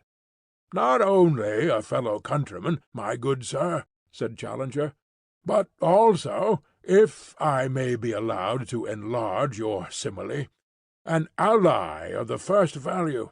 This beech-tree will be our saviour." "By George!" cried Lord John. "A bridge!" "Exactly, my friends, a bridge. It is not for nothing that I expended an hour last night in focusing my mind upon the situation. I have some recollection of once remarking to our young friend here that G.E.C. is at his best when his back is to the wall. Last night you will admit that our backs were to the wall. But where will-power and intellect go together, there was always a way out. A drawbridge had to be found which could be dropped across the abyss. Behold it!" It was certainly a brilliant idea. The tree was a good 60 feet in height, and if it only fell the right way, it could easily cross the chasm. Challenger had slung the cap-axe over his shoulder when he ascended. Now he handed it to me. "Our young friend has the thews and sinews," said he. "I think he will be the most useful at this task. I must beg, however, that you will kindly refrain from thinking for yourself, and that you will do exactly what you are told." Under his direction I cut such gashes in the sides of the trees as would ensure that it should fall as we desired. It had already a strong natural tilt in the direction of the plateau, so that the matter was not difficult. Finally I set to work in earnest upon the trunk, taking turn and turn with Lord John. In a little over an hour there was a loud crack, the tree swayed forward, and then crashed over, burying its branches among bushes on the farther side. The severed trunk rolled to the very edge of our platform, and for one terrible second we all thought it was over. It balanced itself, however, a few inches from the edge, and there was our bridge to the unknown. All of us, without a word, shook hands with Professor Challenger, who raised his straw hat and bowed deeply to each in turn. "I claim the honour," said he, "to be the first to cross to the unknown land, a fitting subject, no doubt, for some future historical painting." He had approached the bridge when Lord John laid his hand upon his coat. "My dear chap," said he, "I really cannot allow it." "Cannot allow it, sir?" The head went back and the beard forward. "When it is a matter of science, don't you know, I follow your lead, because you are by way of being a man of science. But it's up to you to follow me when you come into my department." "Your department, sir?" "We all have our professions, and soldiering is mine. We are, according to my ideas, invading a new country, which may or may not be chock full of enemies of sorts. To barge blindly into it for want of a little common sense and patience isn't my notion of management." The remonstrance was too reasonable to be disregarded. Challenger tossed his head and shrugged his heavy shoulders. "Well, sir, what do you propose?" "For all I know, there may be a tribe of cannibals waiting for lunch-time around those very bushes," said Lord John, looking across the bridge. "It's better to learn wisdom before you get into the cooking-pot. So we will content ourselves with hoping that there is no trouble waiting for us, and at the same time we will act as if there were. Malone and I will go down again, therefore, and we will fetch up the 4 rifles, together with Gomez and the other. One man can then go across, and the rest will cover him with guns, until he sees that it is safe the whole crowd to come along." Challenger sat down upon the cut stump and groaned his impatience, but Summerlee and I were of one mind that Lord John was our leader when such practical details were in question. The climb was a more simple thing now that the rope dangled down the face of the worst part of the ascent. Within an hour we had brought up the rifles and a shotgun. The half-breeds had ascended also, and under Lord John's orders They had carried up a bale of provisions, in case our first exploration should be a long one. We had each bandoliers of cartridges. "Now, Challenger, if you really insist upon being the first man in," said Lord John, when every preparation was complete. "I am much indebted to you for your gracious permission," said the angry professor, for never was a man so intolerant of every form of authority. "Since you are good enough to allow it, I shall most certainly take it upon myself to act as pioneer upon this occasion." Seating himself with a leg overhanging the abyss on each side and his hatchet slung upon his back, Challenger hopped his way across the trunk, and was soon at the other side. He clambered up and waved his arms in the air. "At last!" he cried. "At last!" I gazed anxiously at him, with a vague expectation that some terrible fate would dart at him from the curtain of green behind him. But all was quiet, save that a strange, many-coloured bird flew up from under his feet, and vanished among the trees. Summerlee was the second. His wiry energy is wonderful in so frail a frame. He insisted upon having 2 rifles slung upon his back, so that both professors were armed when he had made his transit. I came next, and tried hard not to look down into the horrible gulf over which I was passing. Summerlee held out the butt end of his rifle, and an instant later I was able to grasp his hand.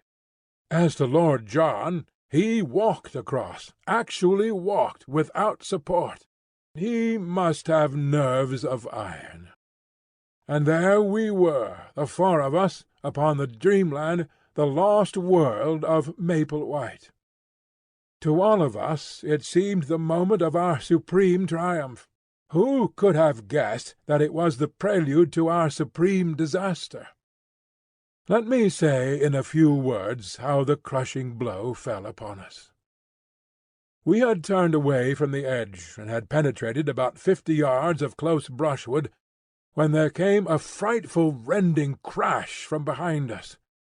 With one impulse we rushed back the way that we had come. The bridge was gone. Far down at the base of the cliff I saw, as I looked over, a tangled mass of branches and splintered trunk. It was our beech-tree. Had the edge of the platform crumbled and let it through? For a moment this explanation was in all our minds. The next, from the farther side of the rocky pinnacle before us, a swarthy face, the face of Gomez the half-breed, was slowly protruded. Yes, it was Gomez, but no longer the Gomez of the demure smile and the mask-like expression. Here was a face with flashing eyes and distorted features, a face convulsed with hatred and with the mad joy of gratified revenge. "Lord Roxton!" he shouted. "Lord John Roxton!"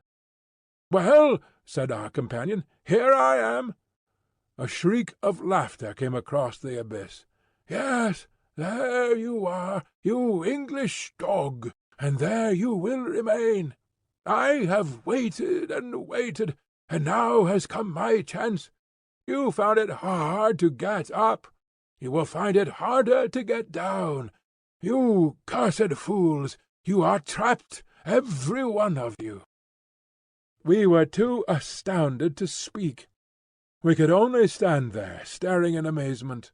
A great broken bough upon the grass showed whence he had gained his leverage to tilt over our bridge. The face had vanished, but presently it was up again, more frantic than before.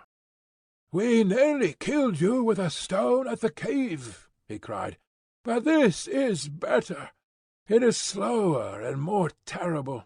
Your bones will whiten up there, and none will know where you lie, or come to cover them. As you lie dying, think of Lopez, whom you shot 5 years ago on the Putumayo River. I am his brother, and come what will, I will die happy now, for his memory has been avenged." A furious hand was shaken at us, and then all was quiet. Had the half-breed simply wrought his vengeance and then escaped, all might have been well with him. It was that foolish, irresistible Latin impulse to be dramatic which brought his own downfall. Roxton, the man who had earned himself the name of the Flail of the Lord through 3 countries, was not one who could be safely taunted. The half-breed was descending on the farther side of the pinnacle, but before he could reach the ground, Lord John had run along the edge of the plateau, and gained a point from which he could see his man. There was a single crack of his rifle, and though we saw nothing, we heard the scream, and then the distant thud of the falling body. Roxton came back to us with a face of granite. "I have been a blind simpleton," he said bitterly. "It's my folly that has brought you all into this trouble. I should have remembered that these people have long memories for blood feuds, and have been more upon my guard. What about the other one? It took 2 of them to lever that tree over the edge." "I could have shot him, but I let him go. He may have had no part in it. Perhaps it would have been better if I had killed him, for he must, as you say, have lent a hand." Now that we had the clue to his action, each of us could cast back and remember some sinister act upon the part of the half-breed. His constant desire to know our plans, his arrest outside our tent when he was overhearing them, the furtive looks of hatred which from time to time one or other of us had surprised. We were still discussing it, endeavouring to adjust our minds to these new conditions, when a singular scene in the plain below arrested our attention. A man in white clothes, who could only be the surviving half-breed, was running as one does run when death is the pacemaker. Behind him, only a few yards in his rear, bounded the huge ebony figure of Zambo, our devoted negro. Even as we looked, he sprang upon the back of the fugitive and flung his arms round his neck. They rolled on the ground together. An instant afterwards Zambo rose, looked at the prostrate man, and then, waving his hand joyously to us, came running in our direction. The white figure lay motionless in the middle of the great plain. Our 2 traitors had been destroyed, but the mischief that they had done lived after them. By no possible means could we get back to the pinnacle. We had been natives of the world. Now we were natives of the plateau. The 2 things were separate and apart. There was the plain which led to the canoes. Yonder, beyond the violet, hazy horizon, was the stream which led back to civilization. But the link between was missing. No human ingenuity could suggest a means of bridging the chasm which yawned between ourselves and our past lives. One instant had altered the whole conditions of our existence. It was at such a moment that I learned the stuff of which my 3 comrades were composed. They were grave, it is true, and thoughtful, but of an invincible serenity. For the moment we could only sit among the bushes in patience and wait the coming of Zambo. Presently his honest black face topped the rocks, and his Herculean figure emerged upon the top of the pinnacle. "What I do now?" he cried. "You tell me, and I do it." It was a question which it was easier to ask than to answer. One thing only was clear. He was our one trusty link with the outside world. On no account must he leave us. "No, no," he cried, "I not leave you. Whatever come, you always find me here. But no able to keep Indians. Already they say too much Curupuri live on this place, and they go home. Now you leave them, me no able to keep them." It was a fact that our Indians had shown in many ways of late that they were weary of their journey, anxious to return. We realized that Zambo spoke the truth, and that it would be impossible for him to keep them. "Make them wait till tomorrow, Zambo," I shouted. "Then I can send letter back by them." "Very good, sir. I promise they wait till tomorrow," said the negro. "But what I do for you now?" There was plenty for him to do, and admirably the faithful fellow did it. First of all, under our directions, he undid the rope from the tree stump, and threw one end of it across to us. It was not thicker than a clothesline, but it was of great strength, and though we could not make a bridge of it, we might well find it invaluable if we had any climbing to do. He then fastened his end of the rope to the package of supplies which had been carried up, and we were able to drag it across. This gave us the means of life for at least a week, even if we found nothing else. Finally he descended, and carried up 2 other packets of mixed goods, a box of ammunition, and a number of other things, all of which we got across by throwing our rope to him and hauling it back. It was evening when he at last climbed down, with a final assurance that he would keep the Indians till next morning. And so it is that I have spent nearly the whole of this our first night upon the plateau writing up our experiences by the light of a single candle-lantern. We supped and camped at the very edge of the cliff, quenching our thirst with 2 bottles of Apollinaris which were in one of the cases.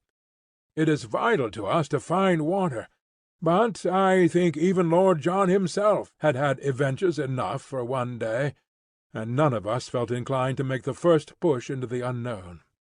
We forbore to light a fire, or to make any unnecessary sound.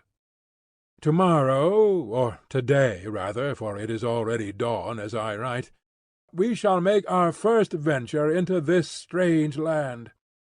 When I shall be able to write again, or if I ever shall write again, I know not. Meanwhile I can see that the Indians are still in their place, and I am sure that the faithful Zambo will be here presently to get my letter.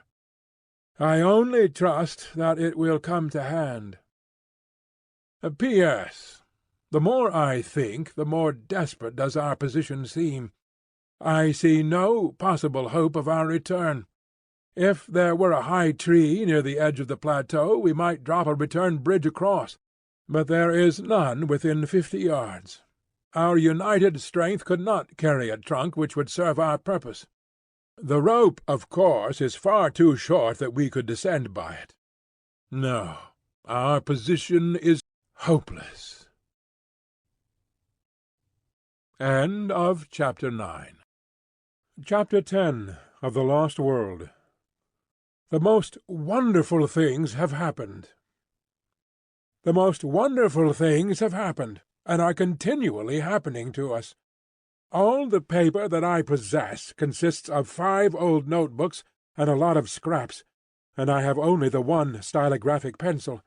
But so long as I can move my hand, I will continue to set down our experiences and impressions, for since we are the only men of the whole human race to see such things, it is of enormous importance that I should record them whilst they are fresh in my memory, and before that fate which seems to be constantly impeding does actually overtake us.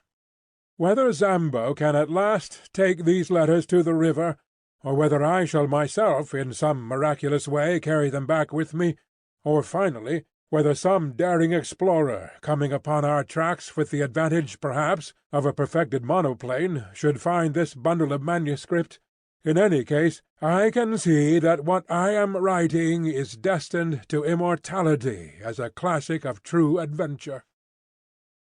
On the morning after our being trapped upon the plateau by the villainous Gomez, we began a new stage in our experiences.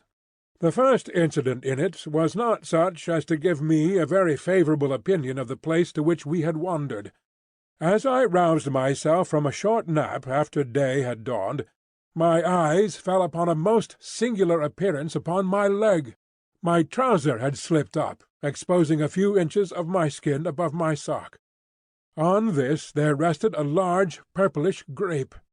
Astonished at the sight, I leaned forward to pick it off, when, to my horror, it burst between my finger and thumb, squirting blood in every direction. My cry of disgust had brought the 2 professors to my side. "Most interesting," said Summerlee, bending over my shin. "An enormous blood-tick, as yet, I believe, unclassified." "The first fruits of our labours," said Challenger in his booming pedantic fashion. "We cannot do less than call it Ioxides Maloney. The very small inconvenience of being bitten, my young friend, cannot, I am sure, weigh with you as against the glorious privilege of having your name inscribed in the deathless roll of zoology. Unhappily, you have crushed this fine specimen at the moment of satiation." "Filthy vermin!" I cried. Professor Challenger raised his great eyebrows in protest, and placed a soothing paw upon my shoulder. "You should cultivate the scientific eye and the detached scientific mind," said he. "To a man of philosophic temperament like myself, the blood-tick, with its lancet-like proboscis and its distending stomach, is as beautiful a work of nature as the peacock, or, for that matter, the aurora borealis. It pains me to hear you speak of it in so unappreciative a fashion. No doubt, with due diligence, we can secure some other specimen." "There can be no doubt of that," said Summerlee grimly, "for one has just disappeared behind your shirt-collar." Challenger sprang into the air, bellowing like a bull, and tore frantically at his coat and shirt to get them off. Summerlee and I laughed so that we could hardly help him. At last we exposed that monstrous torso, 54 inches by the tailor's tape. His body was all matted with black hair, out of which jungle we picked the wandering tick before it had bitten him. But the bushes round were full of the horrible pests, and it was clear that we must shift our camp. But first of all it was necessary to make our arrangements with the faithful negro, who appeared presently on the pinnacle with a number of tins of cocoa and biscuits, which he tossed over to us. Of the stores which remained below, he was ordered to retain as much as would keep him for 2 months. The Indians were to have the remainder as a reward for their services, and as payment for taking our letters back to the Amazon. Some hours later we saw them in single file far out upon the plain, each with a bundle on his head, making their way back along the path we had come. Zambo occupied our little tent at the base of the pinnacle, and there he remained, our one link with the world below. And now we had to decide upon our immediate movements. We shifted our position from among the tick-laden bushes until we came to a small clearing, thickly surrounded by trees upon all sides. There were some flat slabs of rock in the centre, with an excellent well close by, and there we sat in cleanly comfort while we made our first plans for the invasion of this new country. Birds were calling among the foliage, especially one with a peculiar whooping cry which was new to us, but beyond these sounds there were no signs of life. Our first care was to make some sort of list of our own stores, so that we might know which we had to rely upon. What with the things we had ourselves brought up and those which Zambo had sent across on the rope, we were fairly well supplied. Most important of all, in view of the dangers which might surround us, we had our 4 rifles and 1,300 rounds, also a shotgun, but not more than 150 medium-pellet cartridges. In the matter of provisions we had enough to last for several weeks, with a sufficiency of tobacco and a few scientific implements, including a large telescope and a good field-glass. All these things we collected together in the clearing, and, as a first precaution, we cut down with our hatchet and knives a number of thorny bushes, which we piled round in a circle some 15 yards in diameter. This was to be our headquarters for the time, our place of refuge against sudden danger, and the guard-house for our stores. Fort Challenger, we called it. It was midday before we had made ourselves secure, but the heat was not oppressive, and the general character of the plateau, both in its temperature and its vegetation, was almost temperate. The beech, the oak, and even the birch were to be found among the tangle of trees which girt us in. One huge ginkgo tree, topping all the others, shot its great limbs and maidenhair foliage over the fort, which we had constructed. In its shade we continued our discussion, while Lord John, who had quickly taken command in the hour of action, gave us his views. "So long as neither man nor beast has seen or heard us, we are safe," said he. "From the time they know we are here, our troubles begin. There are no signs that they have found us out as yet, so our game surely is to lie low for a time and spy out the land. We want to have a good look at our neighbours before we get on visiting terms." "But we must advance," I ventured to remark. "By all means, Sonny my boy, we will advance, but with common sense. We must never go so far that we can't get back to our base. Above all, we must never, unless it is life or death, fire off our guns." "But you fired yesterday," said Summerlee. "Well, it couldn't be helped. However, the wind was strong and blew outwards. It is not likely that the sound could have travelled far into the plateau. By the way, what shall we call this place? I suppose it is up to us to give it a name." There were several suggestions, more or less happy, but Challenger's was final. "It can only have one name," said he. "It is called after the pioneer who discovered it. It is Maple White Land." Maple White Land it became, and so it is named in that chart which has become my special task. So it will, I trust, appear in the Atlas of the future. The peaceful penetration of Maple White Land was the pressing subject before us. We had the evidence of our own eyes that the place was inhabited by some unknown creatures, and there was that of Maple White's sketch-book to show that more dreadful and more dangerous monsters might still appear; that there might also prove to be human occupants, and that they were of a malevolent character was suggested by the skeleton impaled upon the bamboos, which could not have got there had it not been dropped from above. Our situation, stranded without possibility of escape in such a land, was clearly full of danger, and our reasons endorsed every measure of caution which Lord John's experience could suggest. Yet it was surely impossible that we should halt on the edge of this world of mystery when our very souls were tingling with impatience to push forward and to pluck the heart from it. We therefore blocked the entrance to our zareba by filling it up with several thorny bushes, and left our camp with the stores entirely surrounded by this protecting hedge. We then slowly and cautiously set forth into the unknown, following the course of the little stream which flowed from our spring, as it should also serve as a guide on our return. Hardly had we started when we came across signs that there were indeed wonders awaiting us.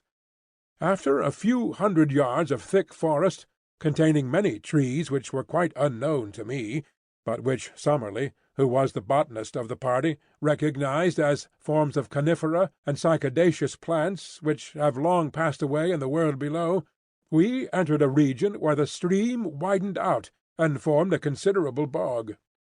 High reeds of a peculiar type grew thickly before us, which were pronounced to be equisitacea, or mare's tails, with tree-ferns scattered amongst them, all of them swaying in a brisk wind. Suddenly Lord John, who was walking first, halted with uplifted hand. "Look at this," said he. "By George, this must be the trail of the father of all birds." An enormous three-toed track was imprinted in the soft mud before us. The creature, whatever it was, had crossed the swamp and passed on into the forest. We all stopped to examine that monstrous spoor. If it were indeed a bird, and what animal could leave such a mark, its foot was so much larger than an ostrich's that its height upon the same scale must be enormous. Lord John looked eagerly round him, and slipped 2 cartridges into his elephant gun.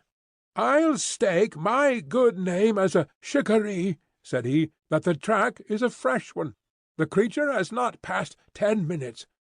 Look how the water is still oozing into that deeper print. By Jove! See, here is the mark of a little one."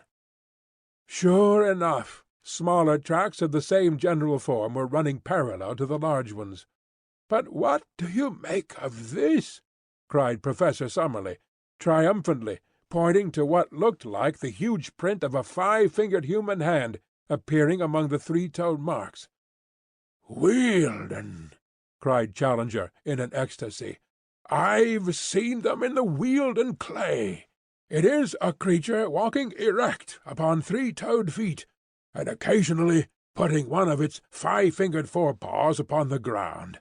Not a bird, my dear Roxton, not a bird. A beast? No, a reptile. A dinosaur. Nothing else could have left such a track.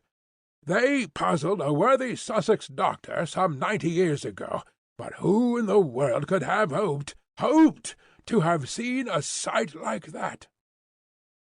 His words died away into a whisper, and we all stood in motionless amazement.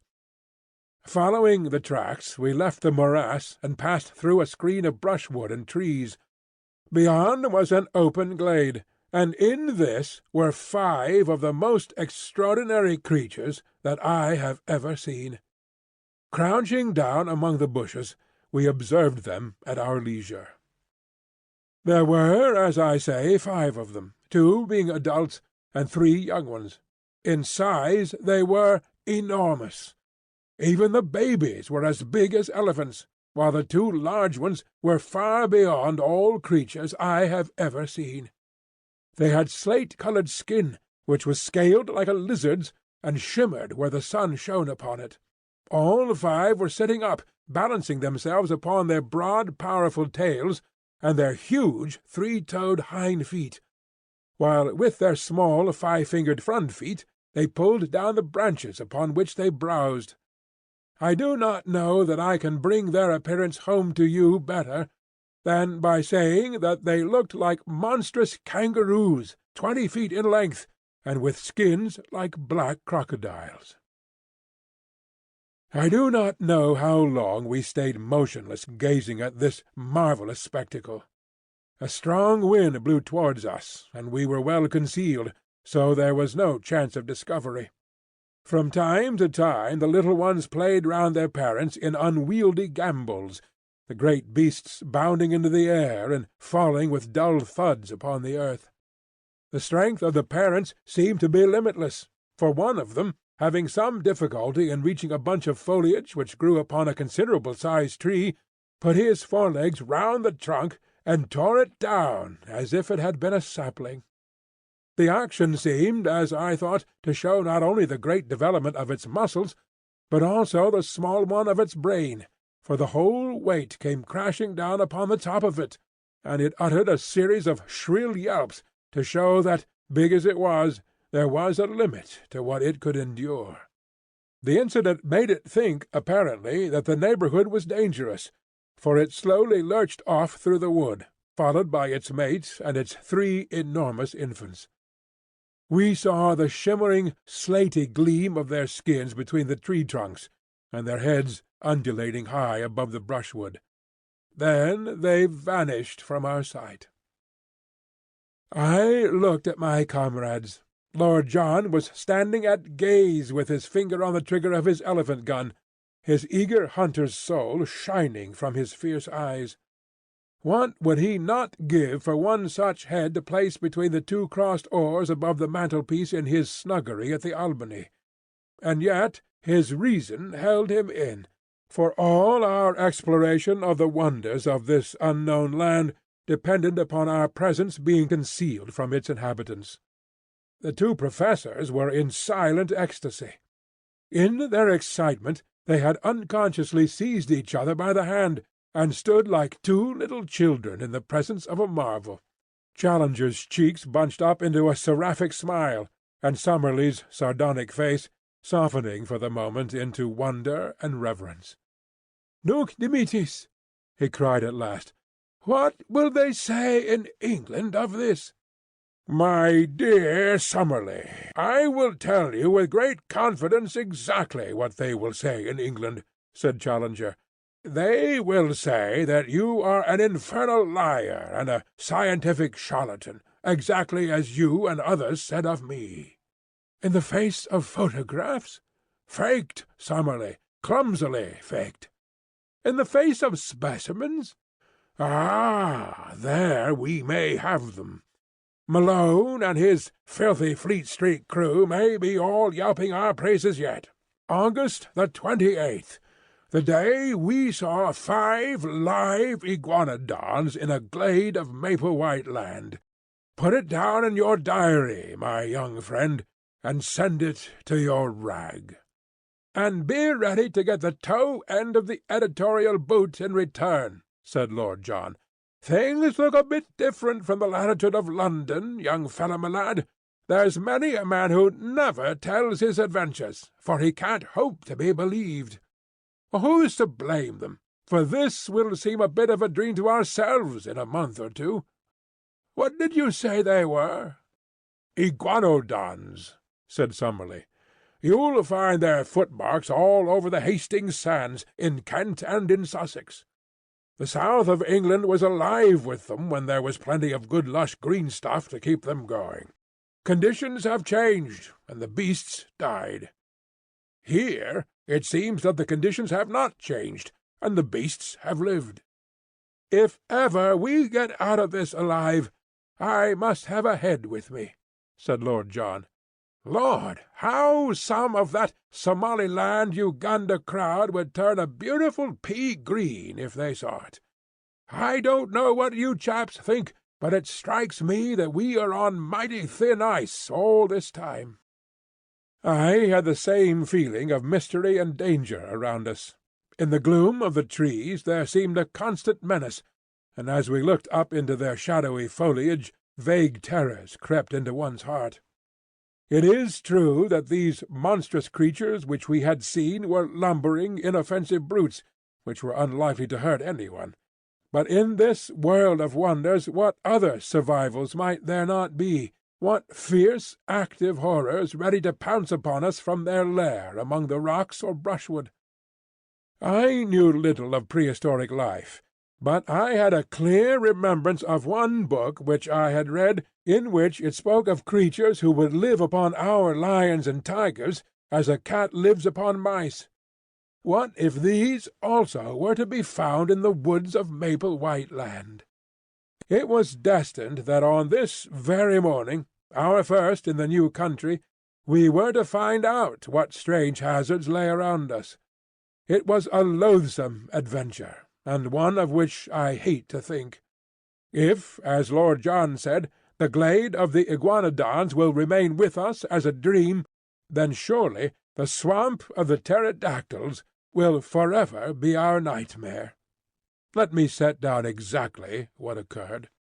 We passed very slowly through the woods, partly because Lord Roxton acted as scout before he would let us advance, and partly because at every second step one or other of our professors would fall, with a cry of wonder, before some flower or insect which presented him with a new type. We may have travelled 2 or 3 miles in all, keeping to the right of the line of the stream, when we came upon a considerable opening in the trees. A belt of brushwood led up to a tangle of rocks. The whole plateau was strewn with boulders. We were walking slowly towards these rocks, among bushes which reached over our waists, when we became aware of a strange, low, gabbling and whistling sound, which filled the air with a constant clamour, and appeared to come from some spot immediately before us. Lord John held up his hand as a signal for us to stop, and he made his way swiftly, stooping and running, to the line of rocks. We saw him peep over them and give a gesture of amazement. Then he stood staring, as if forgetting us, so utterly entranced was he by what he saw. Finally he waved us to come on, holding up his hand as a signal for caution. His whole bearing made me feel that something wonderful but dangerous lay before us. Creeping to his side, we looked over the rocks.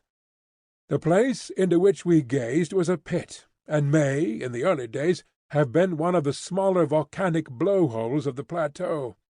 It was bowl-shaped, and at the bottom, some hundreds of yards from where we lay, were pools of green-scummed, stagnant water, fringed with bulrushes. It was a weird place in itself, but its occupants made it seem like a scene from the Seven Circles of Dante. The place was a rookery of pterodactyls. There were hundreds of them congregated within view. All the bottom area round the water edge was alive with their young ones, and with hideous mothers brooding upon their leathery yellowish eggs. From this crawling, flapping mass of obscene reptilian life came the shocking clamour which filled the air, and the mephitic, horrible, musty odour which turned us sick.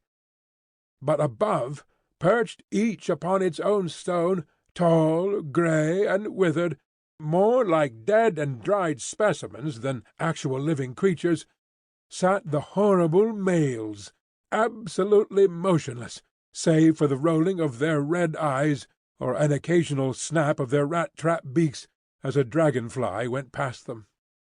Their huge membranous wings were closed by folding their forearms, so that they sat like gigantic old women, wrapped in hideous web-coloured shawls, and with their ferocious heads protruding above them. Large and small, not less than 1,000 of these filthy creatures lay in the hollow before us. Our professors would gladly have stayed there all day, so entranced were they by this opportunity of studying the life of a prehistoric age. They pointed out the fish and dead birds lying about among the rocks as proving the nature of the food of these creatures, and I heard them congratulating each other on having cleared up the point why the bones of this flying dragon were found in such great numbers in certain well-defined areas, as in the Cambridge green sand, since it was now seen that, like penguins, they lived in gregarious fashion. Finally, however, Challenger, bent upon proving some point which Summerlee had contested, thrust his head over the rock, and nearly brought destruction upon us all. In an instant the nearest male gave a shrill whistling cry, and flapped its 20-foot span of leathery wings as it soared up into the air. The females and the young ones huddled together beside the water, while the whole circle of sentinels rose one after the other, and sailed off into the sky. It was a wondrous sight to see at least 100 creatures of such enormous size and hideous appearance all swooping like swallows with swift shearing wing-strokes above us. But soon we realized that it was not one on which we could afford to linger. At first the great brutes flew round in a huge ring, as if to make sure what the exact extent of the danger might be. Then the flight grew lower, and the circle narrower, until they were whizzing round and round us, the dry rustling flap of their huge slate-coloured wings filling the air with a volume of sound that made me think of Hendon Aerodrome upon a race-day. "Make for the wood, and keep together!" cried Lord John, clubbing his rifle. "The brutes mean mischief." The moment we attempted to retreat, the circle closed in upon us, until the tips of the wings of those nearest to us nearly touched our faces.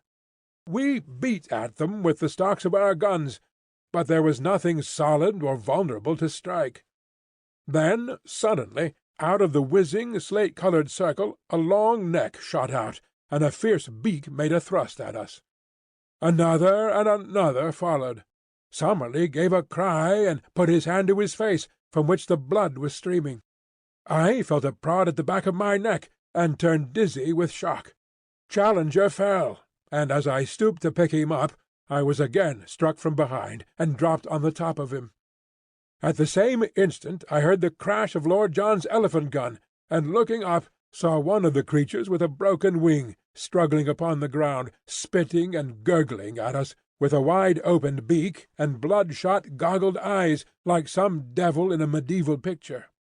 Its comrades had flown higher at the sudden sound, and were circling above our heads. "Now!" cried Lord John. "Now for our lives!" We staggered through the brushwood, and even as we reached the trees the harpies were on us again. Summerlee was knocked down, but we tore him up and rushed among the trunks. Once there we were safe, for those huge wings had no space for their sweep beneath the branches. As we limped homewards, sadly mauled and discomfited, we saw them for a long time flying at a great height against the deep blue sky above our heads, soaring round and round, no bigger than wood-pigeons, with their eyes no doubt still following our progress. At last, however, as we reached the thicker woods, they gave up the chase, and we saw them no more. "A most interesting and convincing experience," said Challenger, as we halted beside the brook, and he bathed the swollen knee. "We are exceptionally well informed, Summerlee, as to the habits of the enraged pterodactyl." Summerlee was wiping the blood from a cut in his forehead, while I was tying up a nasty stab in the muscle of the neck. Lord John had the shoulder of his coat torn away, but the creature's teeth had only grazed the flesh. "It is worth noting," Challenger continued, "that our young friend has received an undoubted stab, while Lord John's coat could only have been torn by a bite. In my own case I was beaten about the head by their wings, so we have had a remarkable exhibition of their various methods of offence." "It has been touch and go for our lives," said Lord John gravely, "and I could not think of a more rotten sort of death than to be outed by such filthy vermin. I was sorry to fire my rifle, but by Jove, there was no great choice." "We should not be here if you hadn't," said I with conviction.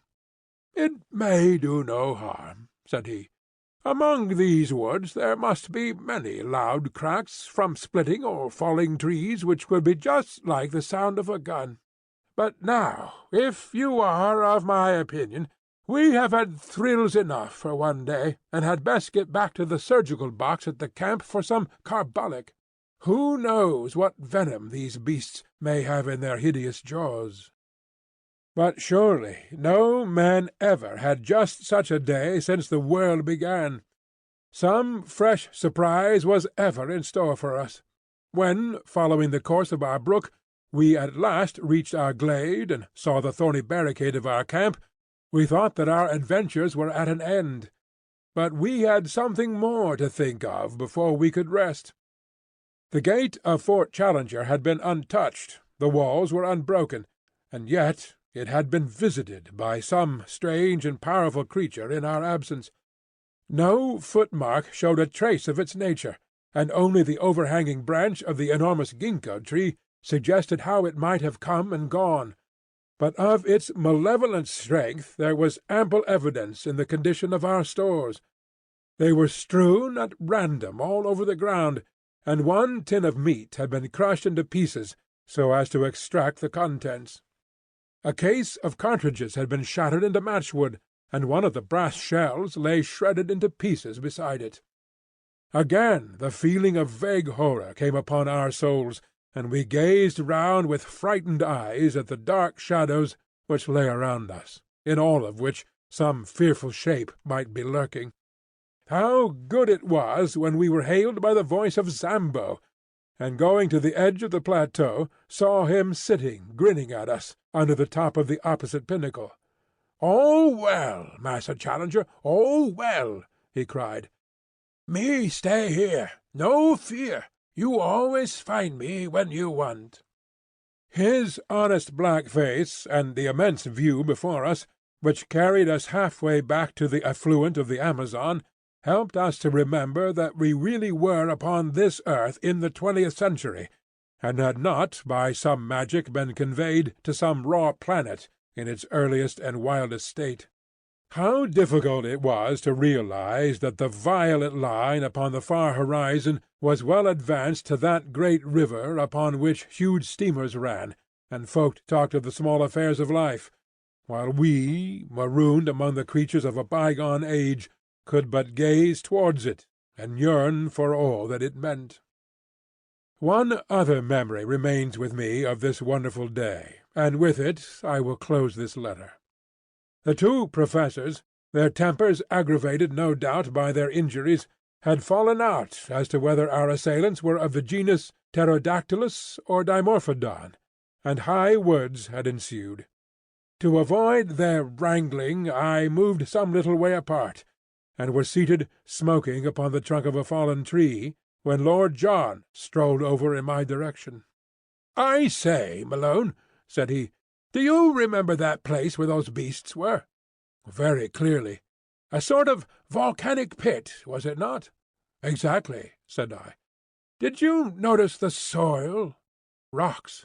"But round the water, where the reeds were?" "It was a bluish soil. It looked like clay." "Exactly. A volcanic tube full of blue clay." "What of that?" I asked. "Oh, nothing, nothing," said he, and he strode back to where the voices of the contending men of science rose in a prolonged duet, the high strident note of Summerlee rising and falling to the sonorous bass of Challenger. I should have thought no more of Lord John's remark, were it not that once again that night I heard him mutter to himself, "Blue clay! Clay in a volcanic tube!" They were the last words I heard before I dropped into an exhausted sleep. Chapter 11. Of the Lost World. For once I was the hero. Lord John Roxton was right when he thought that some specially toxic quality might lie in the bite of the horrible creatures which had attacked us. On the morning after our first adventure upon the plateau, both Summerlee and I were in great pain and fever, while Challenger's knee was so bruised that he could hardly limp. We kept to our camp all day, therefore, Lord John busying himself, with such help as we could give him, in raising the height and thickness of the thorny walls which were our only defence. I remember that during the whole long day I was haunted by the feeling that we were closely observed, though by whom or whence I could give no guess. So strong was the impression that I told Professor Challenger of it, who put it down to the cerebral excitement caused by my fever. Again and again I glanced round swiftly, with the conviction that I was about to see something, but only to meet the dark tangle of our hedge or the solemn and cavernous gloom of the great trees which arched above our heads. And yet the feeling grew ever stronger in my own mind that something observant and something malevolent was at our very elbow. I thought of the Indian superstition of the Kurupuri, the dreadful lurking spirit of the woods, and I could have imagined that his terrible presence haunted those who had invaded his most remote and sacred retreat. That night, our third in Maple White Land, we had an experience which left a fearful impression upon our minds, and made us thankful that Lord John had worked so hard in making our retreat impregnable. We were all sleeping round our dying fire, when we were aroused, or rather, I should say, shot out of our slumbers, by a succession of the most frightful cries and screams to which I have ever listened. I know no sound to which I could compare this amazing tumult, which seemed to come from some spot within a few hundred yards of our camp. It was as ear-splitting as any whistle of a railway engine, but whereas the whistle is a clear, mechanical, sharp-edged sound, this was far deeper in volume, and vibrant with the uttermost strain of agony and horror. We clapped our hands to our ears to shut out that nerve-shaking appeal. A cold sweat broke out over my body, and my heart turned sick at the misery of it.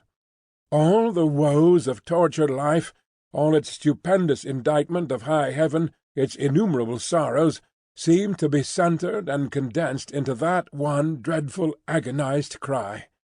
And then, under this high-pitched, ringing sound, there was another, more intermittent, a low, deep-chested laugh, a growling, throaty gurgle of merriment, which formed a grotesque accompaniment to the shriek with which it was blended. For 3 or 4 minutes on end the fearsome duet continued, while all the foliage rustled with the rising of startled birds. Then it shut off as suddenly as it began. For a long time we sat in horrified silence. Then Lord John threw a bundle of twigs upon the fire, and their red glare lit up the intent faces of my companions, and flickered over the great boughs above our heads. "What was it?" I whispered. "We shall know in the morning," said Lord John. "It was close to us, not farther than the glade. We have been privileged to overhear a prehistoric tragedy, the sort of drama which occurred among the reeds upon the border of some Jurassic lagoon, when the greater dragon pinned the lesser among the slime," said Challenger, with more solemnity than I had ever heard in his voice. "It was surely well for man that he came late in the order of creation. There were powers abroad in earlier days which no courage and no mechanism of his could have met. What could his sling, his throwing-stick, or his arrow avail him against such forces as have been loose to-night? Even with a modern rifle it would be all odds on the monster." "I think we should back my little friend," said Lord John, caressing his Express. "But the beast would certainly have a good sporting chance." Summerlee raised his hand. "Hush!" he cried. "Surely I hear something." From the utter silence there emerged a deep, regular pat-pat. It was the tread of some animal, the rhythm of soft but heavy pads placed cautiously upon the ground. It stole slowly round the camp, and then halted near our gateway. There was a low, sibilant rise and fall, the breathing of the creature. Only our feeble hedge separated us from this horror of the night. Each of us had seized his rifle, and Lord John had pulled out a small bush to make an embrasure in the hedge. "By George!" he whispered, "I think I can see it." I stooped and peered over his shoulder through the gap. Yes, I could see it too. In the deep shadow of the tree there was a deeper shadow yet, black, inchoate, vague, a crouching form, full of savage vigour and menace. It was no higher than a horse, but the dim outline suggested vast bulk and strength. That hissing pant, as regular and full-volumed as the exhaust of an engine, spoke of a monstrous organism. Once, as it moved, I thought I saw the glint of two terrible greenish eyes. There was an uneasy rustling, as if it were crawling slowly forward. "I believe it is going to spring," said I, cocking my rifle. "Don't fire! Don't fire!" whispered Lord John. "The crash of a gun in this silent night would be heard for miles. Keep it as a last card." "If it gets over the hedge, we're done," said Summerlee, and his voice crackled into a nervous laugh as he spoke.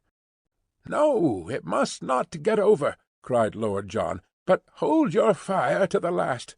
Perhaps I can make something of the fellow. I'll chance it, anyhow." It was as brave an act as ever I saw a man do. He stooped to the fire, picked up a blazing branch, and slipped in an instant through a sally-port which he had made in our gateway. The thing moved forward with a dreadful snarl. Lord John never hesitated, but running towards it with a quick light step, he dashed the flaming wood into the brute's face. For one moment I had a vision of a horrible mask like a giant toad's, of a warty, leprous skin, and a loose mouth all beslobbered with fresh blood. The next there was a crash in the underwood, and our dreadful visitor was gone. "I thought he wouldn't face the fire," said Lord John, laughing, as he came back and threw his branch among the faggots. "You should not have taken such a risk," we all cried. "There was nothing else to be done. If he had got among us, we should have shot each other in trying to down him. On the other hand, if we had fired through the hedge and wounded him, he would soon have been on the top of us, to say nothing of giving ourselves away. On the whole, I think that we are jolly well out of it. What was he, then?" Our learned men looked at each other with some hesitation. "Personally, I am unable to classify the creature with any certainty," said Summerlee, lighting his pipe from the fire. "In refusing to commit yourself, you are but showing a proper scientific reserve," said Challenger, with massive condescension. "I am not myself prepared to go farther than to say, in general terms, that we have almost certainly been in contact to-night with some form of carnivorous dinosaur. I have already expressed my anticipation that something of the sort might exist upon this plateau." "We have to bear in mind," remarked Summerlee, "that there are many prehistoric forms which have never come down to us. It would be rash to suppose that we can give a name to all that we are likely to meet." "Exactly. A rough classification may be the best that we can attempt. Tomorrow some further evidence may help us to an identification. Meantime, we can only renew our interrupted slumbers." "But not without a sentinel," said Lord John with decision. "We can't afford to take chances in a country like this. 2-hour spells in the future for each of us." "Then I'll just finish my pipe in starting the first one," said Professor Summerlee, and from that time onwards we never trusted ourselves again without a watchman. In the morning it was not long before we discovered the source of the hideous uproar which had aroused us in the night. The Adonagwan glade was the scene of a horrible butchery. From the pools of blood and the enormous lumps of flesh scattered in every direction over the green sward, we imagined at first that a number of animals had been killed, but on examining the remains more closely, we discovered that all this carnage came from one of those unwieldy monsters, which had been literally torn to pieces by some creature not larger, perhaps, but far more ferocious than itself. Our two professors sat in absorbed argument, examining piece after piece, which showed the marks of savage teeth and of enormous claws. "Our judgment must still be in abeyance," said Professor Challenger, with a huge slab of whitish-coloured flesh across his knee. "The indications would be consistent with the presence of a saber-toothed tiger, such as are still found among the breccia of our caverns. But the creature actually seen was undoubtedly of a larger and more reptilian character.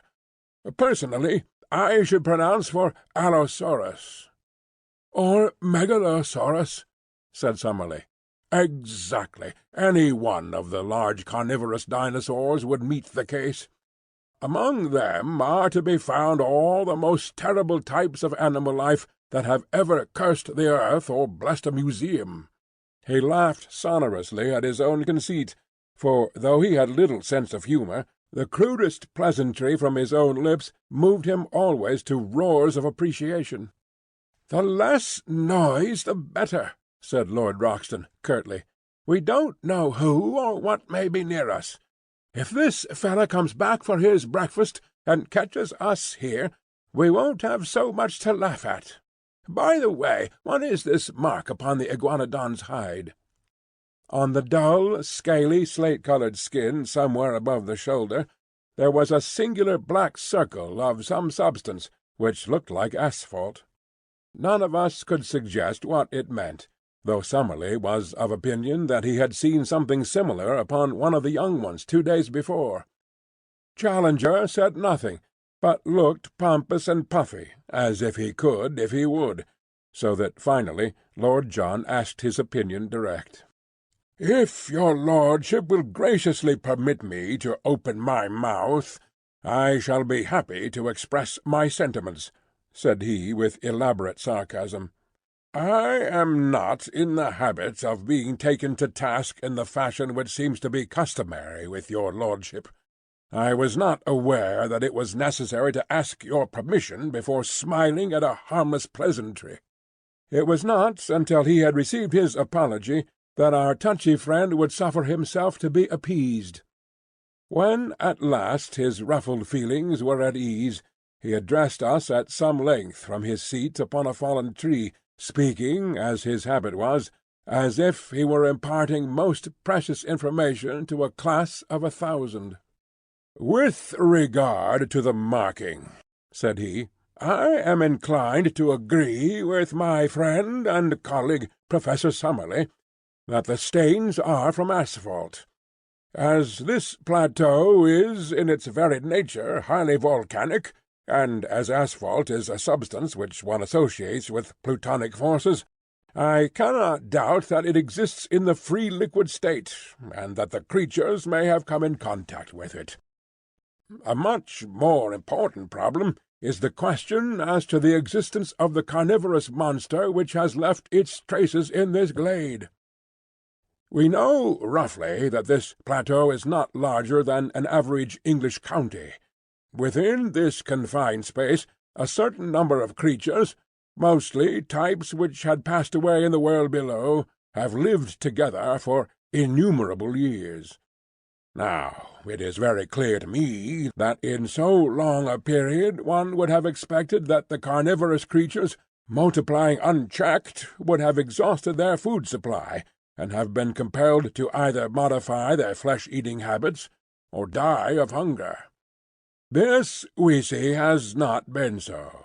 We can only imagine, therefore, that the balance of nature is preserved by some check which limits the numbers of these ferocious creatures. One of the many interesting problems, therefore, which await our solution, is to discover what that check may be, and how it operates. I venture to trust that we may have some future opportunity for the closer study of the carnivorous dinosaurs. "And I venture to trust we may not," I observed.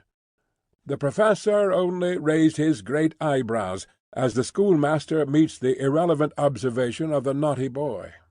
"Perhaps Professor Summerlee may have an observation to make," he said, and the two savants ascended together into some rarefied scientific atmosphere, where the possibilities of a modification of the birth rate were weighed against the decline of the food supply as a check in the struggle for existence.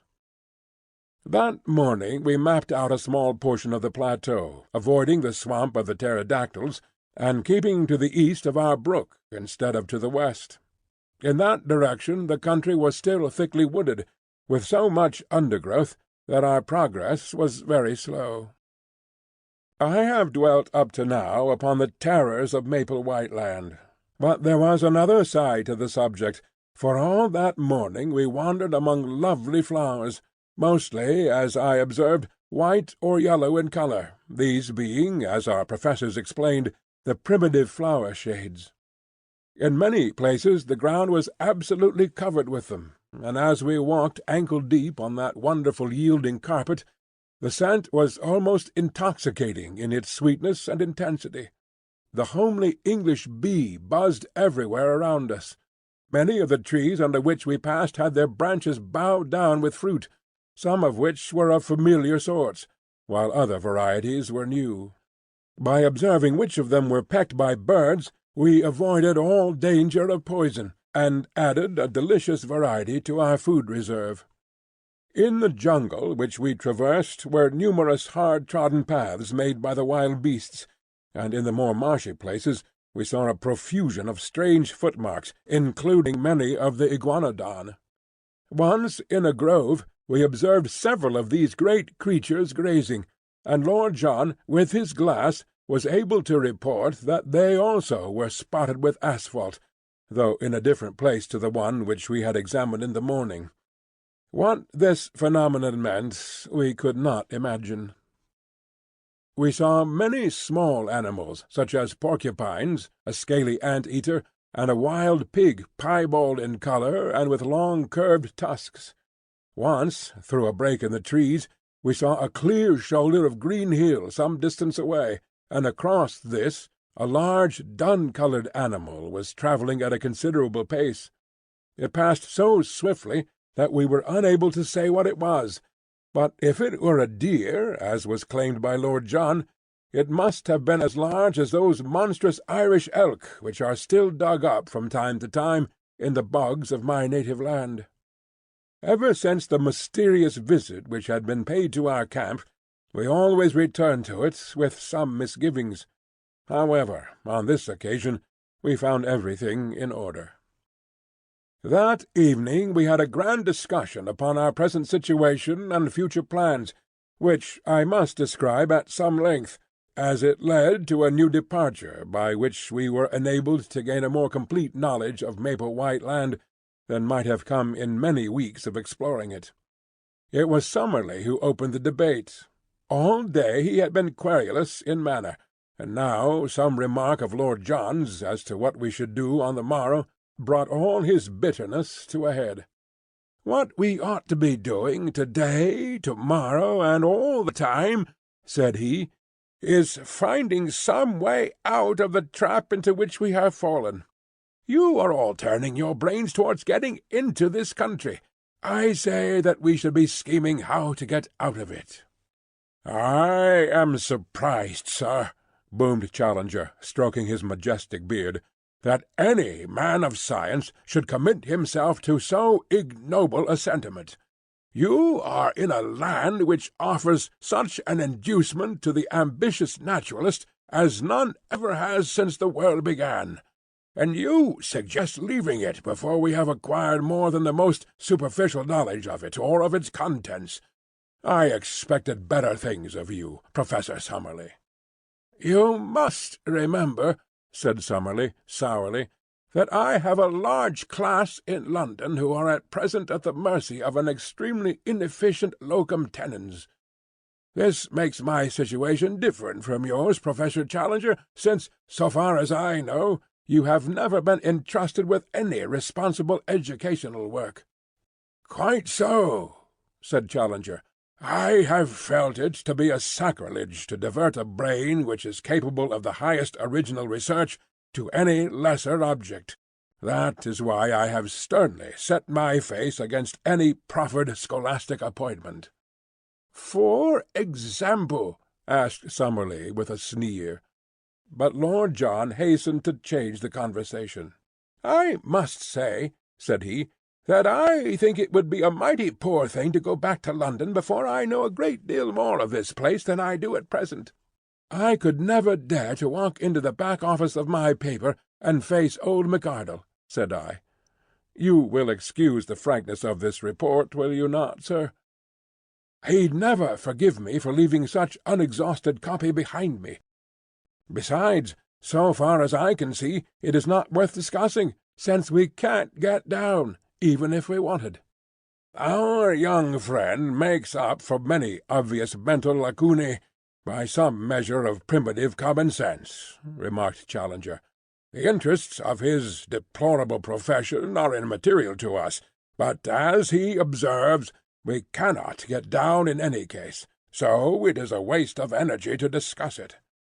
"It is a waste of energy to do anything else," growled Summerlee from behind his pipe. "Let me remind you that we came here upon a perfectly definite mission, entrusted to us at the meeting of the Zoological Institute in London. That mission was to test the truth of Professor Challenger's statements. Those statements, as I am bound to admit, we are now in a position to endorse. Our ostensible work is therefore done.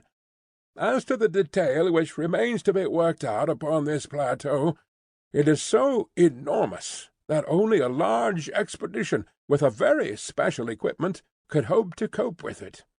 Should we attempt to do so ourselves, the only possible result must be that we shall never return with the important contribution to science which we have already gained. Professor Challenger has devised means for getting us onto this plateau when it appeared to be inaccessible. I think that we should now call upon him to use the same ingenuity in getting us back to the world from which we came." I confess that as Summerlee stated his view, it struck me as altogether reasonable. Even Challenger was affected by the consideration that his enemies would never stand confuted if the confirmation of his statements should never reach those who had doubted them. "The problem of the descent is at first sight a formidable one," said he, "and yet I cannot doubt that the intellect can solve it. I am prepared to agree with our colleague that a protracted stay in Maplewhite Land is at present inadvisable, and that the question of our return will soon have to be faced. I absolutely refuse to leave, however, until we have made at least a superficial examination of this country, and are able to take back with us something in the nature of a chart." Professor Summerlee gave a snort of impatience. "We have spent 2 long days in exploration," said he, "and we are no wiser as to the actual geography of the place than when we started. It is clear that it is all thickly wooded, and it would take months to penetrate it, and to learn the relations of one part to another. If there were some central peak it would be different, but it all slopes downwards, so far as we can see. The farther we go, the less likely it is that we will get any general view." It was at that moment that I had my inspiration. My eyes chanced to light upon the enormous gnarled trunk of the ginkgo tree which cast its huge branches over us. Surely, if its bole exceeded that of all others, its height must do the same. If the rim of the plateau was indeed the highest point, then why should this mighty tree not prove to be a watch-tower which commanded the whole country? Now, ever since I ran wild as a lad in Ireland, I have been a bold and skilled tree-climber. My comrades might be my masters on the rocks, but I knew that I would be supreme among those branches. Could I only get my legs onto the lowest of the giant offshoots, then it would be strange indeed if I could not make my way to the top. My comrades were delighted at my idea. "Our young friend," said Challenger, bunching up the red apples of his cheeks, "is capable of acrobatic exertions which would be impossible to a man of more solid, though possibly of more commanding appearance. I applaud his resolution." "By George, young fellow, you've put your hand on it," said Lord John, clapping me on the back. "How we never came to think of it before, I can't imagine. There's not more than an hour of daylight left, but if you take your notebook you may be able to get some rough sketch of the place. If we put these 3 ammunition cases under the branch, I will soon hoist you on to it." He stood on the boxes, while I faced the trunk, and was gently raising me, when Challenger sprang forward, and gave me such a thrust with his huge hand that he fairly shot me into the tree. With both arms clasping the branch, I scrambled hard with my feet, until I had worked first my body and then my knees onto it. There were 3 excellent offshoots, like huge rungs of a ladder, above my head, and a tangle of convenient branches beyond, so that I clambered onwards with such speed that I soon lost sight of the ground and had nothing but foliage beneath me. Now and then I entered a check, and once I had to shin up a creeper for 8 or 10 feet, but I made excellent progress, and the booming of Challenger's voice seemed to be a great distance beneath me. The tree was, however, enormous, and looking upwards I could see no thinning of the leaves above my head. There was some thick bush-like clump which seemed to be a parasite upon the branch up which I was swarming. I leaned my head round it in order to see what was beyond, and I nearly fell out of the tree in my surprise and horror at what I saw. A face was gazing into mine, at the distance of only a foot or 2. The creature that owned it had been crouching behind the parasite, and had looked round it at the same instant that I did. It was a human face, or at least it was far more human than any monkey's that I have ever seen. It was long, whitish, and blotched with pimples, the nose flattened, and the lower jaw projecting, with a bristle of coarse whiskers round the chin. The eyes, which were under thick and heavy brows, were bestial and ferocious, and as it opened its mouth to snarl what sounded like a curse at me, I observed that it had curved, sharp canine teeth. For an instant I read hatred and menace in the evil eyes. Then, as quick as a flash, came an expression of overpowering fear. There was a crash of broken boughs as it dived wildly down into the tangle of green. I caught a glimpse of a hairy body like that of a reddish pig, and then it was gone, amid a swirl of leaves and branches. "What's the matter?"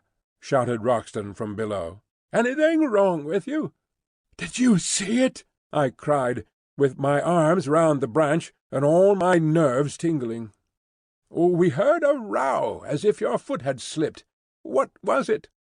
I was so shocked at the sudden and strange appearance of this ape-man that I hesitated whether I should not climb down again and tell my experience to my companions, but I was already so far up the great tree that it seemed a humiliation to return without having carried out my mission.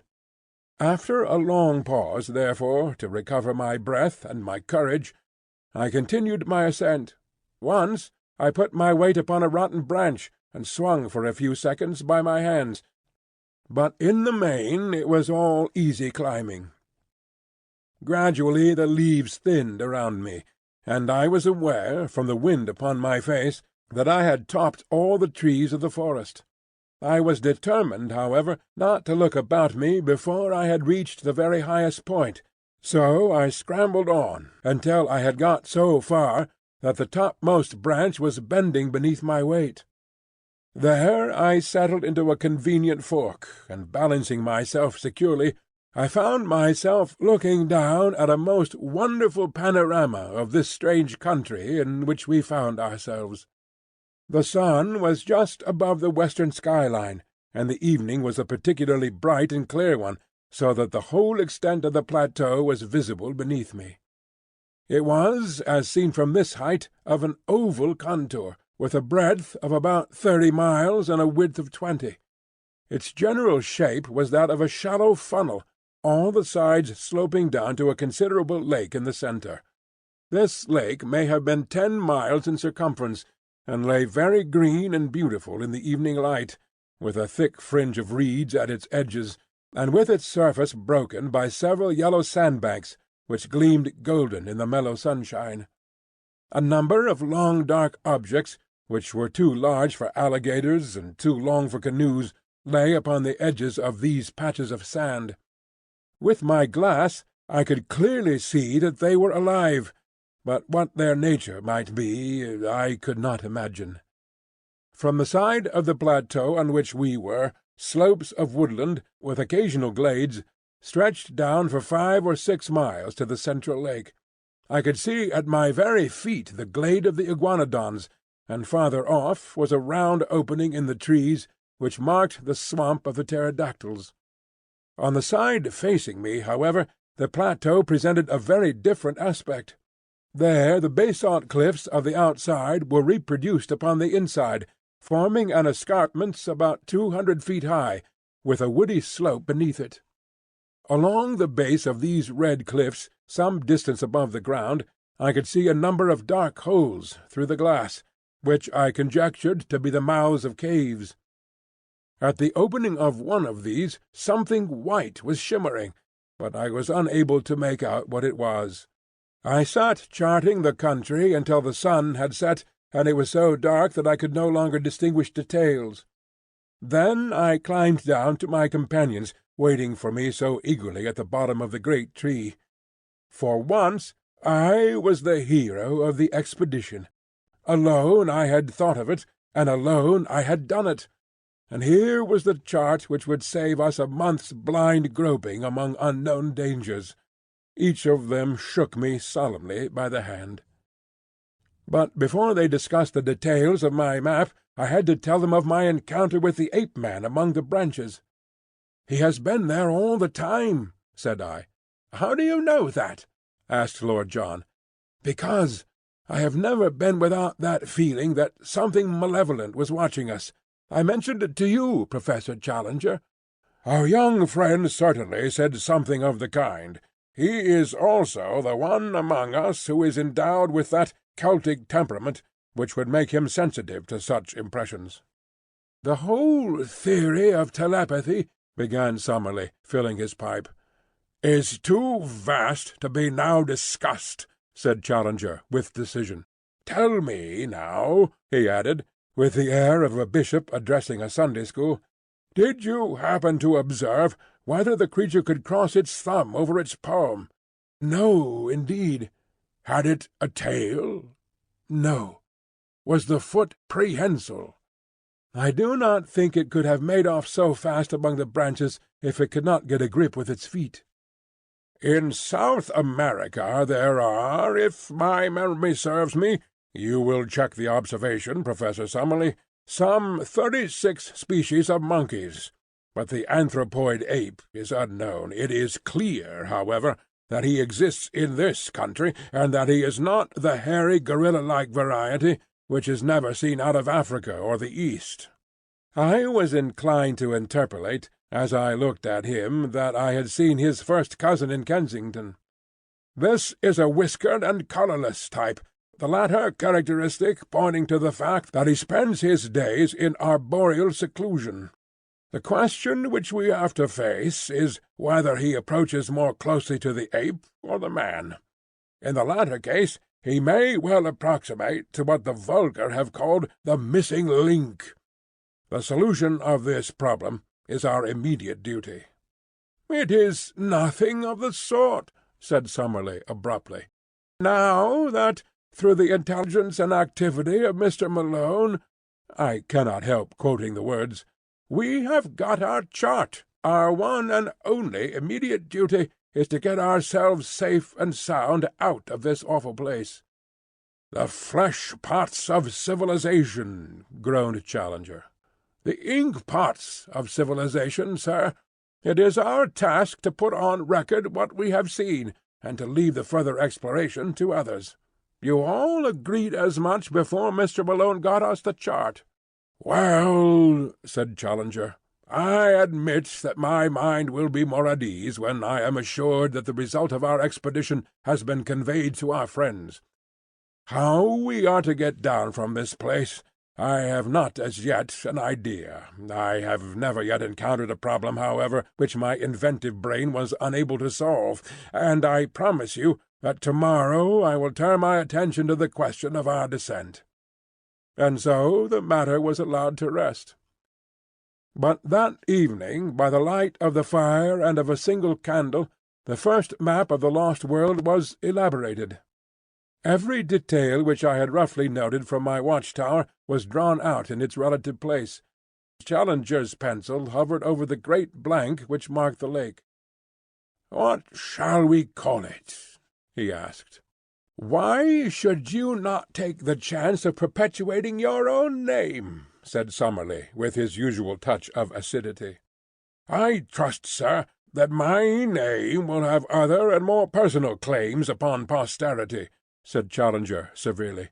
"Any ignoramus can hand down his worthless memory by imposing it upon a mountain or a river. I need no such monument." Summerlee, with a twisted smile, was about to make some fresh assault, when Lord John hastened to intervene.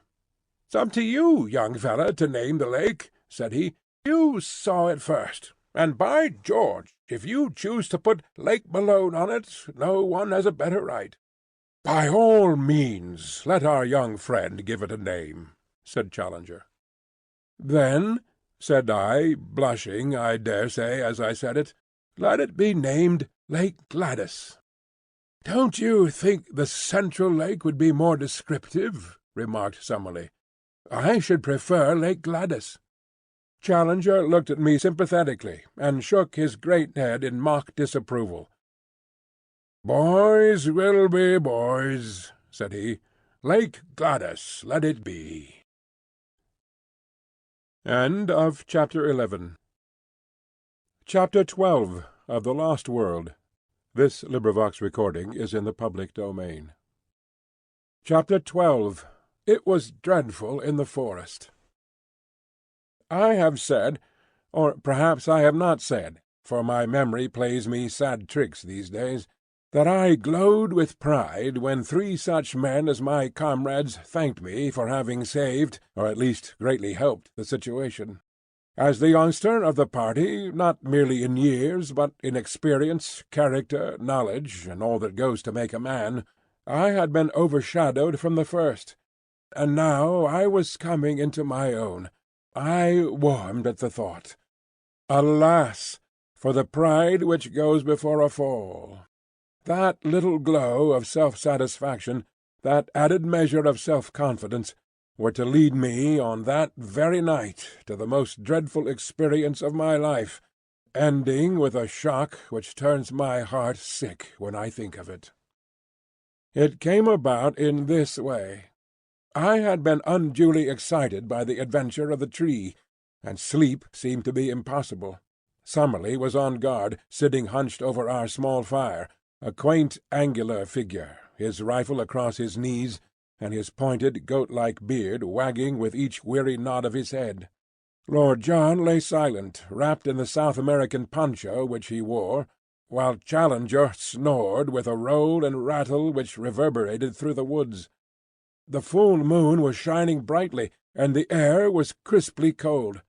What a night for a walk! And then suddenly came the thought, why not? Suppose I stole softly away. Suppose I made my way down to the central lake. Suppose I was back at breakfast with some record of the place. Would I not, in that case, be thought an even more worthy associate? Then, if Summerlee carried the day, and some means of escape were found, we should return to London with first-hand knowledge of the central mystery of the plateau, to which I alone, of all men, would have penetrated. I thought of Gladys, with her "There are heroisms all around us." I seemed to hear her voice as she said it. I thought also of McArdle. What a 3-column article for the paper! What a foundation for a career! A correspondentship in the next great war might be within my reach. I clutched at a gun. My pockets were full of cartridges, and, parting the thorn bushes at the gate of our zareba, quickly slipped out. My last glance showed me the unconscious Summerlee, most futile of sentinels, still nodding away like a queer mechanical toy in front of the smouldering fire.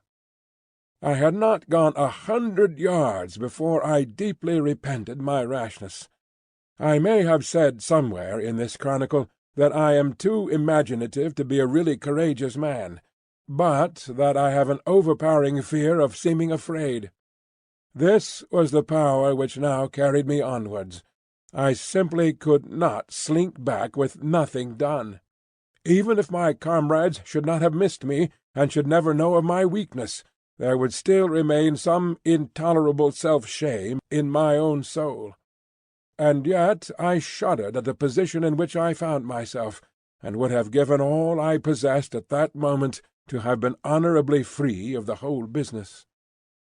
It was dreadful in the forest. The trees grew so thickly, and their foliage spread so widely, that I could see nothing of the moonlight save that here and there the high branches made a tangled filigree against the starry sky. As the eyes became more used to the obscurity, one learned that there were different degrees of darkness among the trees, that some were dimly visible, while between and among them there were coal-black shadowed patches, like the mouths of caves, from which I shrank in horror as I passed. I thought of the despairing yell of the tortured iguanodon, that dreadful cry which had echoed through the woods.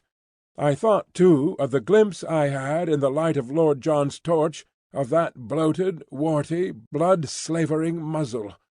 Even now I was on its hunting ground. At any instant it might spring upon me from the shadows, this nameless and horrible monster. I stopped, and picking a cartridge from my pocket, I opened the breech of my gun. As I touched the lever, my heart leaped within me. It was the shotgun, not the rifle, which I had taken.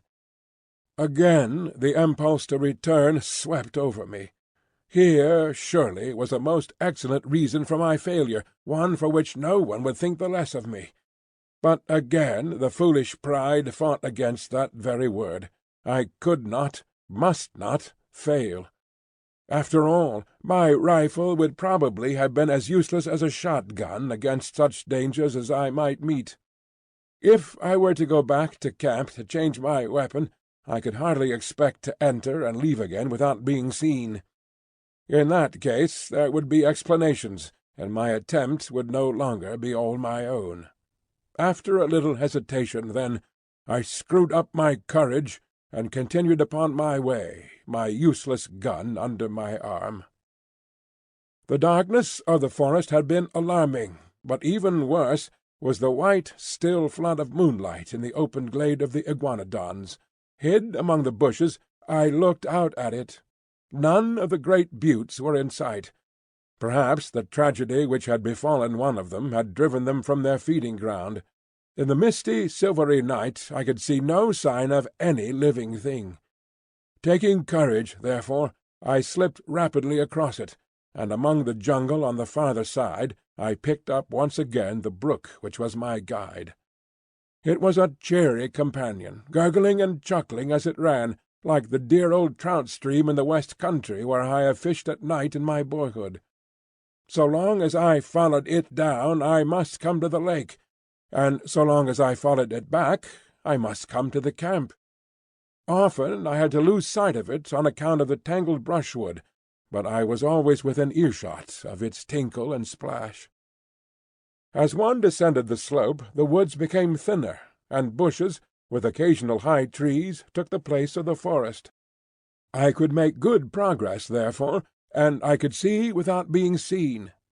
I passed close to the pterodactyl swamp, and as I did so, with a dry, crisp, leathery rattle of wings, one of these great creatures, it was 20 feet at least from tip to tip, rose up from somewhere near me and soared into the air. As it passed across the face of the moon, the light shone clearly through the membranous wings, and it looked like a flying skeleton against the white tropical radiance. I crouched low among the bushes, for I knew from past experience that with a single cry the creature could bring 100 of its loathsome mates about my ears. It was not until it had settled again that I dared to steal onwards upon my journey. The night had been exceedingly still, but as I advanced I became conscious of a low rumbling sound, a continuous murmur, somewhere in front of me. This grew louder as I proceeded, until at last it was clearly quite close to me. When I stood still, the sound was constant, so that it seemed to come from some stationary cause. It was like a boiling kettle or the bubbling of a small great pot. Soon I came upon the source of it, for in the centre of a small clearing I found a lake, or a pool rather, for it was not larger than the basin of the Trafalgar Square fountain, of some black pitch-like stuff, the surface of which rose and fell in great blisters of bursting gas. The air above it was shimmering with heat, and the ground round was so hot that I could hardly bear to lay my hand upon it. It was clear that the great volcanic outburst which had raised this strange plateau so many years ago had not yet entirely spent its forces. Blackened rocks and mounds of lava I had already seen everywhere peeping out from amid the luxuriant vegetation which draped them, but this asphalt pool in the jungle was the first sign that we had of actual existing activity on the slopes of the ancient crater. I had no time to examine it further, for I had need to hurry if I were to be back in camp in the morning. It was a fearsome walk, and one which will be with me so long as memory holds. In the great moonlight clearings I slunk along among the shadows on the margin. In the jungle I crept forward, stopping with a beating heart whenever I heard, as I often did, the crash of breaking branches as some wild beast went past. Now and then great shadows loomed up for an instant and were gone, great silent shadows which seemed to prowl upon padded feet. How often I stopped with the intention of returning, and yet every time my pride conquered my fear, and sent me on again until my object should be attained. At last, my watch showed that it was 1 in the morning, I saw the gleam of water amid the openings of the jungle, and 10 minutes later I was among the reeds upon the borders of the central lake. I was exceedingly dry, so I lay down and took a long draught of its waters, which were fresh and cold. There was a broad pathway with many tracks upon it at the spot which I had found, so that it was clearly one of the drinking places of the animals. Close to the water's edge there was a huge isolated block of lava. Up this I climbed, and lying on the top I had an excellent view in every direction. The first thing which I saw filled me with amazement. When I described the view from the summit of the great tree, I said that on the farther cliff I could see a number of dark spots, which appeared to be the mouths of caves. Now, as I looked up at the same cliffs, I saw disks of light in every direction, ruddy, clearly defined patches, like the portholes of a liner in the darkness. For a moment I thought it was the lava glow from some volcanic action, but this could not be so. Any volcanic action would surely be down in the hollow, and not high among the rocks. What, then, was the alternative? It was wonderful, and yet it must surely be. These ruddy spots must be the reflection of fires within the caves, fires which could only be lit by the hand of man. There were human beings, then, upon the plateau. How gloriously my expedition was justified! Here was news indeed for us to bear back with us to London. For a long time I lay and watched these red quivering blotches of light. I suppose they were 10 miles off from me, yet even at that distance one could observe how, from time to time, they twinkled or were obscured as some one passed before them. What would I not have given to be able to crawl up to them, to peep in, and to take back some word to my comrades as to the appearance and character of the race who lived in so strange a place? It was out of the question for the moment, and yet surely we could not leave the plateau until we had some definite knowledge upon the point. Lake Gladys, my own lake, lay like a sheet of quicksilver before me, with a reflected moon shining brightly in the centre of it. It was shallow, for in many places I saw low sandbanks protruding above the water. Everywhere upon the still surface I could see signs of life, sometimes mere rings and ripples in the water, sometimes the gleam of a great silver-sided fish in the air, sometimes the arched, slate-covered back of some passing monster. Once upon a yellow sandbank I saw a creature like a huge swan, with a clumsy body and a high flexible neck, shuffling about upon the margin. Presently it plunged in, and for some time I could see the arched neck and darting head undulating above the water. Then it dived, and I saw it no more. My attention was soon drawn away from these distant sights, and brought back to what was going on at my very feet. 2 creatures like large armadillos had come down to the drinking-place, and were squatting at the edge of the river, their long, flexible tongues like red ribbons shooting in and out as they lapped. A huge deer with branching horns, a magnificent creature which carried itself like a king, came down with its doe and 2 fawns, and drank beside the armadillos. No such deer exists anywhere else upon the earth, for the moose or elks which I have seen would hardly have reached its shoulders. Presently it gave a warning snort, and was off with its family among the reeds, while the armadillos also scuttled for shelter. A newcomer, a most monstrous animal, was coming down the path. For a moment, I wondered where I could have seen that ungainly shape, that arched back with triangular fringes along it, that strange bird-like head held close to the ground. Then it came back to me. It was the Stegosaurus, the very creature which Maplewhite had preserved in his sketch-book, and which had been the first object which arrested the attention of Challenger. There he was, perhaps the very specimen which the American artist had encountered. The ground shook beneath his tremendous weight, and his gulpings of water resounded through the still night. For 5 minutes he was so close to my rock that by stretching out my hand I could have touched the hideous waving hackles upon his back. Then he lumbered away and was lost among the boulders. Looking at my watch, I saw that it was 2:30 o'clock, and high time, therefore, that I started upon my homeward journey. There was no difficulty about the direction in which I should return, for all along I had kept the little brook upon my left, and it opened into the central lake within a stone's throw of the boulder upon which I had been lying. I set off, therefore, in high spirits, for I felt that I had done good work, and was bringing back a fine budget of news for my companions. Foremost of all, of course, were the sight of the fiery caves and the certainty that some troglodytic race inhabited them.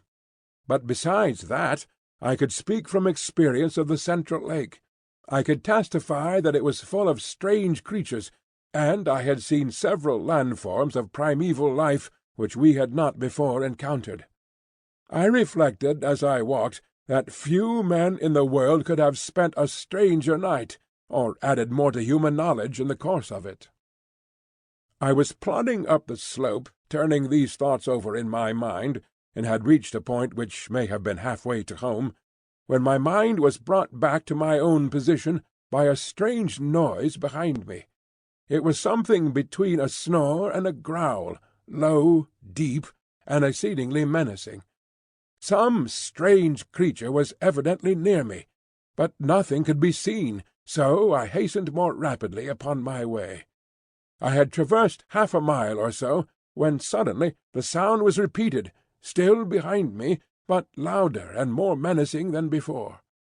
My heart stood still within me as it flashed across me that the beast, whatever it was, must surely be after me. My skin grew cold, and my hair rose at the thought. That these monsters should tear each other to pieces was a part of the strange struggle for existence, but that they should turn upon modern man, that they should deliberately track and hunt down the predominant human, was a staggering and fearsome thought. I remembered again the blood-beslobbered face which we had seen in the glare of Lord John's torch, like some horrible vision from the deepest circle of Dante's hell. With my knees shaking beneath me, I stood and glared with starting eyes down the moonlit path which lay behind me. All was quiet as in a dream landscape, silver clearings and the black patches of the bushes. Nothing else could I see. Then, from out of the silence, imminent and threatening, there came once more that low, throaty croaking, far louder and closer than before. There could no longer be a doubt. Something was on my trail, and was closing in upon me every minute. I stood like a man paralyzed, still staring at the ground which I had traversed. Then, suddenly, I saw it. There was a movement among the bushes at the far end of the clearing which I had just traversed. A great dark shadow disengaged itself and hopped out into the clear moonlight. I say hopped advisedly, for the beast moved like a kangaroo, springing along in an erect position upon its powerful hind legs, while its front ones were held bent in front of it. It was of enormous size and power, like an erect elephant, but its movements, in spite of its bulk, were exceedingly alert. For a moment, as I saw its shape, I hoped that it was an iguanodon, which I knew to be harmless. But ignorant as I was, I soon saw that this was a very different creature. Instead of the gentle deer-shaped head of the great three-toed leaf-eater, this beast had a broad, squat, toad-like face, like that which had alarmed us in our camp. His ferocious cry and the horrible energy of his pursuit both assured me that this was surely one of the great flesh-eating dinosaurs, the most terrible beasts which have ever walked this earth. As the huge brute loped along, it drooped forward upon its forepaws, and brought its nose to the ground every 20 yards or so. It was smelling out my trail. Sometimes, for an instant, it was at fault. Then it would catch it up again, and come bounding swiftly along the path I had taken. Even now, when I think of that nightmare, the sweat breaks out upon my brow. What could I do? My useless fowling-piece was in my hand. What help could I get from that? I looked desperately round for some rock or tree, but I was in a bushy jungle with nothing higher than a sapling within sight, while I knew that the creature behind me would tear down an ordinary tree as though it were a reed. My only possible chance lay in flight. I could not move swiftly over the rough, broken ground, but as I looked round me in despair, I saw a well-marked, hard-beaten path which ran across in front of me. We had seen several of the sort, the runs of various wild beasts, during our expeditions. Along this I could perhaps hold my own, for I was a fast runner and in excellent condition. Flinging away my useless gun, I set myself to do such a half-mile as I have never done before or since. My limbs ached, my chest heaved, I felt that my throat would burst for want of air, and yet, with that horror behind me, I ran, and I ran, and I ran. At last I paused, hardly able to move. For a moment I thought that I had thrown him off. The path lay still behind me, and then, suddenly, with a crashing and a rending, a thudding of giant feet and a panting of monster lungs, the beast was upon me once more. He was at my very heels. I was lost. Madman, that I was to linger so long before I fled! Up to then he had hunted by scent, and his movement was slow, but he had actually seen me as I started to run. From then onwards he had hunted by sight, for the path showed him where I had gone. Now, as he came round the curve, he was springing in great bounds. The moonlight shone upon his huge projecting eyes, the row of enormous teeth in his open mouth, and the gleaming fringe of claws upon his short, powerful forearms. With a scream of terror I turned and rushed wildly down the path. Behind me the thick, gasping breathing of the creature sounded louder and louder. His heavy footfall was beside me. Every instant I expected to feel his grip upon my back. And then, suddenly, there came a crash. I was falling through space, and everything beyond was darkness and rest. As I emerged from my unconsciousness, which could not, I think, have lasted more than a few minutes, I was aware of a most dreadful and penetrating smell. Putting out my hand in the darkness, I came upon something which felt like a huge lump of meat, while my other hand closed upon a large bone. Up above me there was a circle of starlit sky, which showed me that I was lying at the bottom of a deep pit. Slowly I staggered to my feet and felt myself all over. I was stiff and sore from head to foot, but there was no limb which would not move, no joint which would not bend. As the circumstances of my falling came back into my confused brain, I looked up in terror, expecting to see that dreadful head silhouetted against the paling sky. There was no sign of the monster, however, nor could I hear any sound from above. I began to walk slowly round, therefore, feeling in every direction to find out what this strange place could be into which I had been so opportunely precipitated. It was, as I have said, a pit, with sharply sloping walls, and a level bottom about 20 feet across. This bottom was littered with great gobbets of flesh, most of which was in the last state of putridity. The atmosphere was poisonous and horrible. After tripping and stumbling over these lumps of decay, I came suddenly against something hard, and I found that an upright post was firmly fixed in the centre of the hollow. It was so high that I could not reach the top of it with my hand, and it appeared to be covered with grease. Suddenly I remembered that I had a tin box of wax vestas in my pocket. Striking one of them, I was able at last to form some opinion of this place into which I had fallen. There could be no question as to its nature. It was a trap, made by the hand of man. The post in the centre, some 9 feet long, was sharpened at the upper end, and was black with the stale blood of the creatures who had been impaled upon it. The remains scattered about were fragments of the victims, which had been cut away in order to clear the stake for the next who might blunder in. I remembered that Challenger had declared that man could not exist upon the plateau, since with his feeble weapons he could not hold his own against the monsters who roamed over it. But now it was clear enough how it could be done.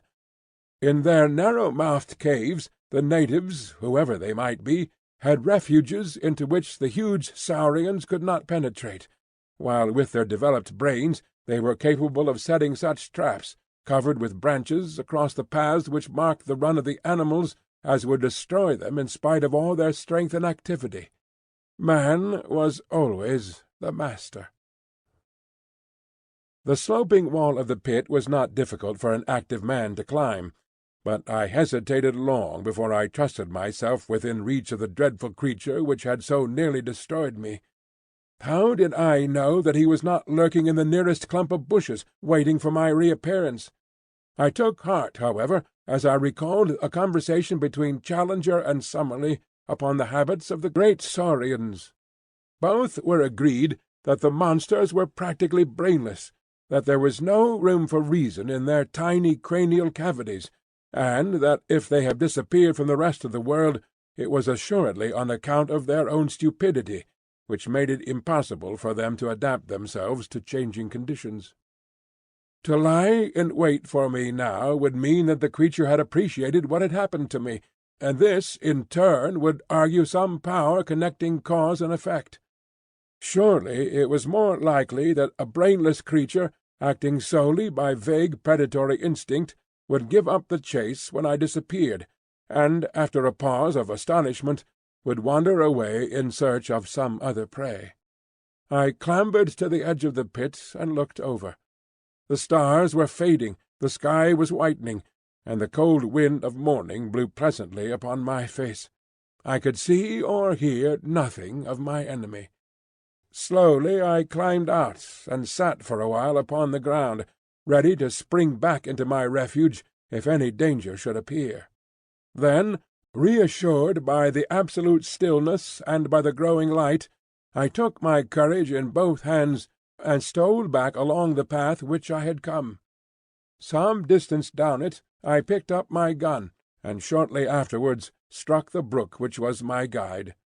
So, with many a frightened backward glance, I made for home. And suddenly there came something to remind me of my absent companions. In the clear, still morning air there sounded far away the sharp, hard note of a single rifle-shot.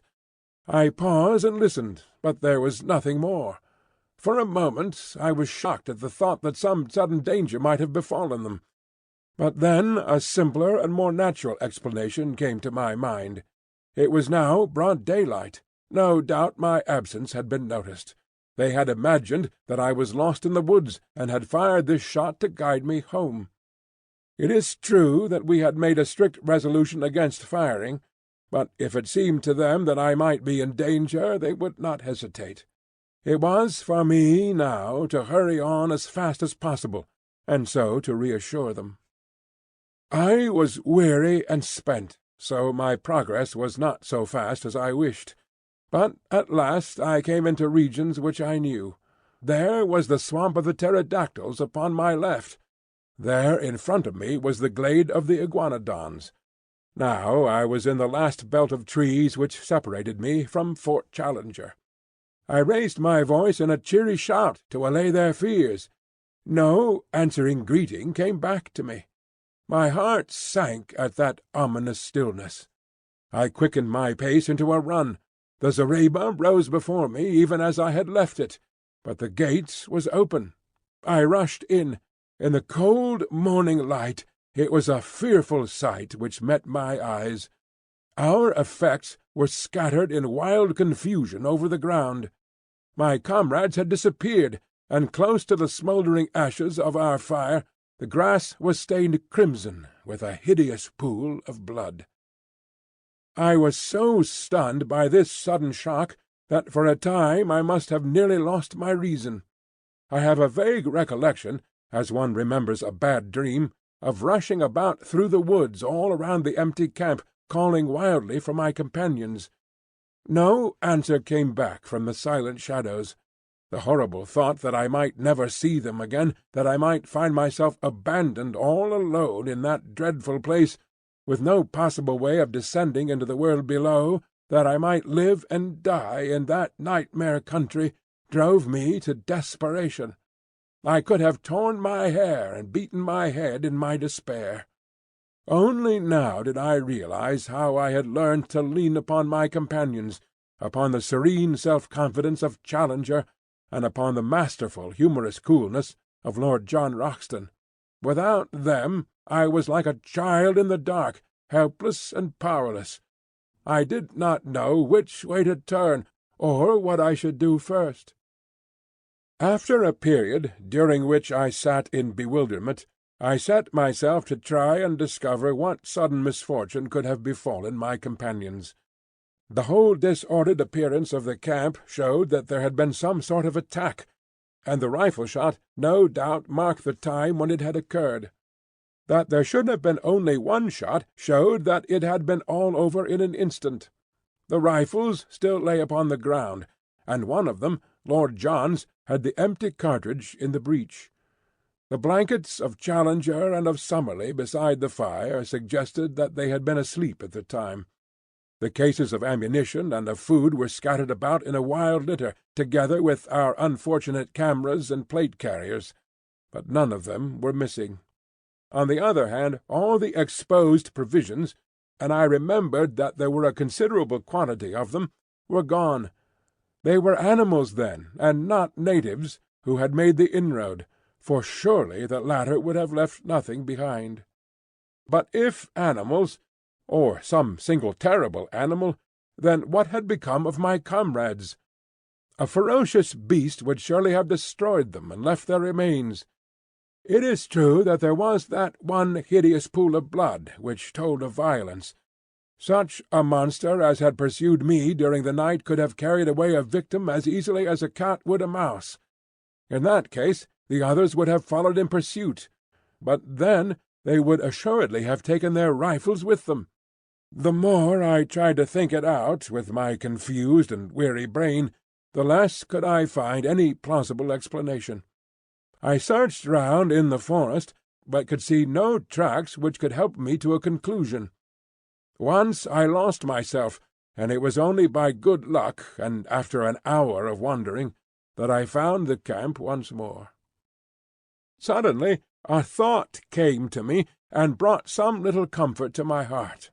I was not absolutely alone in the world. Down at the bottom of the cliff, and within call of me, was waiting the faithful Zambo. I went to the edge of the plateau and looked over. Sure enough, he was squatting among his blankets beside his fire in his little camp. But, to my amazement, a second man was seated in front of him. For an instant my heart leaped for joy, as I thought that one of my comrades had made his way safely down. But a second glance dispelled the hope. The rising sun shone red upon the man's skin. He was an Indian. I shouted loudly and waved my handkerchief. Presently Zambo looked up, waved his hand, and turned to ascend the pinnacle. In a short time he was standing close to me, and listening with deep distress to the story which I told him. "Devil got them for sure, Massa Malone," said he. "You got into the devil's country, sir, and he take you all to himself.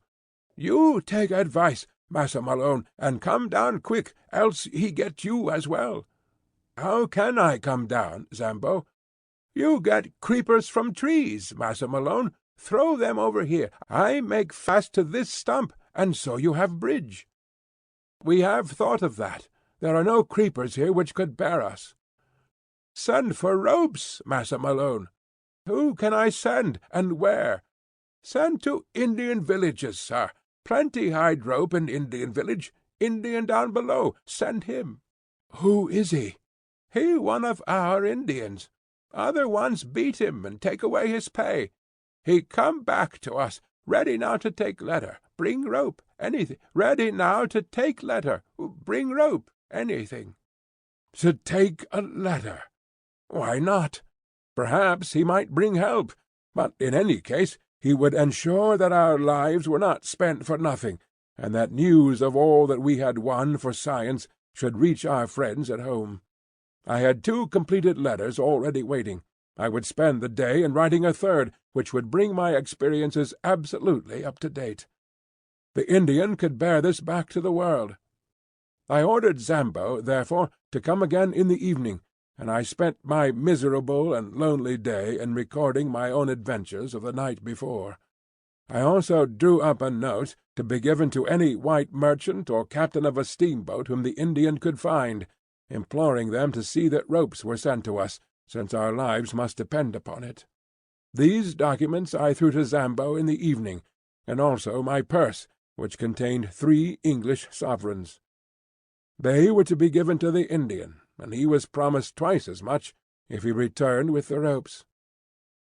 So now you will understand, my dear Mr. McArdle, how this communication reaches you, and you will also know the truth, in case you never hear again from your unfortunate correspondent. To-night I am too weary and too depressed to make any plans. To-morrow I must think out some way by which I shall keep in touch with this camp, and yet search round for any traces of my unhappy friends. End of Chapter 12. Chapter 13 of The Lost World. A sight which I shall never forget. Just as the sun was setting upon that melancholy night, I saw the lonely figure of the Indian upon the vast plain beneath me, and I watched him, our one faint hope of salvation, until he disappeared in the rising mists of evening, which lay rose-tinted from the setting sun between the far-off river and me. It was quite dark when I at last turned back to our stricken camp, and my last vision as I went was the red gleam of Zambo's fire, the one point of light in the wide world below, as was his faithful presence in my own shadowed soul. And yet I felt happier than I had done since this crushing blow had fallen upon me, for it was good to think that the world should know what we had done, so that at the worst our names should not perish with our bodies, but should go down to posterity associated with the result of our labours. It was an awesome thing to sleep in that ill-fated camp, and yet it was even more unnerving to do so in the jungle. One or the other it must be. Prudence, on the one hand, warned me that I should remain on guard, but exhausted nature, on the other, declared that I should do nothing of the kind. I climbed up onto a limb of the great ginkgo tree, but there was no secure perch on its rounded surface, and I should certainly have fallen off and broken my neck the moment I began to doze. I got down, therefore, and pondered over what I should do. Finally I closed the door of the zareba, lit 3 separate fires in a triangle, and having eaten a hearty supper, dropped off into a profound sleep, from which I had a strange and most welcome awakening. In the early morning, just as day was breaking, a hand was laid upon my arm, and starting up, with all my nerves in a tingle and my hand feeling for a rifle, I gave a cry of joy, as in the cold grey light I saw Lord John Roxton kneeling beside me. It was he, and yet it was not he. I had left him calm in his bearing, correct in his person, prim in his dress. Now he was pale and wild-eyed, gasping as he breathed like one who has run far and fast. His gaunt face was scratched and bloody, his clothes were hanging in rags, and his hat was gone. I stared in amazement, but he gave me no chance for questions. He was grabbing at our stores all the time he spoke. "Quick, young fella, quick!" he cried. "Every moment counts. Get the rifles, both of them. I have the other 2. Now all the cartridges you can gather. Fill up your pockets. Now some food. 6 tins will do. That's all right. Don't wait to talk or think. Get a move on, or we are done." Still half awake and unable to imagine what it all might mean, I found myself hurrying madly after him through the wood, a rifle under each arm, and a pile of various stores in my hands. He dodged in and out through the thickest of the scrub, until he came to a dense clump of brushwood. Into this he rushed, regardless of thorns, and threw himself into the heart of it, pulling me down by his side. "There," he panted, "I think we are safe here. They'll make for the camp as sure as fate. It will be their first idea, but this should puzzle 'em." "What is it all?" I asked, when I got my breath. "Where are the professors, and who is it that is after us?" "The ape-men!" he cried. "My God, what brutes! Don't raise your voice, for they have long ears, sharp eyes too, but no power of scent, so far as I could judge, so I don't think they can sniff us out. Where have you been, young fellow? You were well out of it." In a few sentences I whispered what I had done. "Pretty bad," said he, when he heard of the dinosaur and the pit. "It isn't quite the place for a rest cure, what? But I had no idea what its possibilities were until those devils got hold of us. The man-eating Papuans had me once, but they are Chesterfields compared to this crowd." "How did it happen?" I asked. "It was in the early morning. Our learned friends were just stirring, hadn't even begun to argue yet. Suddenly it rained apes. They came down as thick as apples out of a tree. They had been assembling in the dark, I suppose, until that great tree over our heads was heavy with them. I shot one of them through the belly, but before we knew where we were, they had us spread-eagled on our backs. I call them apes, but they carried sticks and stones in their hands, and jabber-talked to each other, and ended up a-tying our hands with creepers, so they are ahead of any beast that I have seen in my wanderings. Ape-men, that's what they are, missing links, and I wish they had stayed missing. They carried off their wounded comrade, he was bleeding like a pig, and then they sat around us, and if ever I saw frozen murder, it was in their eyes. They are big fellows, as big as a man and a deal stronger. Curious glassy grey eyes they have, under red tufts, and they just sat and gloated. Challenger is no chicken, but even he was cowed. He managed to struggle to his feet, and yelled out at them to have done with it and get it over. I think he had gone a bit out of his head at the suddenness of it, for he raged and cursed at them like a lunatic. If they had been a row of his favourite pressmen, he could not have slanged them worse." "Well, what did they do?" I was enthralled by the strange story which my companion was whispering into my ear, while all the time his keen eyes were shooting in every direction, and his hand grasping his cocked rifle. "I thought it was the end of us, but instead of that, it started them on a new line. They all jabbered and chatted together. Then one of them stood out beside Challenger. You'll smile, young fellow, but upon my word they might have been kinsmen. I couldn't have believed it if I hadn't seen it with my own eyes.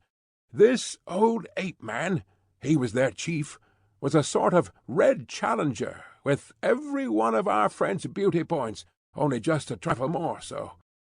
He had the short body, the big shoulders, the round chest, no neck, a great ruddy frill of a beard, the tufted eyebrows, the what-do-you-want-damn-you look about the eyes, and the whole catalogue. When the ape-man stood by Challenger and put his paw on his shoulder, the thing was complete. Summerlee was a bit hysterical, and he laughed till he cried. The ape-man laughed too, or at least they put up the devil of a cackling, and they set to work to drag us off through the forest. They wouldn't touch the guns and things, thought them dangerous, I expect, but they carried away our loose food. Summerlee and I got some rough handling on the way. There's my skin and my clothes to prove it, for they took us a bee-line through the brambles, and their own hides are like leather. But Challenger was all right. 4 of them carried him shoulder high, and he went like a Roman emperor. What's that?" It was a strange clicking noise in the distance, not unlike castanets. "There they go," said my companion, slipping cartridges into the second double-barrelled express. "Load them all up, young fellow me lad, for we're not going to be taken alive, and don't you think it. That's the row they make when they are excited. By George, they'll have something to excite them if they put us up. The last stand of the Greys won't be in it. With their rifles grasped in their stiffened hands, mid a ring of the dead and dying, as some fathead sings. Can you hear them now?" "Very far away."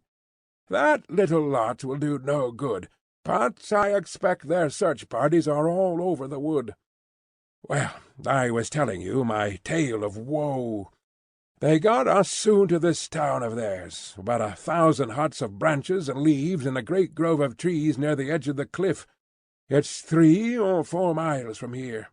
The filthy beasts fingered me all over, and I feel as if I should never be clean again. They tied us up, the fellow who handled me tied like a bo'sun, and there we lay with our toes up beneath a tree, while a great brute stood guard over us with a club in his hand. When I say we, I mean Summerlee and myself. Old Challenger was up a tree, eating pines and having the time of his life. I'm bound to say that he managed to get some fruit to us, and with his own hands he loosened our bonds.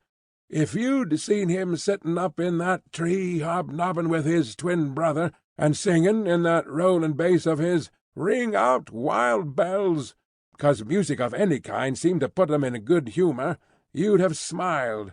But we weren't in much mood for laughing, as you can guess.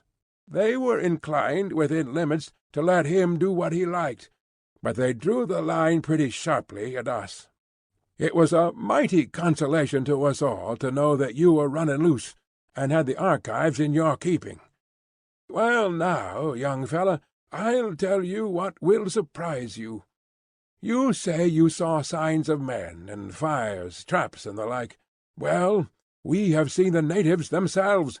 4 devils they were, down-faced little chaps, and had enough to make them so. It seems that the humans hold one side of this plateau, over yonder where you saw the caves, and the ape-men hold this side, and there is bloody war between them all the time. That's the situation, so far as I could follow it. Well, yesterday the ape-men got hold of 12 of the humans and brought them in as prisoners. You never heard such a jabbering and shrieking in your life. The men were little red fellows, and had been bitten and clawed so they could hardly walk. The ape-men put 2 of them to death there and there, fairly pulled the arm off of one of them. It was perfectly beastly. Plucky little chaps they are, and hardly gave a squeak, but it turned us absolutely sick. Summerlee fainted, and even Challenger had as much as he could stand. I think they have cleared, don't you?" We listened intently, but nothing save the calling of the birds broke the deep peace of the forest. Lord Roxton went on with his story. "I think you have had the escape of your life, young fellow, my lad. It was catching those Indians that put you clean out of their heads, else they would have been back to the camp for you as sure as fate, and gathered you in. Of course, as you said, they have been watching us from the beginning out of that tree, and they knew perfectly well that we were one short. However, they could think only of the new haul, so it was I, and not a bunch of apes, that dropped in on you in the morning. Well, we had a horrid business afterwards. My God, what a nightmare the whole thing is! You remember the great bristle of sharp canes down below where we found the skeleton of the American?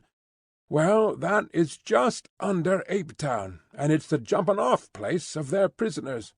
I expect there's heaps of skeletons there if we looked for 'em. They have a sort of clear parade ground on the top, and they make a proper ceremony about it. One by one the poor devils have to jump, and the game is to see whether they are merely dashed to pieces, or whether they get skewered on the canes. They took us out to see it, and the whole tribe lined up on the edge. 4 of the Indians jumped, and the canes went through 'em like knitting needles through a pat of butter. No wonder we found that poor Yankee's skeleton with the canes growing between his ribs. It was horrible, but it was deucedly interesting, too. We were all fascinated to see them take the dive, even when we thought it would be our turn next on the springboard. Well, it wasn't. They kept 6 of the Indians up for today. That's how I understood it, but I fancy we were to be the star performers in the show. Challenger might get off, but Summerlee and I were in the bill. Their language is more than half signs, and it was not hard to follow them, so I thought it was time we made a break for it. I had been plotting it out a bit, and had 1 or 2 things clear in my mind. It was all on me, for Summerlee was useless, and Challenger not much better. The only time they got together, They got slangin' because they couldn't agree upon the scientific classification of these red-headed devils that had got hold of us. One said it was the Dryopithecus of Java. The other said it was the Pithecanthropus. Madness, I call it. Loonies, both. I had thought out 1 or 2 points that were helpful. One was that these brutes could not run as fast as a man in the open. They have short, bandy legs, you see, and heavy bodies. Even Challenger could give a few yards in 100 to the best of them, and you or I would be a perfect shrub. Another point was that they knew nothing about guns. I don't believe they ever understood how the fellow I shot came by his hurt. If we could get at our guns, there was no saying what we could do. So I broke away early this morning, gave my guard a kick in the tummy that laid him out, and sprinted for the camp. There I got you and the guns, and here we are." "But the professors!" I cried in consternation. "Well, we must go back and fetch 'em. I couldn't bring 'em with me. Challenger was up the tree, and Summerlee was not fit for the effort. The only chance was to get the guns and try a rescue. Of course they may scupper them at once in revenge. I don't think they would touch Challenger, but I wouldn't answer for Summerlee. But they would have had him in any case. Of that I am certain. So I haven't made matters any worse by bolting. But we are honour-bound to go back and have them out, or see it through with them. So you can make up your soul, young fellow, my lad, for it will be one way or the other before evening." I have tried to imitate here Lord Roxton's jerky talk, his short, strong sentences, the half-humorous, half-reckless tone that ran through it all. But he was a born leader. As danger thickened, his jaunty manner would increase, his speech became more racy, his cold eyes glitter into ardent life, and his Don Quixote moustache bristle with joyous excitement. His love of danger, his intense appreciation of the drama of an adventure, all the more intense for being held tightly in, his consistent view that every peril in life is a form of sport, a fierce game betwixt you and fate, with death as a forfeit, made him a wonderful companion at such hours. If it were not for our fears as to the fate of our companions, it would have been a positive joy to throw myself with such a man into such an affair. We were rising from our brushwood hiding-place, when suddenly I felt his grip upon my arm. "By George!" he whispered. "Here they come!" From where we lay we could look down a broad aisle, arched with green, formed by the trunks and branches. Along this a party of the ape-men were passing. They went in single file, with bent legs and rounded backs, their hands occasionally touching the ground, their heads turning to left and right as they trotted along. Their crouching gait took away from their height, but I should put them at 5 feet or so, with long arms and enormous chests. Many of them carried sticks, and at the distance they looked like a line of very hairy and deformed human beings. For a moment I caught this clear glimpse of them. Then they were lost among the bushes. "Not this time," said Lord John, who had caught up his rifle. "Our best chance is to lie quiet until they have given up the search. Then we shall see whether we can't get back to their town and hit them where it hurts most. Give 'em an hour, and we'll march." We filled in the time by opening one of our food tins and making sure of our breakfast. Lord Roxton had had nothing but some fruit since the morning before, and ate like a starving man. Then, at last, our pockets bulging with cartridges, and a rifle in each hand, we started off upon our mission of rescue. Before leaving it, we carefully marked our little hiding-place among the brushwood and its bearing to Fort Challenger, that we might find it again if we needed it. We slunk through the bushes in silence until we came to the very edge of the cliff, close to the old camp. There we halted, and Lord John gave me some idea of his plans. "So long as we are among the thick trees, these swine are our masters," said he. "They can see us, and we cannot see them. But in the open it is different. There we can move faster than they, so we must stick to the open all we can. The edge of the plateau has fewer large trees than further inland, so that's our line of advance. Go slowly, keep your eyes open, and your rifle ready. Above all, never let them get you prisoner while there is a cartridge left. That's my last word to you, young fellow." When we reached the edge of the cliff, I looked over and saw our good old black Zambo sitting smoking on a rock below us. I would have given a great deal to have hailed him and told him how we were placed, but it was too dangerous, lest we should be heard. The woods seemed to be full of the ape-men. Again and again we heard their curious clicking chatter. At such times we plunged into the nearest clump of bushes and lay still until the sound had passed away. Our advance, therefore, was very slow, and 2 hours at least must have passed before I saw, by Lord John's cautious movements, that we must be close to our destination. He motioned to me to lie still, and he crawled forward himself. In a minute he was back again, his face quivering with eagerness. "Come," said he, "come quick! I hope to the Lord that we are not too late already." I found myself shaking with nervous excitement as I scrambled forward and lay down beside him, looking out through the bushes at a clearing which stretched before us. It was a sight which I shall never forget until my dying day, so weird, so impossible, that I do not know how I am to make you realize it, or how in a few years I shall bring myself to believe in it, if I live to sit once more on a lounge in the Savage Club and look out at the drab solidity of the embankment. I know that it will seem then to be some wild nightmare, some delirium of fever. Yet I will set it down now, while it is still fresh in my memory, and one, at least, the man who lay in the damp grasses by my side, will know if I have lied.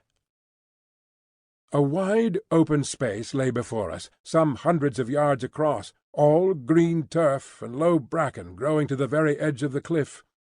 Round this clearing there was a semicircle of trees with curious huts built of foliage piled one above the other among the branches. A rookery with every nest a little house would best convey the idea. The openings of these huts and the branches of the trees were thronged with a dense mob of ape people, whom from their size I took to be the females and infants of the tribe. They formed the background of the picture, and were all looking out with eager interest at the same scene which fascinated and bewildered us. In the open, and near the edge of the cliff, there had assembled a crowd of some 100 of these shaggy red-haired creatures, many of them of immense size, and all of them horrible to look upon. There was a certain discipline among them, for none of them attempted to break the line which had been formed. In front there stood a small group of Indians, little, clean-limbed red fellows, whose skins glowed like polished bronze in the strong sunlight. A tall, thin white man was standing beside them, his head bowed, his arms folded, his whole attitude expressive of his horror and dejection. There was no mistaking the angular form of Professor Summerlee. In front of and around this dejected group of prisoners were several ape-men, who watched them closely and made all escape impossible. Then, right out from all the others and close to the edge of the cliff, were 2 figures so strange and under other circumstances so ludicrous that they absorbed my attention. The one was our comrade, Professor Challenger. The remains of his coat still hung in strips from his shoulders, but his shirt had been all torn out, and his great beard merged itself in the black tangle which covered his mighty chest. He had lost his hat, and his hair, which had grown long in our wanderings, was flying in wild disorder. A single day seemed to have changed him from the highest product of modern civilization to the most desperate savage in South America. Beside him stood his master, the king of the ape-men.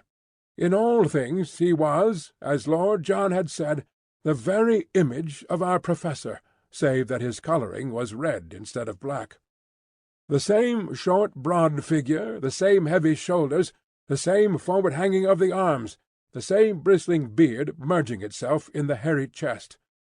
Only above the eyebrows, where the sloping forehead and low curved skull of the ape-man were in sharp contrast to the broad brow and magnificent cranium of the European, could one see any marked difference. At every other point the king was an absurd parody of the professor. All this, which takes me so long to describe, impressed itself upon me in a few seconds. Then we had very different things to think of, for an active drama was in progress. Two of the ape-men had seized one of the Indians out of the group and dragged him forward to the edge of the cliff. The king raised his hand as a signal. They caught the man by his leg and arm, and swung him 3 times backwards and forwards with tremendous violence. Then, with a frightful heave, they shot the poor wretch over the precipice. With such force did they throw him that he curved high in the air before beginning to drop. As he vanished from sight, the whole assembly, except the guards, rushed forward to the edge of the precipice, and there was a long pause of absolute silence, broken by a mad yell of delight. They sprang about, tossing their long hairy arms in the air, and howling with exultation. Then they fell back from the edge, formed themselves again into a line, and waited for the next victim. This time it was Summerlee. 2 of his guards caught him by the wrists and pulled him brutally to the front. His thin figure and long limbs struggled and fluttered like a chicken being dragged from a coop. Challenger had turned to the king and waved his hands frantically before him. He was begging, pleading, imploring for his comrade's life. The ape-man pushed him roughly aside and shook his head. It was the last conscious movement he was to make upon earth. Lord John's rifle cracked, and the king sank down, a tangled, red, sprawling thing, upon the ground. "Shoot into the thick of them! Shoot, sonny, shoot!" cried my companion. There are strange red depths in the soul of the most commonplace man. I am tender-hearted by nature, and have found my eyes moist many a time over the scream of a wounded hare. Yet the blood-lust was on me now. I found myself on my feet, emptying one magazine then the other, clicking open the breech to reload, snapping it to again, while cheering and yelling with pure ferocity and joy of slaughter as I did so. With our 4 guns, the 2 of us made a horrible havoc. Both the guards who held Summerlee were down, and he was staggering about like a drunken man in his amazement, unable to realize that he was a free man. The dense mob of ape-men ran about in bewilderment, marvelling whence this storm of death was coming, or what it might mean. They waved, gesticulated, screamed, and tripped over those who had fallen. Then, with a sudden impulse, they all rushed in a howling crowd to the trees for shelter, leaving the ground behind them spotted with their stricken comrades. The prisoners were left for the moment standing alone in the middle of the clearing. Challenger's quick brain had grasped the situation. He seized the bewildered Summerlee by the arm, and they both ran towards us. 2 of the guards bounded after them, and fell to 2 bullets from Lord John. We ran forward into the open to meet our friends, and pressed a loaded rifle into the hands of each. But Summerlee was at the end of his strength. He could hardly totter. Already the ape-men were recovering from their panic. They were coming through the brushwood, and threatening to cut us off. Challenger and I ran Summerlee along, one at each of his elbows, while Lord John covered our retreat, firing again and again as savage heads snarled at us out of the bushes. For a mile or more the chattering brutes were at our very heels. Then the pursuit slackened, for they learned our power and would no longer face that unerring rifle. When we had at last reached the camp, we looked back and found ourselves alone. So it seemed to us, and yet we were mistaken. We had hardly closed the thorn-bush door of our zareba, clasped each other's hands, and thrown ourselves panting upon the ground beside our spring, when we heard a patter of feet, and then a gentle plaintive crying from outside our entrance. Lord Roxton rushed forward, rifle in hand, and threw it open. There, prostrate upon their faces, lay the little red figures of the 4 surviving Indians, trembling with fear of us, and yet imploring our protection. With an expressive sweep of his hands, one of them pointed to the woods around them, and indicated that they were full of danger. Then, Darting forward, he threw his arms round Lord John's legs, and rested his face upon them. "By George!" cried our peer, pulling at his moustache in great perplexity. "I say, what the deuce are we to do with these people? Get up, little chappie, and take your face off my boots." Summerlee was sitting up and stuffing some tobacco into his old briar. "We've got to see them safe," said he. "You've pulled us all out of the jaws of death. My word, it was a good bit of work." "Admirable!" cried Challenger. "Admirable! Not only we as individuals, but European science collectively, owe you a deep debt of gratitude for what you have done. I do not hesitate to say that the disappearance of Professor Summerlee and myself would have left an appreciable gap in modern zoological history. Our young friend here and you have done most excellently well." He beamed at us with the old paternal smile, but European science would have been somewhat amazed could they have seen their chosen child, the hope of the future, with his tangled unkempt head, his bare chest, and his tattered clothes. He had one of the meat tins between his knees, and sat with a large piece of cold Australian mutton between his fingers. The Indian looked up at him, and then, with a little yelp, cringed to the ground and clung to Lord John's leg. "Don't you be scared, my bunny boy," said Lord John, patting the matted head in front of him. "He can't stick your appearance, Challenger, and by George I don't wonder. All right, little chap, he's only a human, just the same as the rest of us." "Really, sir," cried the Professor. "Well, it's lucky for you, Challenger, that you are a little bit out of the ordinary. If you hadn't been so like the king, upon my word, Lord John, you allow yourself great latitude." "Well, it's a fact." "I beg, sir, that you will change the subject. Your remarks are irrelevant and unintelligible. The question before us is what we are to do with these Indians. The obvious thing is to escort them home, if we knew where their home was." "There is no difficulty about that," said I. "They live in the caves on the other side of the central lake. Our young friend here knows where they live. I gather it is some distance." "A good 20 miles," said I. Summerlee gave a groan. "I, for one, could never get there. Surely I hear those brutes still howling upon our track." As we spoke, from the dark recesses of the woods we heard far away the jabbering cry of the ape-men. The Indians once more set up a feeble wail of fear. "We must move, and move quick," said Lord John. "You help Summerlee, young fellow. These Indians will carry stores. Now then, come along, before they can see us." In less than half an hour we had reached our brushwood retreat and concealed ourselves. All day we heard the excited calling of the ape-men in the direction of our old camp, but none of them came our way, and the tired fugitives, red and white, had a long, deep sleep. I was dozing myself in the evening, when something plucked my sleeve, and I found Challenger kneeling beside me.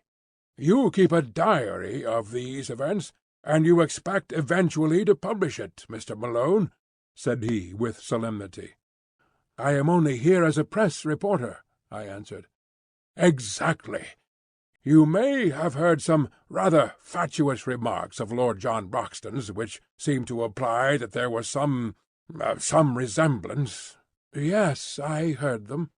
"I need not say that any publicity given to such an idea, any levity in your narrative of what occurred, would be exceedingly offensive to me." "I will keep well within the truth." "Lord John's observations are frequently exceedingly fanciful, and he is capable of attributing the most absurd reasons to the respect which is always shown by the most undeveloped races to dignity and character. You follow my meaning?" "Entirely." "I leave the matter to your discretion."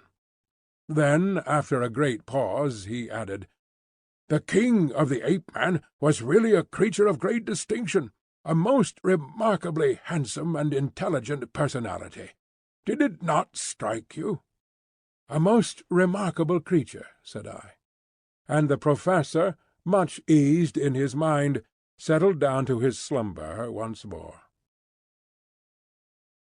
End of Chapter 13. Chapter 14 of The Lost World. Those were the real conquests. We had imagined that our pursuers, the ape-men, knew nothing of our brushwood hiding-place, but we were soon to find out our mistake. There was no sound in the woods, not a leaf moved upon the trees, and all was peace around us. But we should have been warned by our first experience how cunningly and how patiently these creatures can watch and wait until their chance comes. Whatever fate may be mine through life, I am very sure that I shall never be nearer death than I was that morning. But I will tell you the thing in its due order. We all awoke exhausted after the terrific emotions and scanty food of yesterday. Summerlee was still so weak that it was an effort for him to stand, but the old man was full of a sort of surly courage which would never admit defeat. A council was held, and it was agreed that we should wait quietly for an hour or two where we were, have our much-needed breakfast, and then make our way across the plateau and round the central lake to the caves where our observations had shown that the Indians lived. We relied upon the fact that we could count upon the good word of those whom we had rescued to ensure a warm welcome from their fellows.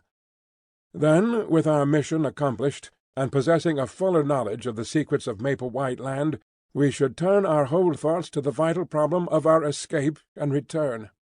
Even Challenger was ready to admit that we should then have done all for which we had come, and that our first duty from that time onwards was to carry back to civilization the amazing discoveries we had made. We were able now to take a more leisurely view of the Indians whom we had rescued. They were small men, wiry, active, and well-built, with lank blank hair tied up in a bunch behind their heads with a leathern thong, and leathern also were their loin-cloths. Their faces were hairless, well-formed, and good-humoured. The lobes of their ears, hanging ragged and bloody, showed that they had been pierced for some ornaments which their captors had torn out. Their speech, though unintelligible to us, was fluent among themselves, and as they pointed to each other and uttered the word Akala many times over, we gathered that this was the name of the nation. Occasionally, with faces which were convulsed with fear and hatred, they shook their clenched hands at the woods round and cried, "Doda! Doda!" which was surely their term for their enemies. "What do you make of them, Challenger?" said Lord John. "One thing is very clear to me, and that it is that the little chap with the front of his head shaved is a chief among them." It was indeed evident that this man stood apart from the others, and that they never ventured to address him without every sign of deep respect. He seemed to be the youngest of them all, and yet so proud and high was his spirit that, upon Challenger laying his great hand upon his head, he started like a spurred horse, and with a quick flash of his dark eyes moved further away from the Professor. Then, placing his hand upon his breast and holding himself with great dignity, he uttered the word Maretas several times. The Professor, unabashed, seized the nearest Indian by the shoulder, and proceeded to lecture upon him, as if he were a potted specimen in a class-room. "The type of these people," said he in his sonorous fashion, "whether judged by cranial capacity, facial angle, or any other test, cannot be regarded as a low one. On the contrary, we must place it as considerably higher in the scale than many South American tribes which I could mention. On no possible supposition can we explain the evolution of such a race in this place. For that matter, so great a gap separates these ape-men from the primitive animals that have survived upon this plateau, that it is inadmissible to think that they could have developed where we find them." "Then where the deuce did they drop from?" asked Lord John. "A question which will no doubt be eagerly discussed in every scientific society in Europe and America," the Professor answered.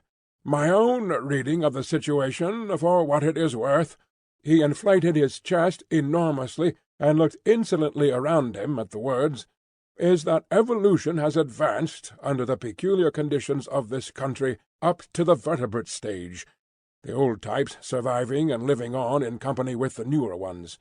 Thus we find such modern creatures as the tapir, an animal with quite a respectable length of pedigree, the great deer, and the ant-eater in the companionship of reptilian forms of Jurassic type. So much is clear. And now come the ape-men and the Indian. What is the scientific mind to think of their presence? I can only account for it by an invasion from outside. It is probable that there existed an anthropoid ape in South America, who in past ages found his way to this place, and that he developed into the creatures we have seen, some of which," here he looked hard at me, "were of an appearance and shape which, if it had been accompanied by corresponding intelligence, would, I do not hesitate to say, have reflected credit upon any living race. As to the Indians, I cannot doubt that they are more recent emigrants from below. Under the stress of famine or of conquest, they have made their way up here. Faced by ferocious creatures which they had never before seen, they took refuge in the caves which our young friend has described. But they have no doubt had a bitter fight to hold their own against wild beasts, and especially against the ape-men, who would regard them as intruders, and wage a merciless war upon them with a cunning which the larger beasts would lack. Hence the fact that their numbers appear to be limited. Well, gentlemen, have I read you the riddle aright, or is there any point which you would query?" Professor Summerlee for once was too depressed to argue, though he shook his head violently as a token of general disagreement. Lord John merely scratched his scanty locks with the remark that he couldn't put up a fight as he wasn't in the same weight or class. For my own part, I performed my usual role of bringing things down to a strictly prosaic and practical level by the remark that one of the Indians was missing. "He has gone to fetch some water," said Lord Roxton. "We fitted him up with an empty beef-tin, and he is off." "To the old camp?" I asked. "No, to the brook. It's among the trees there. It can't be more than a couple of 100 yards. But the beggar is certainly taking his time." "I'll go and look after him," said I. I picked up my rifle and strolled in the direction of the brook, leaving my friends to lay out the scanty breakfast. It may seem to you rash that even for so short a distance I should quit the shelter of our friendly thicket, but you will remember that we were many miles from Apetown, that so far as we knew the creatures had not discovered our retreat, and that in any case, with a rifle in my hands, I had no fear of them. I had not yet learned their cunning or their strength. I could hear the murmur of our brook somewhere ahead of me, but there was a tangle of trees and brushwood between me and it. I was making my way through this at a point which was just out of sight of my companions, when, under one of the trees, I noticed something red huddled among the bushes. As I approached it, I was shocked to see that it was the dead body of the missing Indian. He lay upon his side, his limbs drawn up, and his head screwed round at a most unnatural angle, so that he seemed to be looking straight over his own shoulder. I gave a cry to warn my friends that something was amiss, and running forwards, I stooped over the body. Surely my guardian angel was very near me then, for some instinct of fear, or it may have been some faint rustle of leaves, made me glance upwards. Out of the thick green foliage which hung low over my head, 2 long muscular arms covered with reddish hair were slowly descending. Another instant, and the great stealthy hands would have been round my throat. I sprang backwards, but quick as I was, those hands were quicker still. Through my sudden spring they missed a fatal grip, but one of them caught the back of my neck, and the other one my face. I threw my hands up to protect my throat, and the next moment the huge paw had slid down my face and closed over them. I was lifted lightly from the ground, and I felt an intolerable pressure forcing my head back and back, until the strain upon the cervical spine was more than I could bear. My senses swam. but I still tore at the hand and forced it out from my chin. Looking up, I saw a frightful face with cold, inexorable light blue eyes looking down into mine. There was something hypnotic in those terrible eyes. I could struggle no longer. As the creature felt me grow limp in his grasp, 2 white canines gleamed for a moment at each side of the vile mouth, and the grip tightened still more upon my chin, forcing it always upwards and back. A thin, oval-tinted mist formed before my eyes, and little silvery bells tinkled in my ears. Dully and far off I heard the crack of a rifle, and was feebly aware of the shock as I was dropped to the earth, where I lay without sense or motion. I awoke to find myself on my back upon the grass in our lair within the thicket. Some one had brought the water from the brook, and Lord John was sprinkling my head with it, while Challenger and Summerlee were propping me up, with concern in their faces. For a moment I had a glimpse of the human spirits behind their scientific masks. It was really shock rather than an injury which had prostrated me, and in half an hour, in spite of aching head and stiff neck, I was sitting up and ready for anything. "But you've had the escape of your life, young fellow, my lad," said Lord Roxton. "When I heard your cry and ran forward, and saw your head twisted half off, and your stowassers kicking in the air, I thought we were one short. Missed the beast in my flurry, but he dropped you all right, and was off like a streak. By George, I wish I had 50 men with rifles. I'd clear out the whole infernal gang of them, and leave this country a bit cleaner than we found it." It was clear now that the ape-men had in some way marked us down, and that we were watched on every side. We had not so much to fear from them during the day, but they would be very likely to rush us by night, so the sooner we got away from their neighbourhood the better. On 3 sides of us was absolute forest, and there we might find ourselves in an ambush, but on the 4th side, that which sloped down in the direction of the lake, there was only low scrub, with scattered trees and occasional open glades. It was, in fact, the route which I had myself taken in my solitary journey, and it led us straight for the Indian caves. This, then, must, for every reason, be our road. One great regret we had, and that was to leave our old camp behind us, not only for the sake of the stores which remained there, but even more because we were losing touch with Zambo, our link with the outside world. However, we had a fair supply of cartridges and all our guns, so, for a time at least, we could look after ourselves, and we hoped soon to have a chance of returning and restoring our communications with our negro. He had faithfully promised to stay where he was, and we had not a doubt that he would be as good as his word. It was in the early afternoon that we started upon our journey. The young chief walked at our head as our guide, but refused indignantly to carry any burden. Behind him came the 2 surviving Indians with our scanty possessions upon their backs. We 4 white men walked in the rear with rifles loaded and ready. As we started, there broke from the thick silent woods behind us a sudden great ululation of the ape-men, which may have been a cheer of triumph at our departure, or a jeer of contempt at our flight. Looking back, we saw only the dense screen of trees, but that long-drawn yell told us how many of our enemies lurked among them. We saw no sign of pursuit, however, and soon we had got into more open country and beyond their power. As I tramped along, the rearmost of the 4, I could not help smiling at the appearance of my 3 companions in front. Was this the luxurious Lord John Roxton, who had sat that evening in the Albany amidst his Persian rugs and his pictures in the pink radiance of the tinted lights?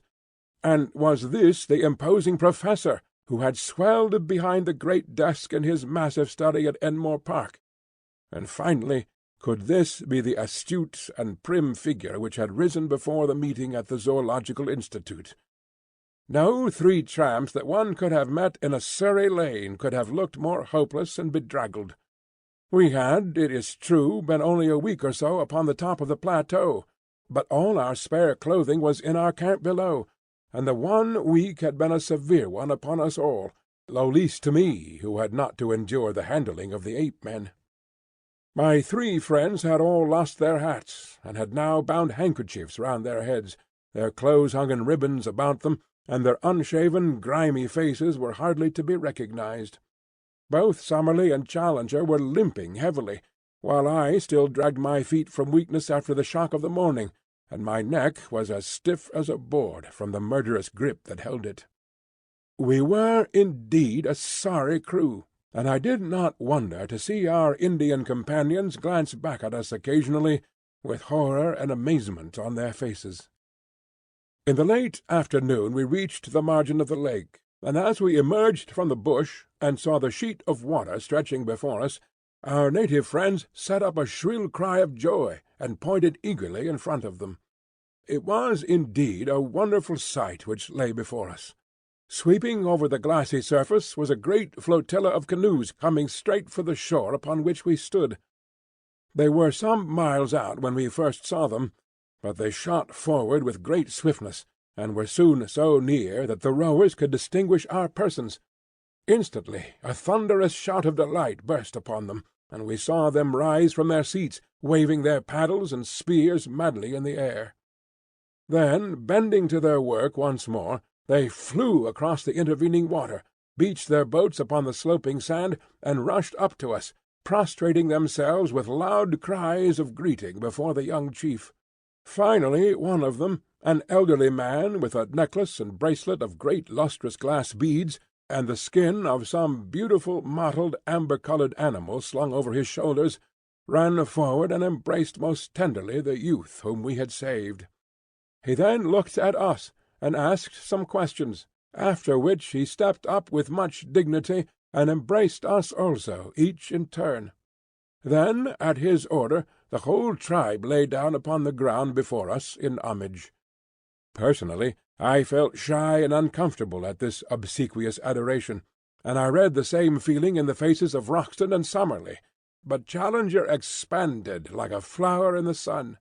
"They may be undeveloped types," said he, stroking his beard and looking round at them, "but their deportment in the presence of their superiors might be a lesson to some of our more advanced Europeans. Strange how correct are the instincts of the natural man." It was clear that the natives had come about upon the war-path, for every man carried his spear, a long bamboo tipped with bone, his bow and arrows, and some sort of club or stone battle-axe slung at his side.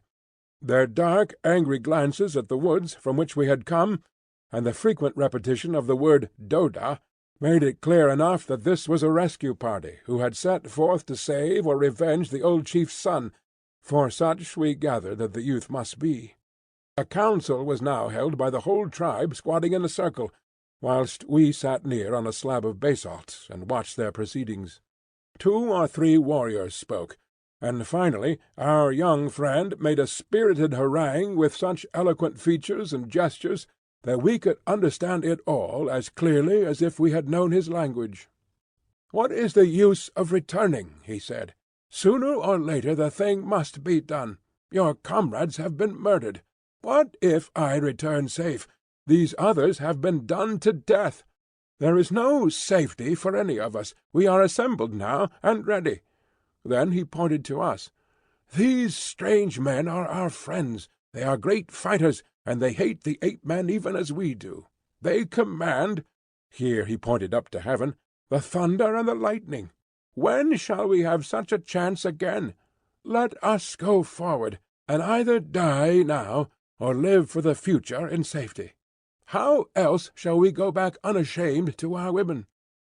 The little red warriors hung upon the words of the speaker, and when he had finished they burst into a roar of applause, waving their rude weapons in the air. The old chief stepped forward to us, and asked us some questions, pointing at the same time to the woods. Lord John made a sign to him that he should wait for an answer, and then he turned to us. "Well, it's up to you to say what we will do," said he. "For my part, I have a score to settle with these monkey-folk, and if it ends by wiping them off the face of the earth, I don't see that the earth need fret about it. I'm going with our little red pals, and I mean to see them through the scrap. What do you say, young fellow?" "Of course I will come." "And you, Challenger?" "I will assuredly cooperate." "And you, Summerlee?" "We seem to be drifting very far from the object of this expedition, Lord John. I assure you that I little thought when I left my professional chair in London that it was for the purpose of heading a raid of savages upon a colony of anthropoid apes." "To such base uses do we come," said Lord John, smiling. "But we are up against it. So what's the decision?" "It seems a most questionable step," said Summerlee, argumentative to the last. "But if you are all going, I hardly see how I can remain behind." "Then it is settled," said Lord John, and turning to the chief he nodded and slapped his rifle. The old fellow clasped our hands, each in turn, while his men cheered louder than ever. It was too late to advance that night, so the Indians settled down into a rude bivouac. On all sides their fires began to glimmer and smoke. Some of them, who had disappeared into the jungle, came back presently driving a young iguanodon before them. Like the others, it had a daub of asphalt upon its shoulder, and it was only when we saw one of the natives step forward with the air of an owner and give his consent to the beast's slaughter that we understood at last that these great creatures were as much private property as a herd of cattle, and that these symbols, which had so perplexed us, were nothing more than the marks of the owner. Helpless, torpid, and vegetarian, with great limbs but a minute brain, they could be rounded up and driven by a child. In a few minutes the huge beast had been cut up, and slabs of him were hanging over a dozen campfires, together with great scaly ganoid fish, which had been speared in the lake. Summerlee had laid down and slept upon the sand, but we others roamed round the edge of the water, seeking to learn something more of this strange country. Twice we found pits of blue clay, such as we had already seen in the swamp of the pterodactyls. These were old volcanic vents, and for some reason excited the greatest interest in Lord John. What attracted Challenger, on the other hand, was a bubbling, gurgling mud geyser, where some strange gas formed great bursting bubbles upon the surface. He thrust a hollow reed into it, and cried out with delight like a schoolboy that he was able, on touching it with a lighted match, to cause a sharp explosion and a blue flame at the far end of the tube. Still more pleased was he when, inverting the leathern pouch over the end of the reed, and so filling it with the gas, he was able to send it soaring up into the air. An inflammable gas, and one markedly lighter than the atmosphere. I should say, beyond doubt, that it contained a considerable proportion of free hydrogen. The resources of GEC are not yet exhausted, my young friend. I may yet show you how a great mind moulds all nature to its use." He swelled with some secret purpose, but would say no more. There was nothing which we could see upon the shore which seemed to me so wonderful as the great sheet of water before us. Our numbers and our noise had frightened all living creatures away, and save for a few pterodactyls, which soared round high above our heads while they waited for the carrion, all was still around the camp. But it was different out upon the rose-tinted waters of the central lake. It boiled and heaved with strange life. Great slate-coloured backs and high serrated dorsal fins shot up with a fringe of silver, and then rolled down into the depths again. The sandbanks far out were spotted with uncouth crawling forms, huge turtles, strange saurians, and one great flat creature, like a writhing, palpitating mat of black greasy leather, which flopped its way slowly to the lake. Here and there high serpent heads projected out of the water, cutting swiftly through it with a little collar of foam in front and a long swirling wake behind, rising and falling in graceful swan-like undulations as they went. It was not until one of these creatures wriggled onto a sandbank within a few hundred yards of us, and exposed a barrel-shaped body and huge flippers behind the long serpent neck, that Challenger and Summerlee, who had joined us, broke out into their duet of wonder and admiration. "Plesiosaurus! "A fresh-water plesiosaurus!" cried Summerlee. "That I should have lived to see such a sight! We are blessed, my dear Challenger, above all zoologists, since the world began."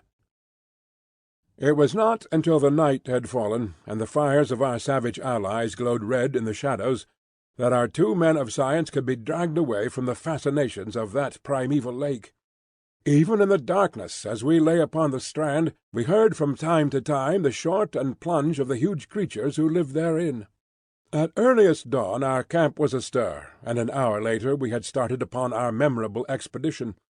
Often in my dreams have I thought that I might live to be a war correspondent. In what wildest one could I have conceived the nature of the campaign which it should be my lot to report? Here, then, is my first dispatch from a field of battle. Our numbers had been reinforced during the night by a fresh batch of natives from the caves, and we may have been 400 or 500 strong when we made our advance. A fringe of scouts was thrown out in front, and behind them the whole force in a solid column made their way up the long slope of the bush country until we were near the edge of the forest. Here they spread out into a long straggling line of spearmen and bowmen. Roxton and Summerlee took their position upon the right flank, while Challenger and I were on the left. It was a host of the Stone Age that we were accompanying to battle, we with the last word of the gunsmith's art from St. James Street and the Strand. We had not long to wait for our enemy. A wild, shrill clamour rose from the edge of the wood, and suddenly a body of ape-men rushed out with clubs and stones, and made for the centre of the Indian line. It was a valiant move, but a foolish one, for the great bandy-legged creatures were slow of foot, while their opponents were as active as cats. It was horrible to see the fierce brutes with foaming mouths and glaring eyes, rushing and grasping, but forever missing their elusive enemies, while arrow after arrow buried itself in their hides. One great fellow ran past me, roaring with pain, with a dozen darts sticking from his chest and ribs. In mercy I put a bullet through his skull, and he fell sprawling among the aloes. But this was the only shot fired, for the attack had been at the centre of the line, and the Indians there had needed no help of ours in repulsing it. Of all the ape-men who had rushed out into the open, I do not think that one got back to cover. But the matter was more deadly when we came among the trees. For an hour or more after we entered the wood, there was a desperate struggle in which for a time we hardly held our own. Springing out from among the scrub, the ape-men with huge clubs broke in upon the Indians, and often felled 3 or 4 of them before they could be speared. Their frightful blows shattered everything upon which they fell. One of them knocked Summerlee's rifle to matchwood, and the next would have crushed his skull had the Indian not stabbed the beast to the heart. Other ape-men in the trees above us hurled down stones and logs of wood, occasionally dropping bodily onto our ranks, and fighting furiously until they were felled. Once our allies broke under the pressure, and had it not been for the execution done by our rifles, they would certainly have been taken to their heels. But they were gallantly rallied by their old chief, and came on with such a rush that the ape-men began to turn to give way.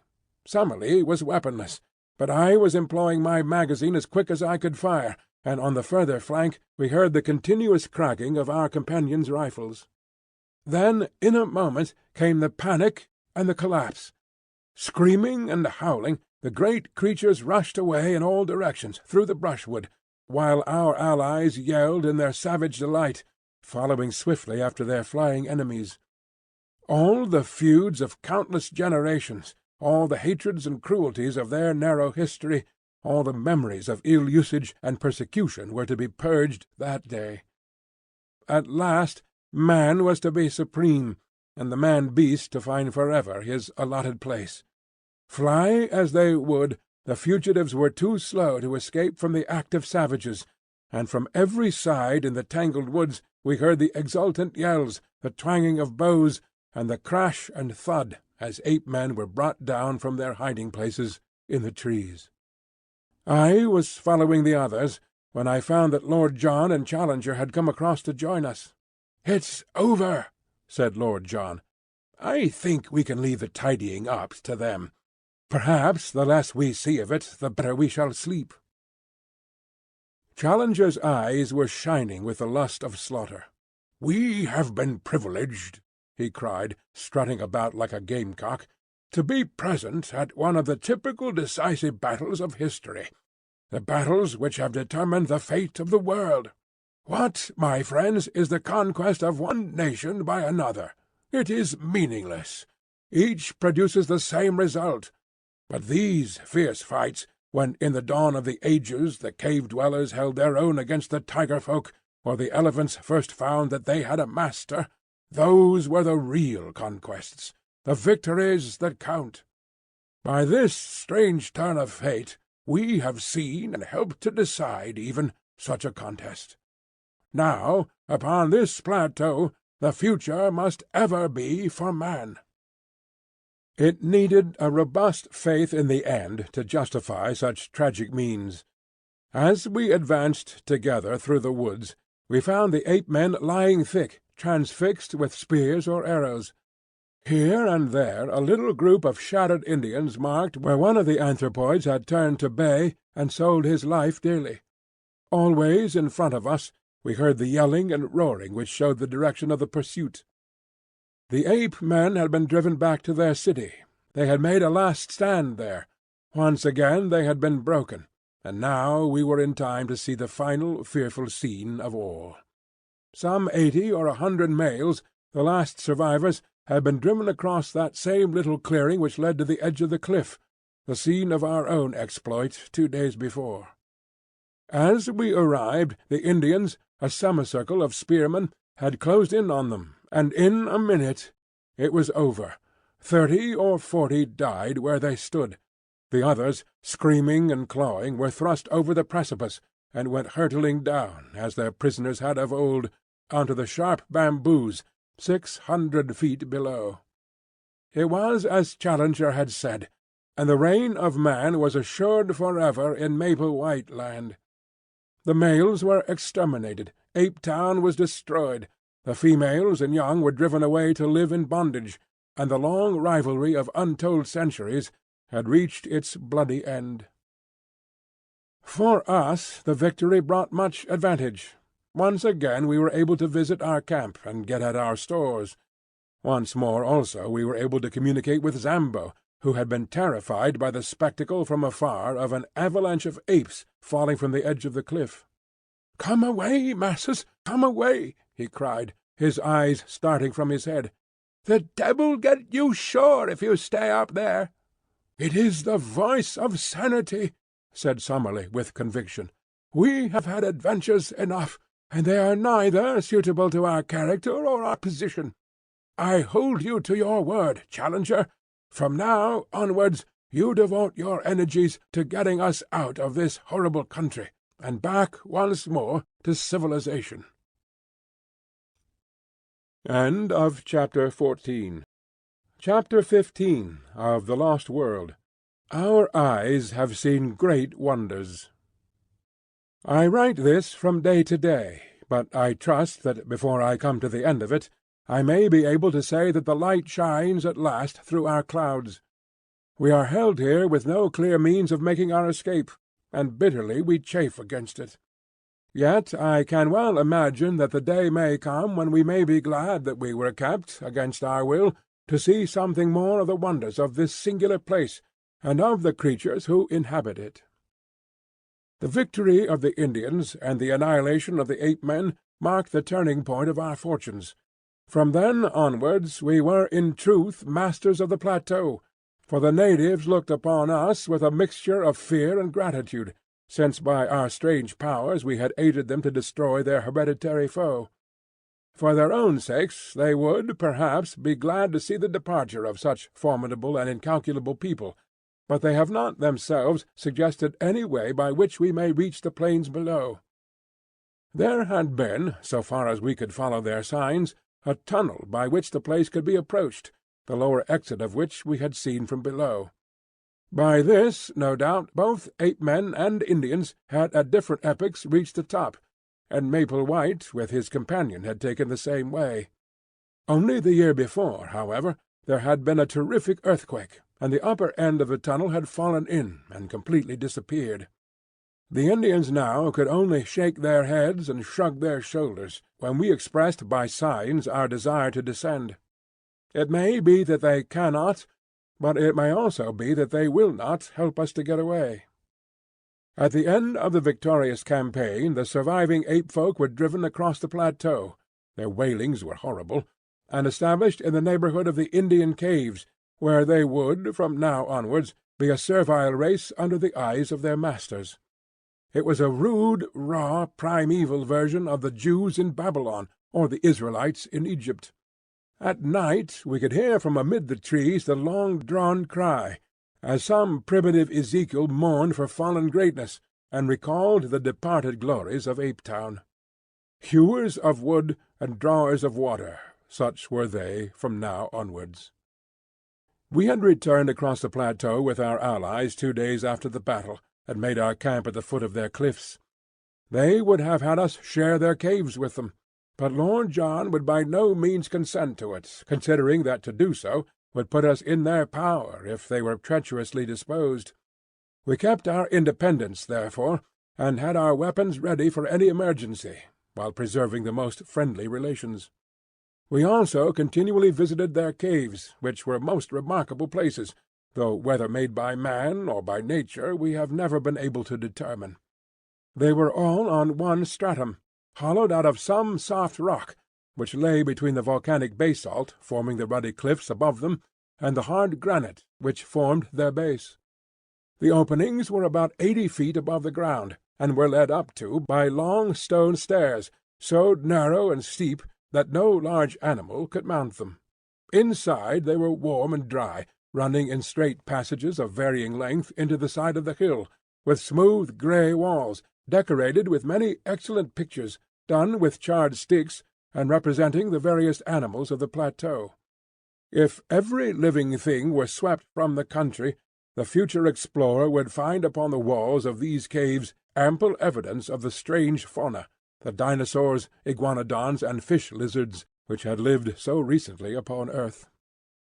Since we had learned that the large iguanodons were kept as tame herds by their owners, and were simply walking meat stores, we had conceived that man, even with his primitive weapons, had established his ascendancy upon the plateau. We were soon to discover that it was not so, and that he was still there upon tolerance. It was on the 3rd day after our forming our camp near the Indian caves that the tragedy occurred. Challenger and Summerlee had gone off together that day to the lake, where some of the natives, under their direction, were engaged in harpooning specimens of the great lizards. Lord John and I had remained in our camp, while a number of the Indians were scattered about upon the grassy slope in front of the caves, engaged in different ways. Suddenly there was a shrill cry of alarm, and with the word "Stoa" resounding from 100 tongues. From every side men, women, and children were rushing wildly for shelter, swarming up the staircases and into the caves in a mad stampede. Looking up, we could see them waving their arms from the rocks above, and beckoning us to join them in their refuge. We had both seized our magazine rifles and ran out to see what the danger could be. Suddenly, from the near belt of trees, there broke forth a group of 12 or 15 Indians, running for their lives, and at their very heels 2 of those frightful monsters which had disturbed our camp and pursued me upon my solitary journey. In shape they were like horrible toads, and moved in a succession of springs, but in size they were of an incredible bulk, larger than the largest elephant. We had never before seen them save at night, and indeed they are nocturnal animals, save when disturbed in their lairs, as these had been. We now stood amazed at the sight, for their blotched and warty skins were of a curious fish-like iridescence, and the sunlight struck them with an ever-varying rainbow bloom as they moved. We had little time to watch them, however, for in an instant they had overtaken the fugitives, and were making a dire slaughter among them. Their method was to fall forward with their full weight upon each in turn, leaving them crushed and mangled, to bound on after the others. The wretched Indians screamed with terror, or were helpless, run as they would, before the relentless purpose and horrible activity of these monstrous creatures. One after another they went down, and there were not half a dozen surviving by the time my companion and I could come to their help. But our aid was of little avail, and only involved us in the same peril. At the range of a couple of 100 yards we emptied our magazines, firing bullet after bullet into the beasts, but with no more effect than if we were pelting them with pellets of paper. Their slow reptilian natures cared nothing for wounds, and the springs of their lives, with no special brain centre, but scattered throughout their spinal cords, could not be tapped by any modern weapons. The most that we could do was to check their progress by distracting their attention with the flash and roar of our guns, and so to give both the natives and ourselves time to reach the steps which led to safety. But where the conical explosive bullets of the 20th century were of no avail, the poisoned arrows of the natives, dipped in the juice of strophanthus and steeped afterwards in decayed carrion, could succeed. Such arrows were of little avail to the hunter who attacked the beast, because their action in that torpid circulation was slow, and before its powers failed it, could certainly overtake and slay its assailant. But now, as the two monsters hounded us to the very foot of the stairs, a drift of darts came whistling from every chink in the cliff above them. In a minute they were feathered with them, and yet with no sign of pain they clawed and slobbered with impotent rage at the steps which led them to their victims, mounting clumsily up for a few yards, and then sliding down again to the ground. But at last the poison worked. One of them gave a deep grumbling groan and dropped his huge squat head onto the earth. The other bounded round in an eccentric circle, with shrill wailing cries, and then, lying down, writhed in agony for some minutes before it also stiffened and lay still. With yells of triumph the Indians came flocking down from their caves, and danced a frenzied dance of victory round the dead bodies, in mad joy that two more of the most dangerous of all their enemies had been slain. That night they cut up and removed the bodies, not to eat, for the poison was still active, but lest they should breed a pestilence. The great reptilian hearts, however, each as large as a cushion, still lay there, beating slowly and steadily, with a gentle rise and fall, in horrible independent life. It was only on the third day that the ganglia ran down, and the dreadful things were still. Some day, when I have a better desk than a meat tin, and more helpful tools than a worn stub of pencil and a last tattered notebook, I will write some fuller account of the Akala Indians, of our life amongst them, and of the glimpses which we had of the strange conditions of wondrous maple-white land. Memory at least will never fail me, for so long as the breath of life is in me, every hour and every action of that period will stand out as hard and clear as do the first strange happenings of our childhood.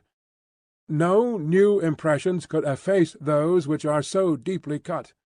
When the time comes, I will describe that wondrous moonlit night upon the great lake, when a young ichthyosaurus, a strange creature, half seal, half fish, to look at, with bone-covered eyes on each side of his snout, and a third eye fixed upon the top of his head, was entangled in an Indian net, and nearly upset our canoe before we towed it ashore. The same night that a green water-snake shot out from the rushes and carried off in its coils the steersman of Challenger's canoe.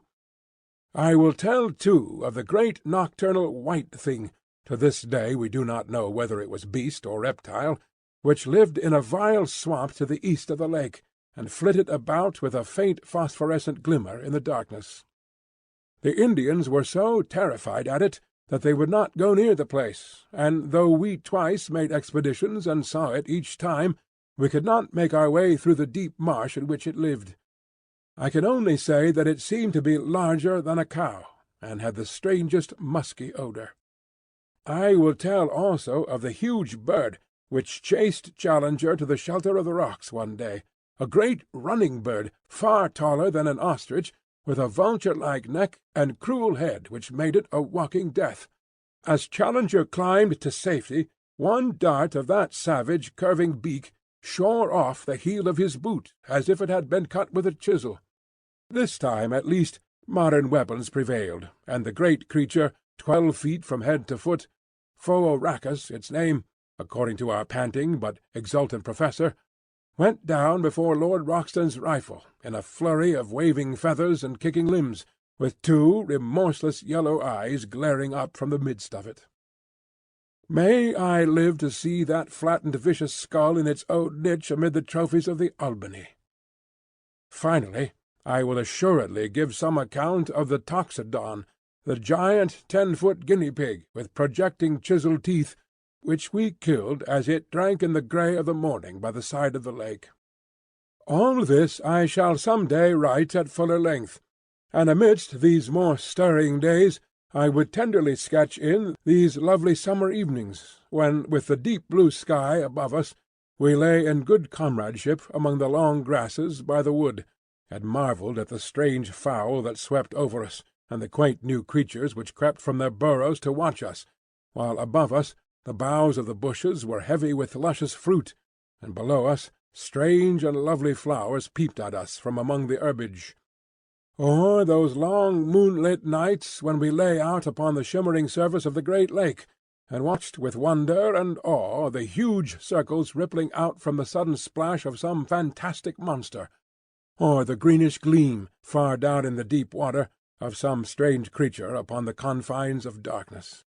These are the scenes which my mind and my pen will dwell upon in every detail at some future day.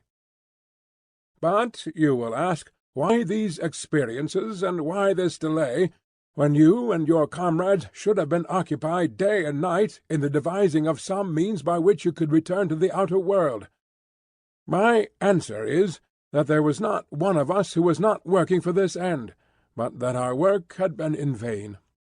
One fact we had very speedily discovered. The Indians would do nothing to help us.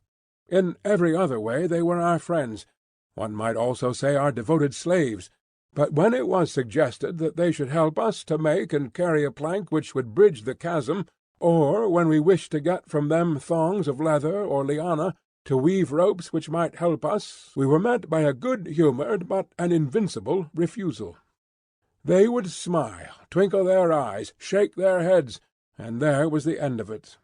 Even the old chief met us with the same obstinate denial, and it was only Maretas, the youngster whom we had saved, who looked wistfully at us, and told us by his gestures that he was grieved for our thwarted wishes. Ever since their crowning triumph with the ape-men, they had looked upon us as supermen, who bore victory in the tubes of strange weapons, and they believed that so long as we remained with them good fortune would be theirs. A little red-skinned wife and a cave of our own were freely offered to each of us, if we would but forget our own people, and dwell forever upon the plateau.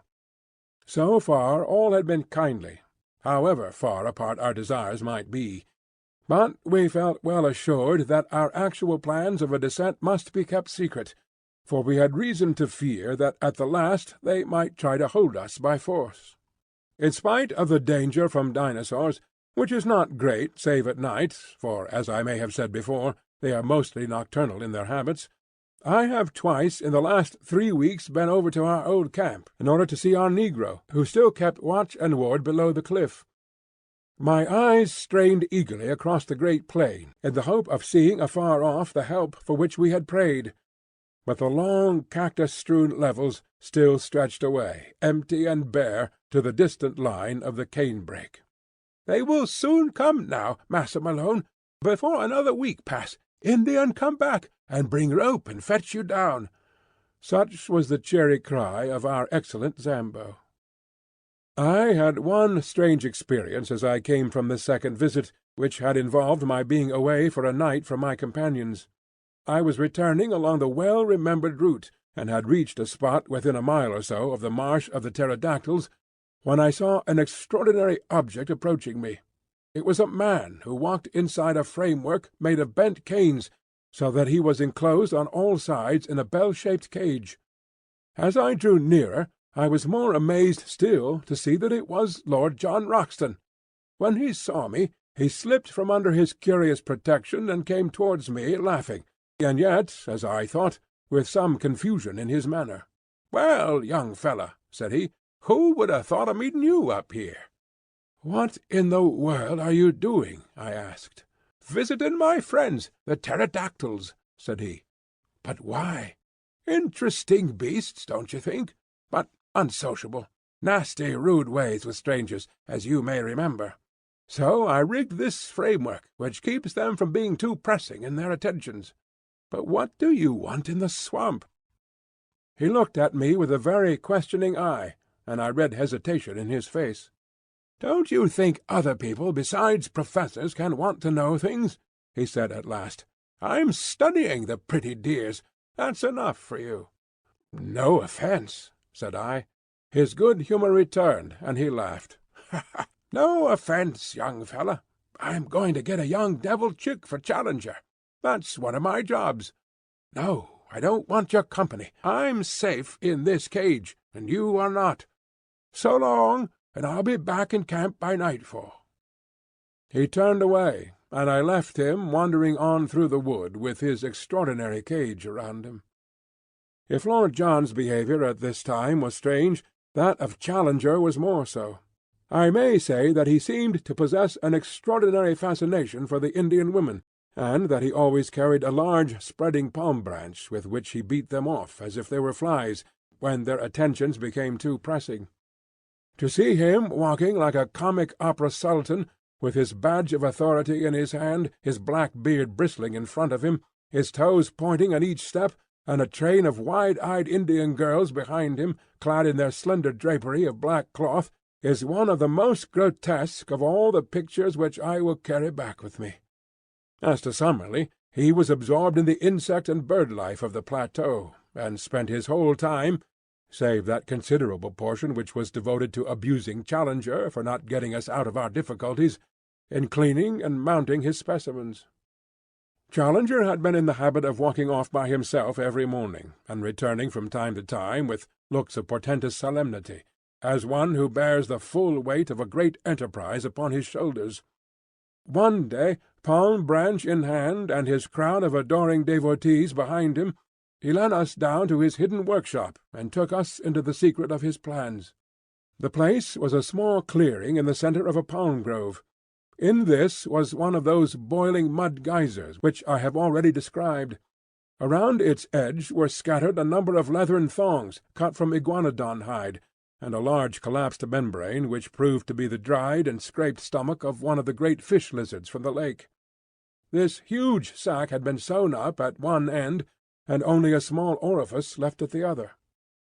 Into this opening several bamboo canes had been inserted, and the other ends of these canes were in contact with conical clay funnels, which collected the gas bubbling up through the mud of the geyser.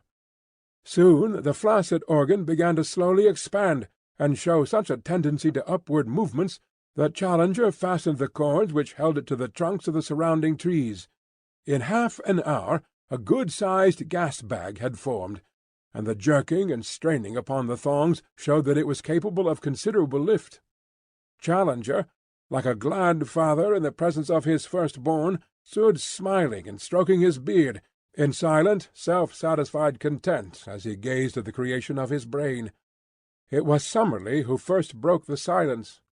"You don't mean us to go up in that thing, Challenger?" said he in an acid voice.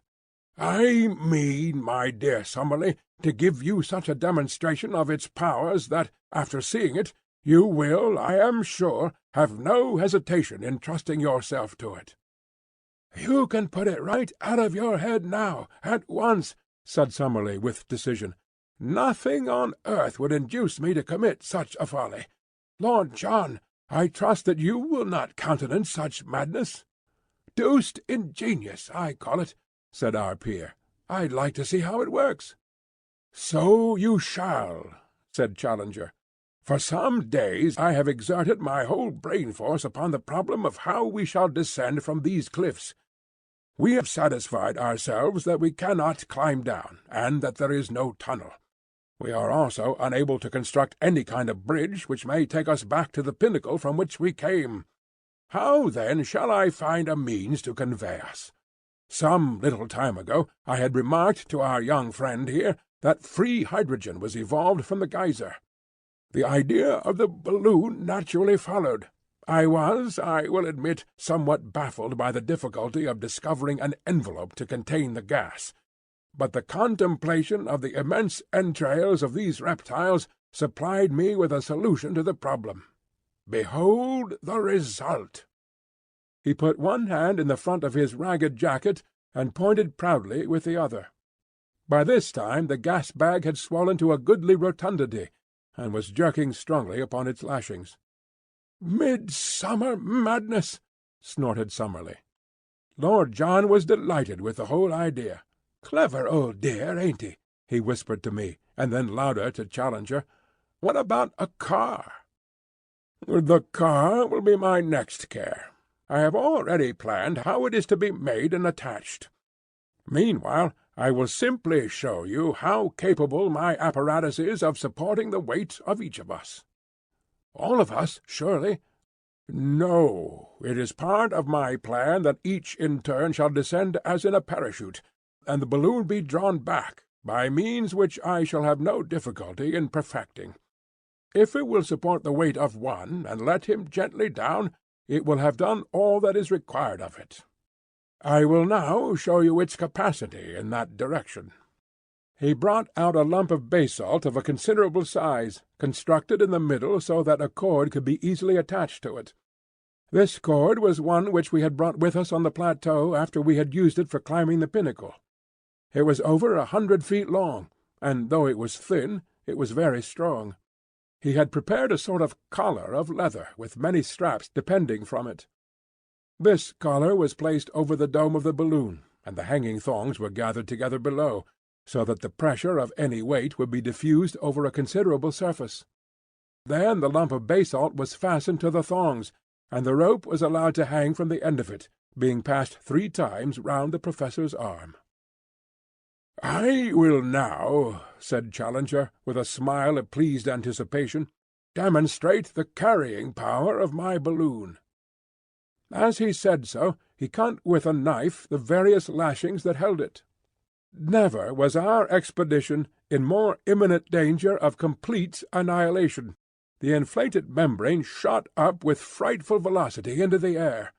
In an instant Challenger was pulled off his feet and dragged after it.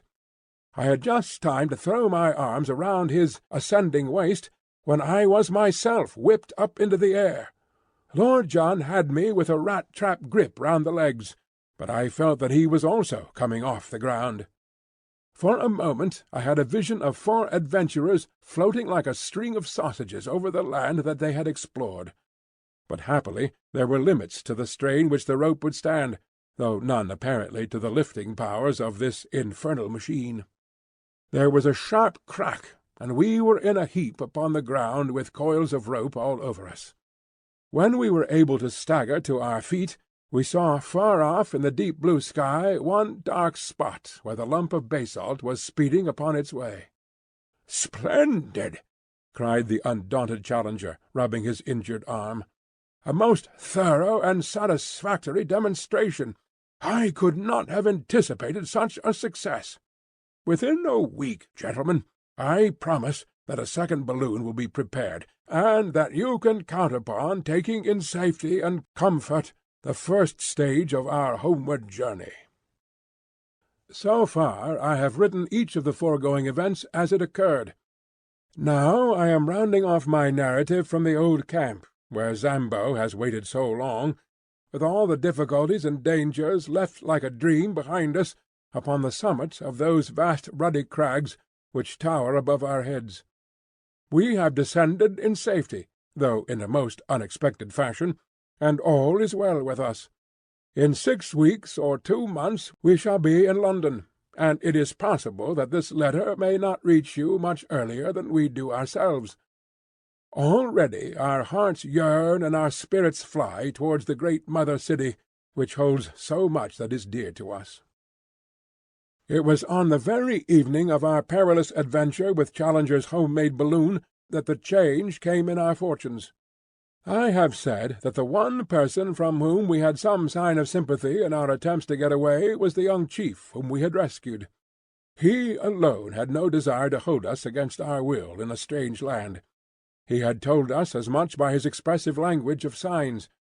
That evening after dusk he came down to our little camp, handed me—for some reason he had always shown his attentions to me, perhaps because I was the one who was nearest his age—a small roll of the bark of a tree, and then, pointing solemnly up to the row of caves above him, he put his finger to his lips as a sign of secrecy, and had stolen back again to his people. I took the slip of bark to the firelight, and we examined it together. It was about a foot square, and on the inner side there was a singular arrangement of lines, which I here reproduce.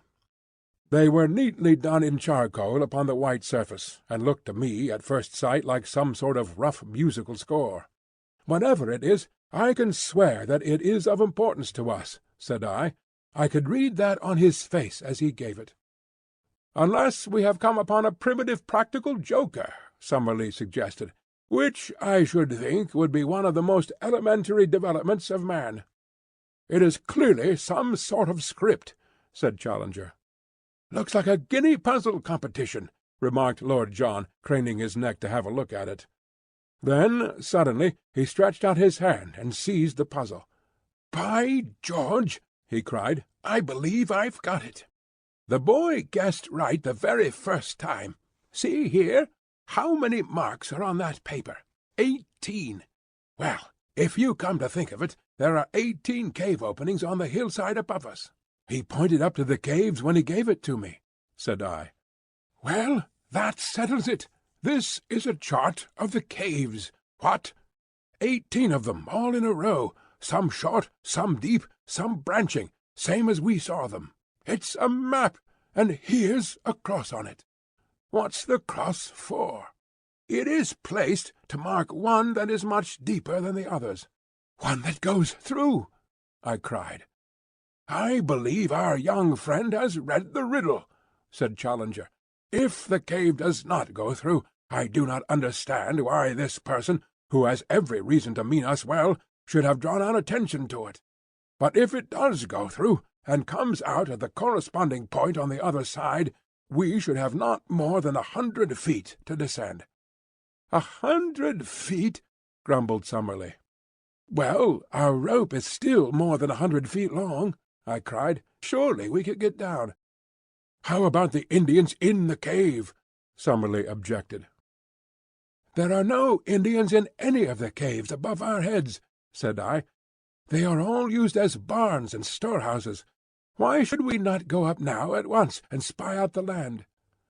"There is a dry bituminous wood upon the plateau, a species of araucaria, according to our botanist, which is always used by the Indians for torches. Each of us picked up a faggot of this, and we made our way up weed-covered steps to the particular cave which was marked in the drawing. It was, as I had said, empty, save for a great number of enormous bats, which flapped round our heads as we advanced into it.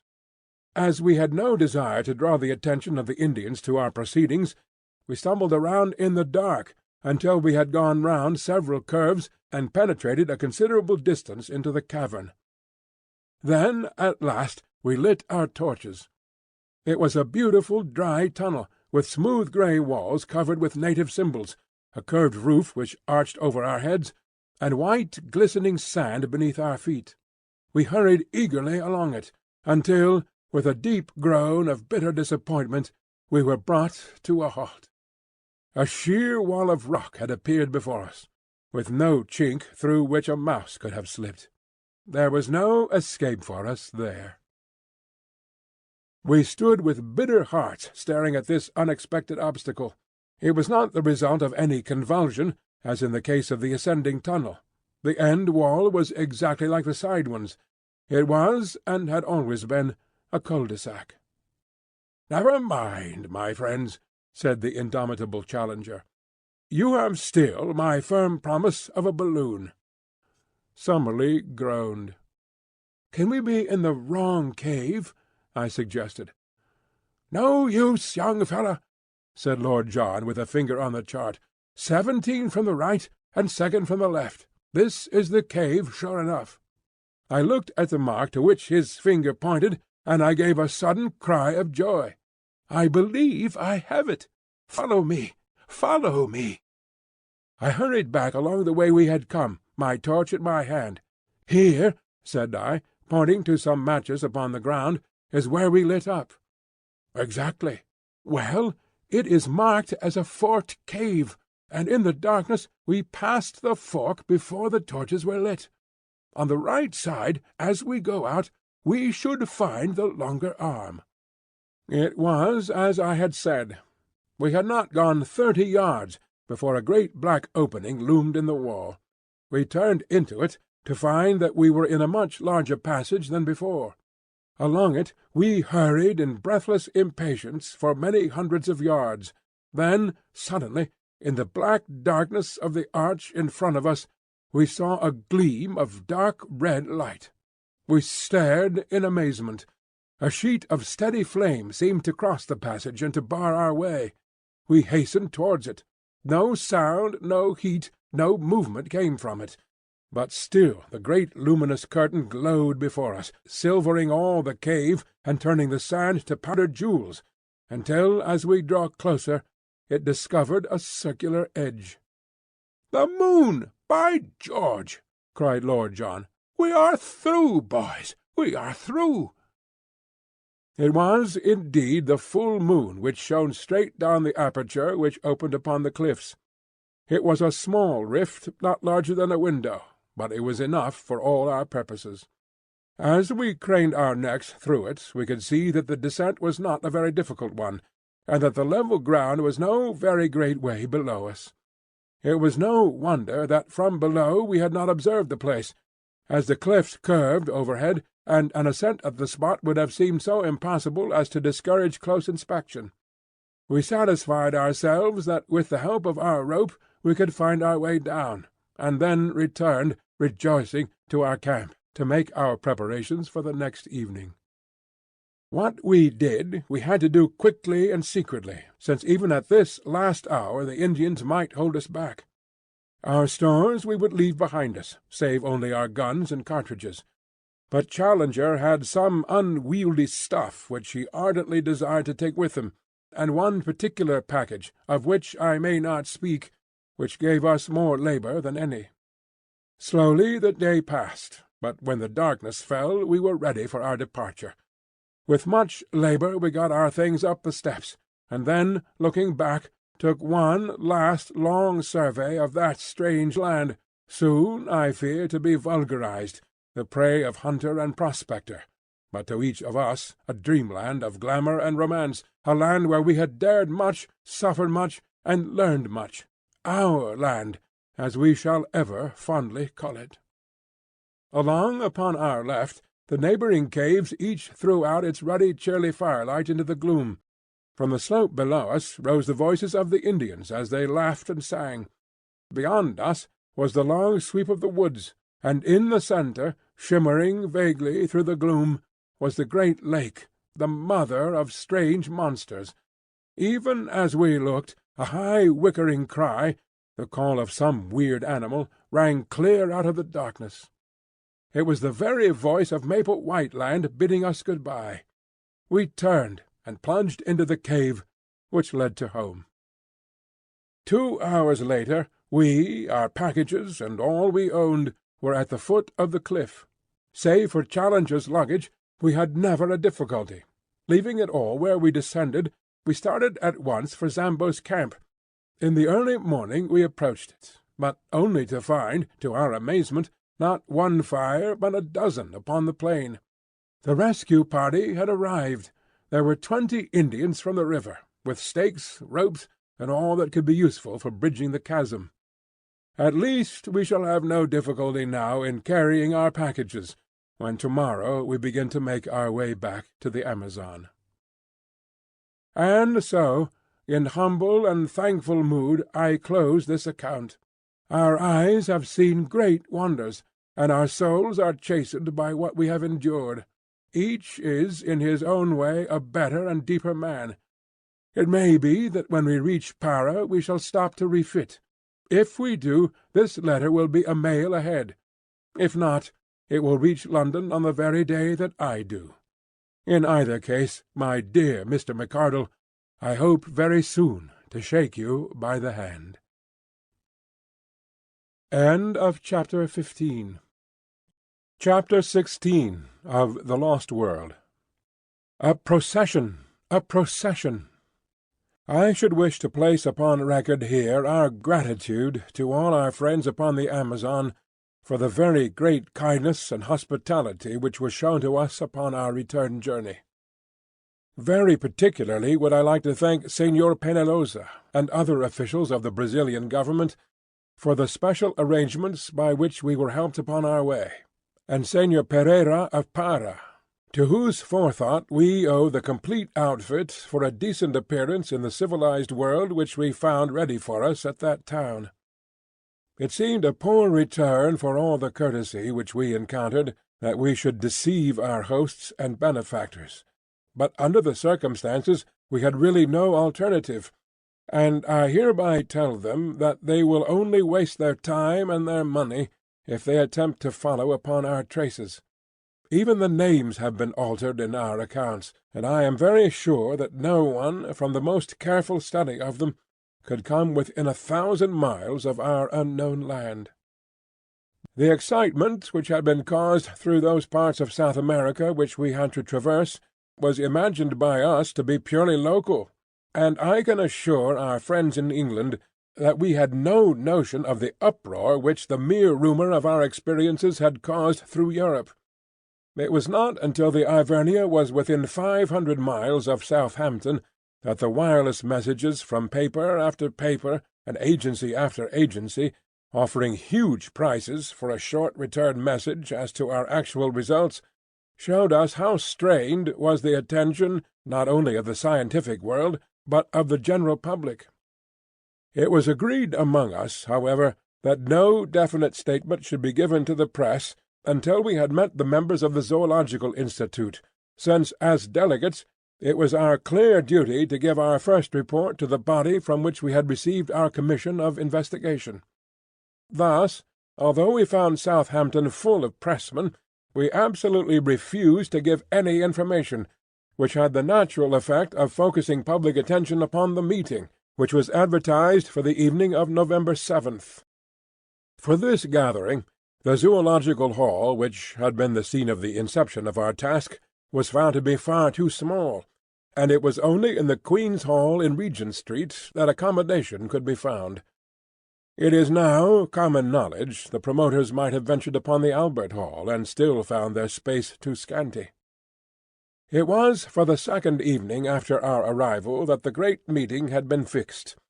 For the first, we had each, no doubt, our own pressing personal affairs to absorb us. Of mine I cannot yet speak. It may be that as it stands further from me I may think of it, and even speak of it, with less emotion. I have shown the reader in the beginning of this narrative where lay the springs of my action. It is but right, perhaps, that I should carry on the tale, and show also the results. And yet the day may come when I would not have it otherwise. At least I have been driven forth to take part in a wondrous adventure, and I cannot but be thankful to the force that drove me. And now I turn to the last supreme eventful moment of our adventure. As I was racking my brain as to how I should best describe it, my eyes fell upon the issue of my own journal for the morning of the 8th of November, with the full and excellent account of my friend and fellow-reporter Macdonough. What can I do better than transcribe his narrative, headlines and all?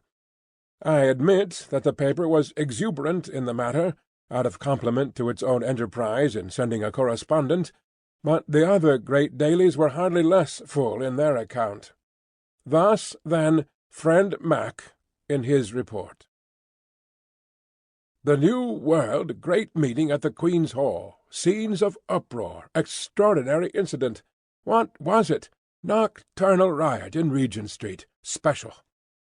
The much-discussed meeting of the Zoological Institute, convened to hear the report of the Committee of Investigation, sent out last year to South America to test the assertions made by Professor Challenger as to the continued existence of prehistoric life upon that continent, was held last night in the Greater Queen's Hall, and it is safe to say that it is likely to be a red-letter date in the history of science, for the proceedings were of so remarkable and sensational a character that no one present is ever likely to forget them.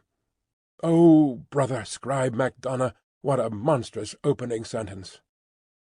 The tickets were theoretically confined to members and their friends, but the latter is an elastic term, and long before 8 o'clock, the hour fixed for the commencement of the proceedings, all parts of the great hall were tightly packed. The general public, however, which most unreasonably entertained a grievance at having been excluded, stormed the doors at 7:45, after a prolonged mêlée, in which several people were injured, including Inspector Scoble of H Division, whose leg was unfortunately broken. After this unwarrantable invasion, which not only filled every passage, but even intruded upon the space set for the press, it is estimated that nearly 5,000 people awaited the arrival of the travellers. When they eventually appeared, they took their places in the front of a platform which already contained all the leading scientific men, not only of this country, but of France and of Germany. Sweden was also represented, in the person of Professor Sergius, the famous zoologist of the University of Upsala. The entrance of the 4 heroes of the occasion was the signal of a remarkable demonstration of welcome, the whole audience rising and cheering for some minutes. An acute observer might, however, have detected some signs of dissent amid the applause, and gathered that the proceedings were likely to become more lively than harmonious. It may safely be prophesied, however, that no one could have foreseen the extraordinary turn which they were eventually to take. Of the appearance of the 4 wanderers little need be said, since their photographs have for some time been appearing in all the papers. They bear few traces of the hardships which they are said to have undergone. Professor Challenger's beard may be more shaggy, Professor Summerlee's features more ascetic, Lord John Roxton's figure more gaunt, and all 3 may be burned to a darker tint than when they left our shores, but each appeared to be in most excellent health. As to our own representative, the well-known athlete and international rugby football player, E.D. Malone, he looks trained to a hair, and as he surveyed the crowd, a smile of good-humoured contentment pervaded his honest but homely face. "All right, Mac, wait till I get you alone." When quiet had been restored, and the audience resumed their seats after the ovation which they had given to the travellers, the chairman, the Duke of Durham, addressed the meeting. He would not, he said, stand for more than a moment between that vast assembly and the treat which lay before them. It was not for him to anticipate what Professor Summerlee, who was the spokesman of the committee, had to say to them, but it was common rumour that their expedition had been crowned by extraordinary success. Applause. Apparently the age of romance was not dead, and there was common ground upon which the wildest imaginings of the novelist could meet the actual scientific investigations of the searcher for truth. He would only add, before he sat down, that he rejoiced, and all of them would rejoice, that these gentlemen had returned safe and sound from their difficult and dangerous task, for it cannot be denied that any disaster to such an expedition would have inflicted a well-nigh irreparable loss to the cause of zoological science. Great applause, in which Professor Challenger was observed to join. Professor Summerlee's rising was the signal for another extraordinary outbreak of enthusiasm, which broke out again at intervals throughout his address. That address will not be given in extenso in these columns, for the reason that a full account of the whole adventures of the expedition is being published as a supplement from the pen of our own special correspondent. Some general indications will therefore suffice. Having described the genesis of their journey, and paid a handsome tribute to his friend Professor Challenger, coupled with an apology for the incredulity with which his assertions, now fully vindicated, had been received, He gave the actual course of their journey, carefully withholding such information as would aid the public in any attempt to locate the remarkable plateau.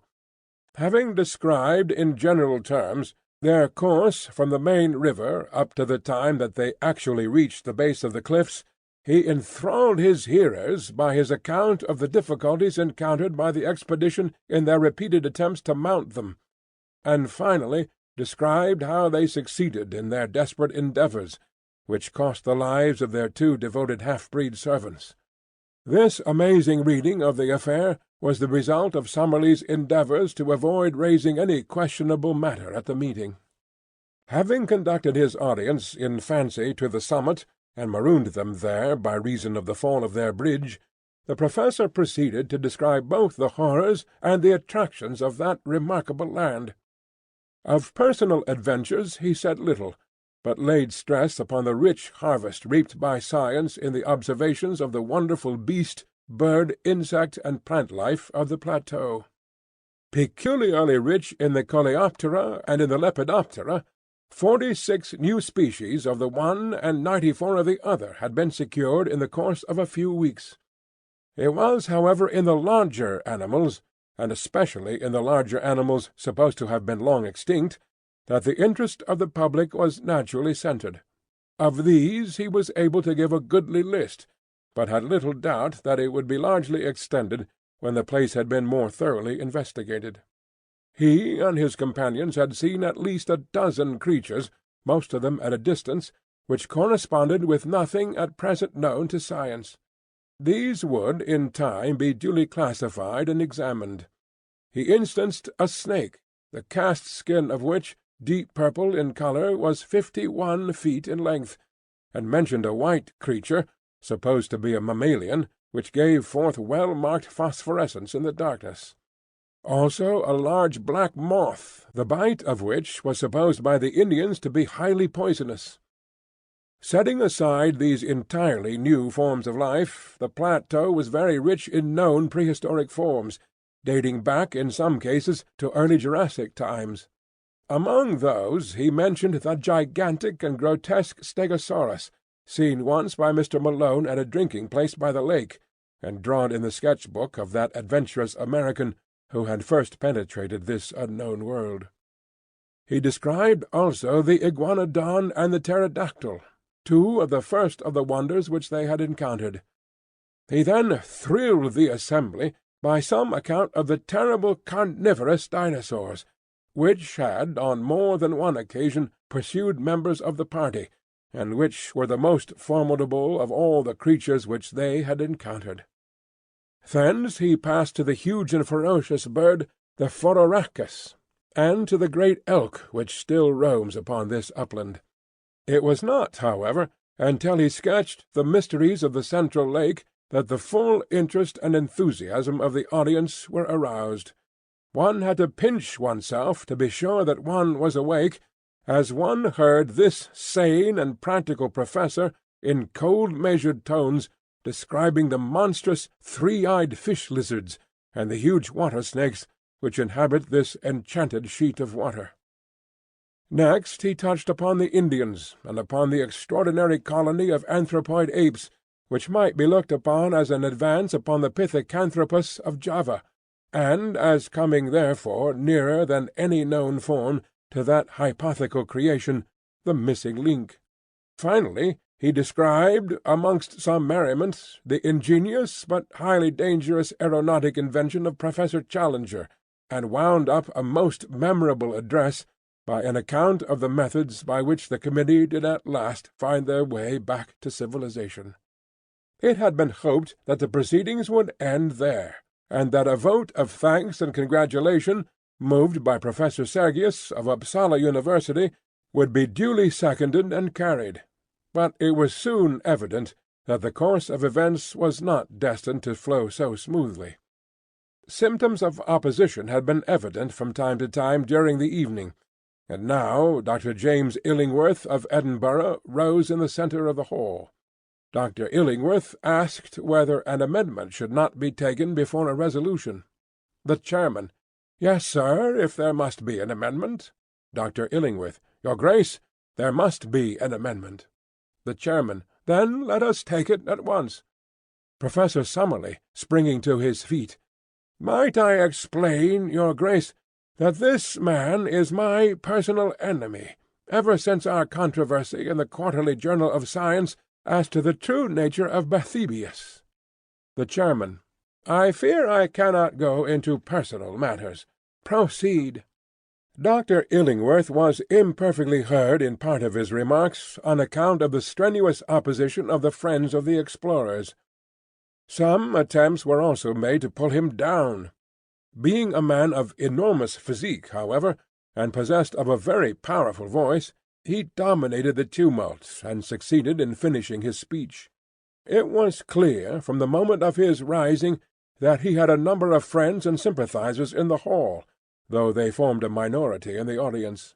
The attitude of the greater part of the public might be described as one of attentive neutrality. Dr. Illingworth began his remarks by expressing his high appreciation of the scientific work both of Professor Challenger and of Professor Summerlee. He much regretted that any personal bias should have been read into his remarks, which were entirely dictated by his desire for scientific truth.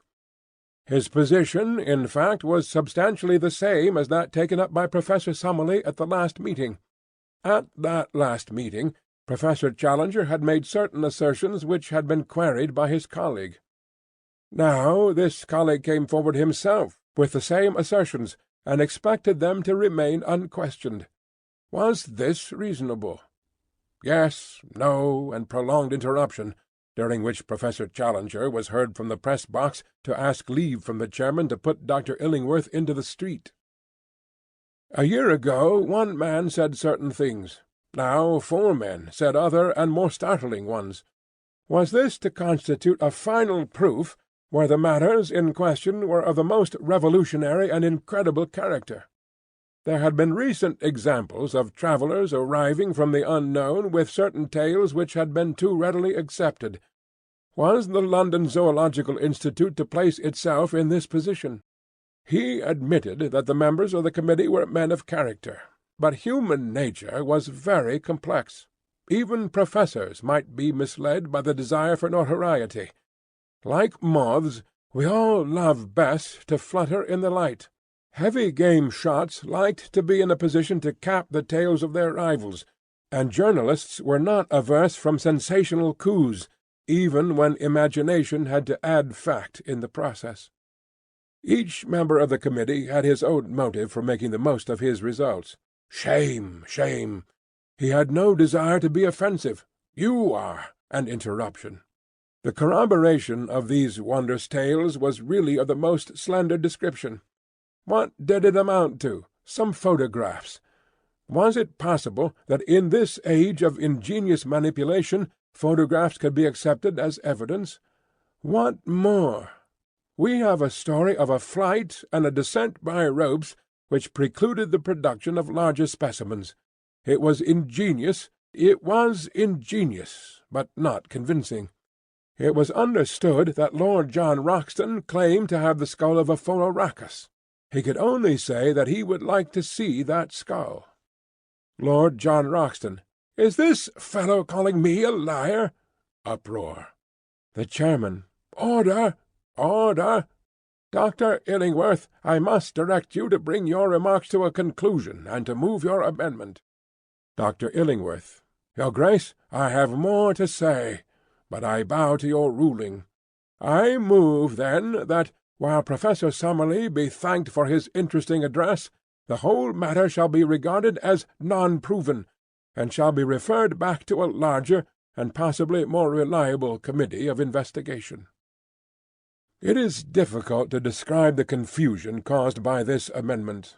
A large section of the audience expressed their indignation at such a slur upon the travellers by noisy shouts of dissent, and cries of "Don't put it! Withdraw! Turn him out!"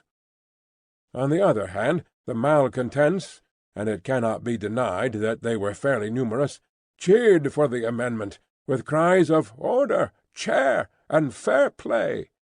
A scuffle broke out in the back benches, and blows were freely exchanged among the medical students who crowded that part of the hall. It was only the moderating influence of the presence of large numbers of ladies which prevented an absolute riot. Suddenly, however, there was a pause, a hush, and then complete silence. Professor Challenger was on his feet. His appearance and manner are particularly arresting, and as he raised his hand for order, the whole audience settled down expectantly to give him a hearing. "It will be within the recollection of many present," said Professor Challenger, "that similar foolish and unmannerly scenes marked the last meeting at which I have been able to address them. On that occasion Professor Summerlee was the chief offender, and though he is now chastened and contrite, the matter could not be entirely forgotten. I have heard to-night similar, but even more offensive, sentiments from the person who has just sat down, and though it is a conscious effort of self-effacement to come down to that person's mental level, I will endeavour to do so, in order to allay any reasonable doubt which could possibly exist in the minds of anyone." Laughter and interruption. "I need not remind this audience that, though Professor Summerlee, as the head of the Committee of Investigation, has been put up to speak to-night, still it is I who am the real prime mover in this business, and that it is mainly to me that any successful result must be ascribed. I have safely conducted these 3 gentlemen to the spot mentioned, and I have, as you have heard, convinced them of the accuracy of my previous account. We had hoped that we should find upon our return that no one was so dense as to dispute our joint conclusions. Warned, however, by my previous experience, I have not come without such proofs as may convince a reasonable man. As explained by Professor Summerlee, our cameras have been tampered with by the ape-men when they ransacked our camp, and most of our negatives ruined." Jeers, laughter, and "Tell us another" from the back. "I have mentioned the ape-men, and I cannot forbear from saying that some of the sounds which now meet my ears bring back most vividly to my recollection my experiences with those interesting creatures." Laughter. "In spite of the destruction of so many invaluable negatives, there still remains in our collection a certain number of corroborative photographs showing the conditions of life upon the plateau. Did they accuse them of having forged these photographs?" A voice, "Yes," and considerable interruption, which ended in several men being put out of the hall. The negatives were open to the inspection of experts, but what other evidence had they? Under the conditions of their escape, it was naturally impossible to bring a large amount of baggage, but they had rescued Professor Summerlee's collections of butterflies and beetles, containing many new species. Was this not evidence? Several voices, "No." "Who said no?" Dr. Illingworth, rising. "Our point is that such a collection might have been made in other places than a prehistoric plateau." Applause. Professor Challenger. "No doubt, sir, we have to bow to your scientific authority, although I must admit that the name is unfamiliar. Passing, then, both the photographs and the entomological collection, I come to the varied and accurate information which we bring with us upon points which have never before been elucidated.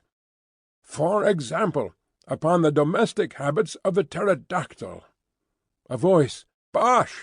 and uproar. "I say that upon the domestic habits of the pterodactyl we can throw a flood of light. I can exhibit to you from my portfolio a picture of that creature taken from life which would convince you." Dr. Illingworth. "No picture can convince us of anything." Professor Challenger. "You would require to see the thing itself?" Dr. Illingworth. "Undoubtedly." Professor Challenger. "And you would accept that?" Dr. Illingworth, laughing. "Beyond a doubt." It was at this point that the sensation of the evening arose. a sensation so dramatic that it can never have been paralleled in the history of scientific gatherings. Professor Challenger raised his hand in the air as a signal, and at once our colleague, Mr. E.D. Malone, was observed to rise and to make his way to the back of the platform. An instant later he reappeared in company of a gigantic negro, the two of them bearing between them a large square packing-case. It was evidently of great weight, and was slowly carried forward and placed in front of the professor's chair. All sound had hushed in the audience, and every one was absorbed in the spectacle before them. Professor Challenger drew off the top of the case, which formed a sliding lid. Peering down into the box, he snapped his fingers several times, and was heard from the press-seat to say, "Come then, pretty, pretty," in a coaxing voice. An instant later, with a scratching, rattling sound, a most horrible and loathsome creature appeared from below, and perched itself upon the side of the case. Even the unexpected fall of the Duke of Durham into the orchestra, which occurred at this moment, could not distract the petrified attention of the vast audience. The face of the creature was like the wildest gargoyle that the imagination of a mad medieval builder could have conceived. It was malicious, horrible, with two small red eyes as bright as points of burning coal. Its long, savage mouth, which was held half open, was full of a double row of shark-like teeth. Its shoulders were humped, and round them were draped what appeared to be a faded grey shawl. It was the devil of our childhood in person. There was a turmoil in the audience. Someone screamed, two ladies in the front row fell senseless from their chairs, and there was a general movement upon the platform to follow their chairman into the orchestra. For a moment there was danger of a general panic. Professor Challenger threw up his hands to still the commotion, but the movement alarmed the creature beside him. Its strange shawl suddenly unfurled, spread, and fluttered as a pair of leathery wings. Its owner grabbed at its legs, but too late to hold it. It had sprung from the perch, and was circling slowly round the Queen's Hall, with a dry leathery flapping of its 10-foot wings, while a putrid and insidious odour pervaded the room. The cries of the people in the galleries, who were alarmed at the near approach of those glowing eyes and that murderous beak, excited the creature to a frenzy. Faster and faster it flew, beating against walls and chandeliers in a blind frenzy of alarm. "The window! For heaven's sake, shut that window!" roared the professor from the platform, dancing and wringing his hands in an agony of apprehension. Alas! His warning was too late. In a moment the creature, beating and bumping along the wall like a huge moth within a glass shade, came upon the opening, squeezed its hideous bulk through it, and was gone. Professor Challenger fell back into his chair with his face buried in his hands, while the audience gave one long deep sigh of relief as they realized that the incident was over. Then, oh, how shall one describe what took place then? When the whole exuberance of the majority and the full reaction of the minority united to make one great wave of enthusiasm, which rolled from the back of the hall, gathering volume as it came, swept over the orchestra, submerged the platform, and carried the four heroes away upon its crest. Good for you, Mac. If the audience had done less than justice, surely it made ample amends. Every one was on his feet. Every one was moving, shouting, gesticulating. A dense crowd of cheering men were round the four travellers. "Up with them! Up with them!" cried 100 voices. In a moment 4 figures shot up above the crowd. In vain they strove to break loose. They were held in their lofty places of honour. It would have been hard to let them down if it had been wished, so dense was the crowd around them. "Regent Street! Regent Street!" sounded the voices. There was a swirl in the packed multitude, and a slow current, bearing the four upon their shoulders, made for the door. Out in the street the scene was extraordinary. An assemblage of not less than 100,000 people was waiting. The close-packed throng extended from the other side of the Langham Hotel to Oxford Circus.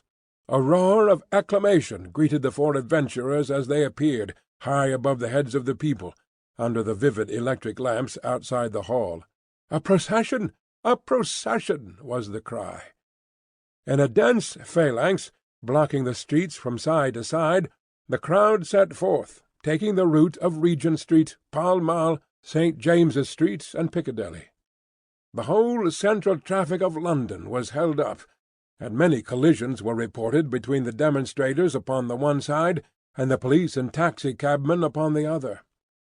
Finally, it was not until after midnight that the four travellers were released at the entrance to Lord John Roxton's chambers in the Albany, and that the exuberant crowd, having sung "They are jolly good fellows" in chorus, concluded their programme with "God save the King." So ended one of the most remarkable evenings that London has seen for a considerable time.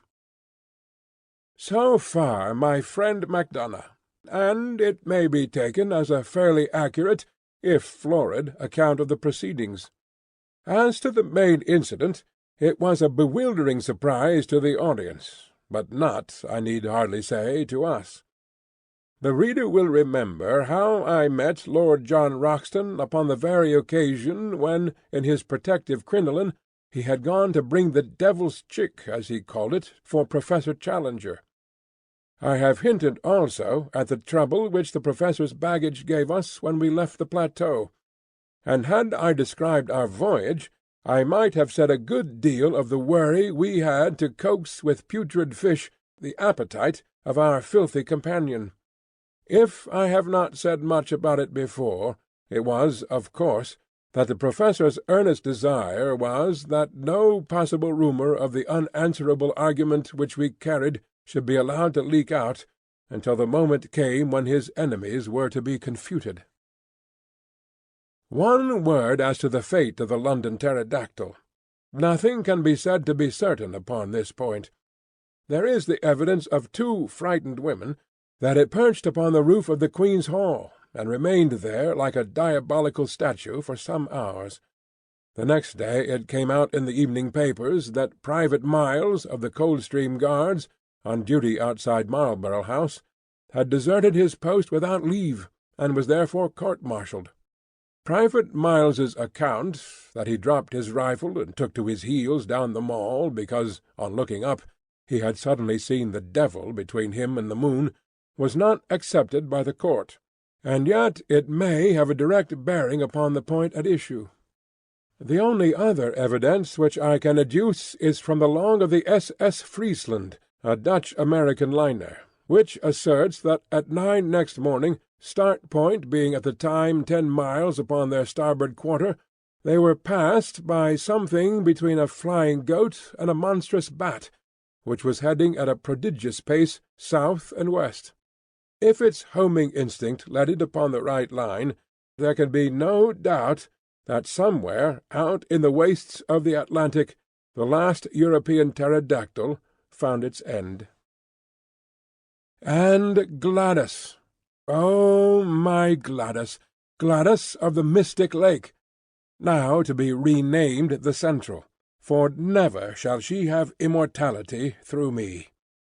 Did I not always see some hard fibre in her nature? Did I not, even at the time when I was proud to obey her behest, feel that it was surely a poor love which could drive a lover to his death, or the danger of it?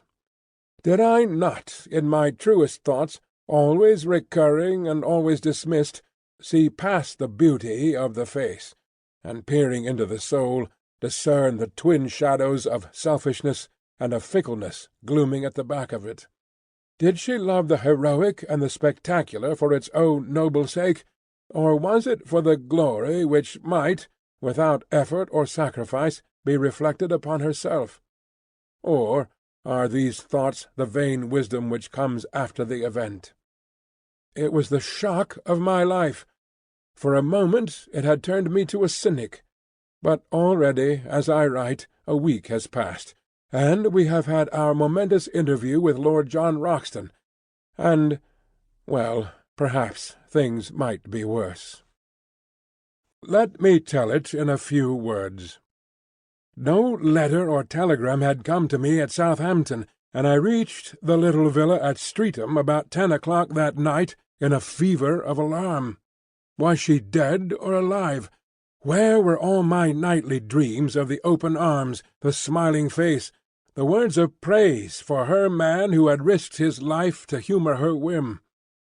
Already I was down from the high peaks, and standing flat-footed upon earth. Yet some good reasons given might still lift me to the clouds once more. I rushed down the garden path, hammered at the door, heard the voice of Gladys within, pushed past the staring maid, and strode into the sitting-room. She was seated in a low settee under the shaded standard lamp by the piano. In 3 steps I was across the room, and had both her hands in mine. "Gladys!" I cried. "Gladys!" She looked up with amazement in her face. She was altered in some subtle way. The expression of her eyes, the hard upward stare, the set of the lips was new to me. She drew back her hands. "What do you mean?" she said. "Gladys!" I cried. "What is the matter? You are my Gladys, are you not? Little Gladys Hungerton?" "No," said she, "I am Gladys Potts. Let me introduce you to my husband." How absurd life is! I found myself mechanically bowing and shaking hands with a little ginger-haired man who was coiled up in the deep arm-chair which had once been sacred to my own use. We bobbed and grinned in front of each other. "Father lets us stay here. We are getting our house ready," said Gladys. "Oh, yes," said I. "You didn't get my letter at Para, then?" "No, I got no letter." "Oh, what a pity! It would have been made all clear." "It is quite clear," said I. "I've told William all about you," said she. "We have no secrets. I am so sorry about it. But it couldn't have been so very deep, could it, if you could go off to the other end of the world and leave me here alone? You're not crabby, are you?" No, not at all. I think I'll go." "Have some refreshment," said the little man, and he added, in a confidential way, "It's always like this, ain't it? And must be, unless you had polygamy, only the other way round. You understand?" He laughed like an idiot, while I made for the door. I was through it, when a sudden fantastic impulse came upon me, and I went back to my successful rival, who looked nervously at the electric push. "Will you answer a question?" I asked. "Well, within reason," said he. "How did you do it? Have you searched for hidden treasure, or discovered a pole, or done time on a pirate, or flown the Channel, or what? Where is the glamour of romance? How did you get it?" He stared at me with a hopeless expression upon his vacuous, good-natured, scrubby little face. "Don't you think all this is a little too personal?" he said. "Well, just one question," I cried. "What are you? What is your profession?" I am a solicitor's clerk," said he. "Second man at Johnson and Merivale's, 41 Chancery Lane." "Good night," said I, and vanished, like all disconsolate and broken-hearted heroes, into the darkness, with grief and rage and laughter all simmering within me like a boiling pot. One more little scene, and I have done. Last night we all supped at Lord John Roxton's rooms, and sitting together afterwards, we smoked in good comradeship and talked our adventures over. It was strange under these altered surroundings to see the old well-known faces and figures. There was Challenger, with his smile of condescension, his drooping eyelids, his intolerant eyes, his aggressive beard, his huge chest, swelling and puffing as he laid down the law to Summerlee. And Summerlee, too, there he was, with his short briar between his thin moustache and his grey goat's beard. His worn face protruded in eager debate as he queried all Challenger's propositions. Finally there was our host, with his rugged eagle face and his cold blue glacier eyes, with always a shimmer of devilment and of humour down in the depths of them. Such is the last picture of them that I have carried away. It was after supper in his own sanctum, the room of the Peak Radiance and the innumerable trophies, that Lord John Roxton had something to say to us. From a cupboard he had brought an old cigar-box, and this he laid before him on the table. "There's one thing," said he, "that maybe I should have spoken about before this, but I wanted to know a little more clearly where I was. No use to raise hopes and let them down again. But it's facts, not hopes, with us now. You may remember that day we found the pterodactyl rookery in the swamp. What? Well, something in the lie of the land took my notice. Perhaps it has escaped you, so I will tell you. It was a volcanic vent full of blue clay." The professors nodded. "Well, now, in the whole world I've only had to do with one place that was a volcanic vent of blue clay. That was the great De Beers diamond mine of Kimberley. What? So, you see, I got diamonds into my head. I rigged up a contraption to hold off those stinking beasts, and I spent a happy day there with a spud. This is what I got." He opened his cigar-box, and tilting it over, he poured about 20 or 30 rough stones, varying from the size of beans to that of chestnuts, on the table. "Perhaps you think I should have told you then. Well, so I should. Only I know there are a lot of traps for the unwary, and that stones may be of any size and yet of little value, where colour and consistency are clean off. Therefore I brought them back, and on the first day at home I took one round to Spinks, and asked him to have it roughly cut and valued. He took a pill-box from his pocket, and spilled out of it a beautiful glittering diamond, one of the finest stones that I have ever seen. 'That's the result,' said he. He prices the lot at a minimum of £200,000. Of course it is fair shares between us. I won't hear of anything else. Well, Challenger, what will you do with your 50,000?